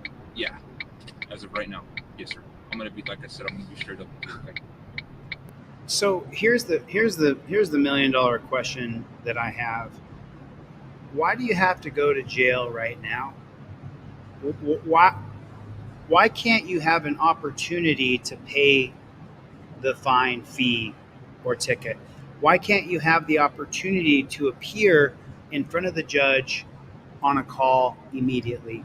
Why do you have to go to jail right this second?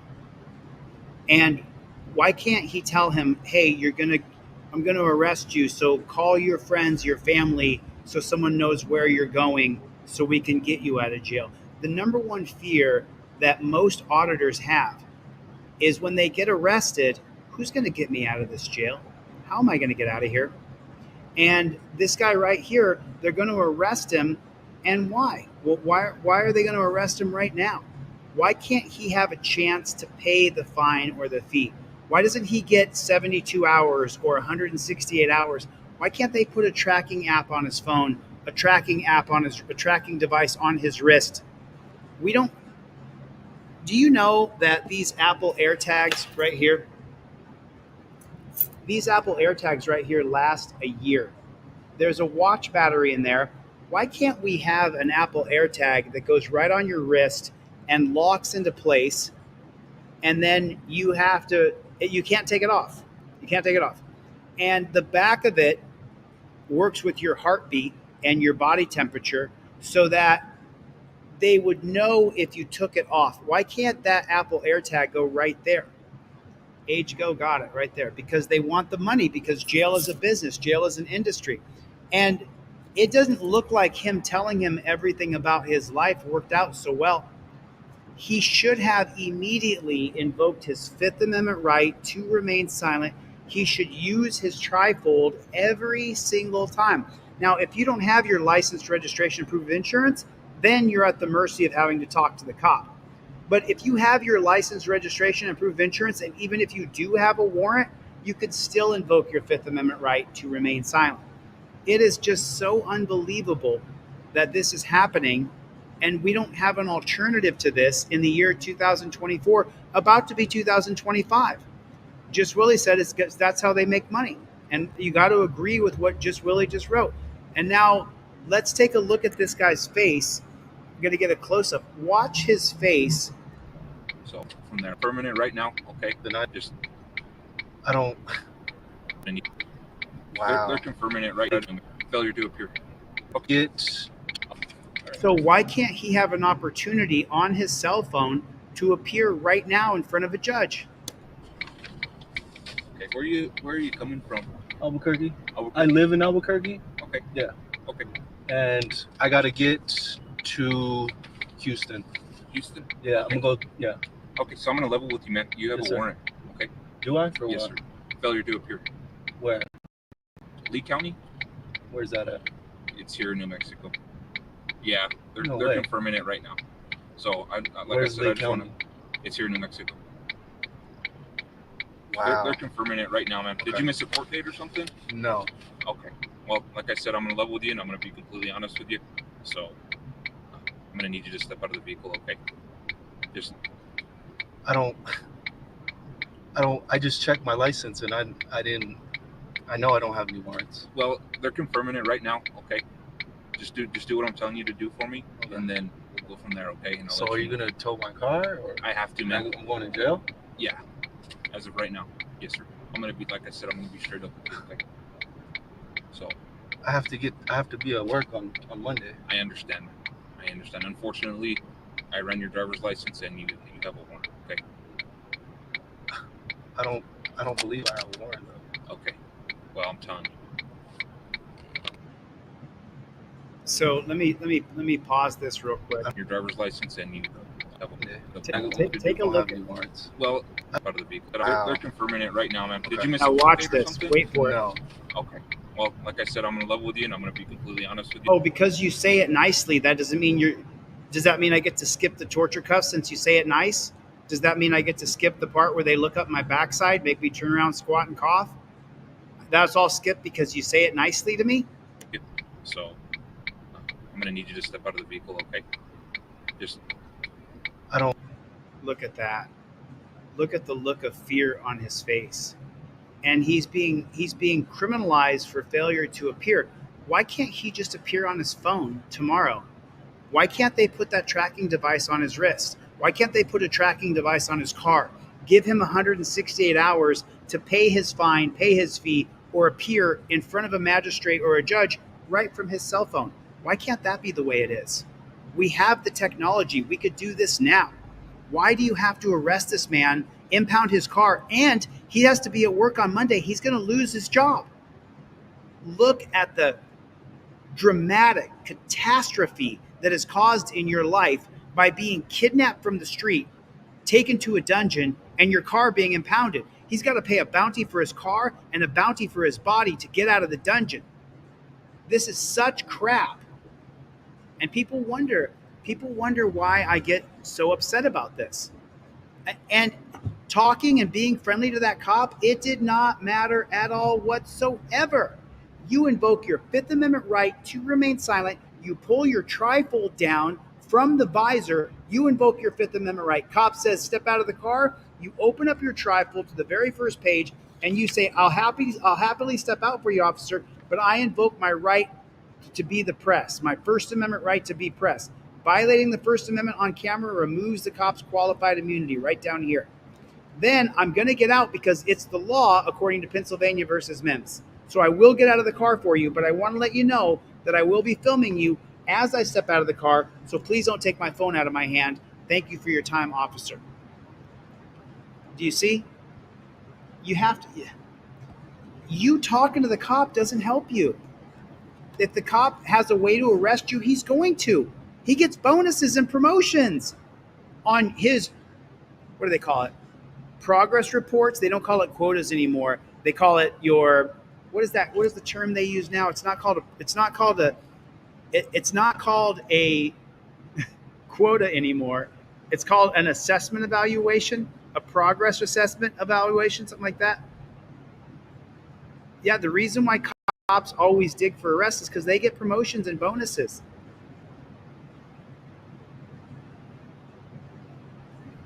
It's just so incredible. It's just so incredible. I've been on for 4 hours. I got to get the flock out of here. Did anybody else get a trifold? I gave away 10. The last one was from Georgia. If I can get another purchase, I'll give another one away. Otherwise, I'm giving away 10 trifolds. My business manager is going to kill me. But you know what? I'm going to do it anyway. I'm going to give away those 10. If I announce your name during this live, I'm giving you away a trifold because other people in here donated and bought a trifold. So I'm giving away 10 trifolds on Monday. Let's see what tomorrow brings. Maybe I'll give away another 10 tomorrow. Tune in tomorrow when we do another live stream. At the end of the live stream or towards the end, I'll give away another batch of trifolds. If anybody purchases a trifold overnight, I'll give away a trifold tomorrow in your name. Thank you for coming. I appreciate it. I appreciate your support. We don't stop. We don't stop. TeamDLZ.com is up. It should be ready to join by tonight. And I'll see you on the next one. Later, Gator.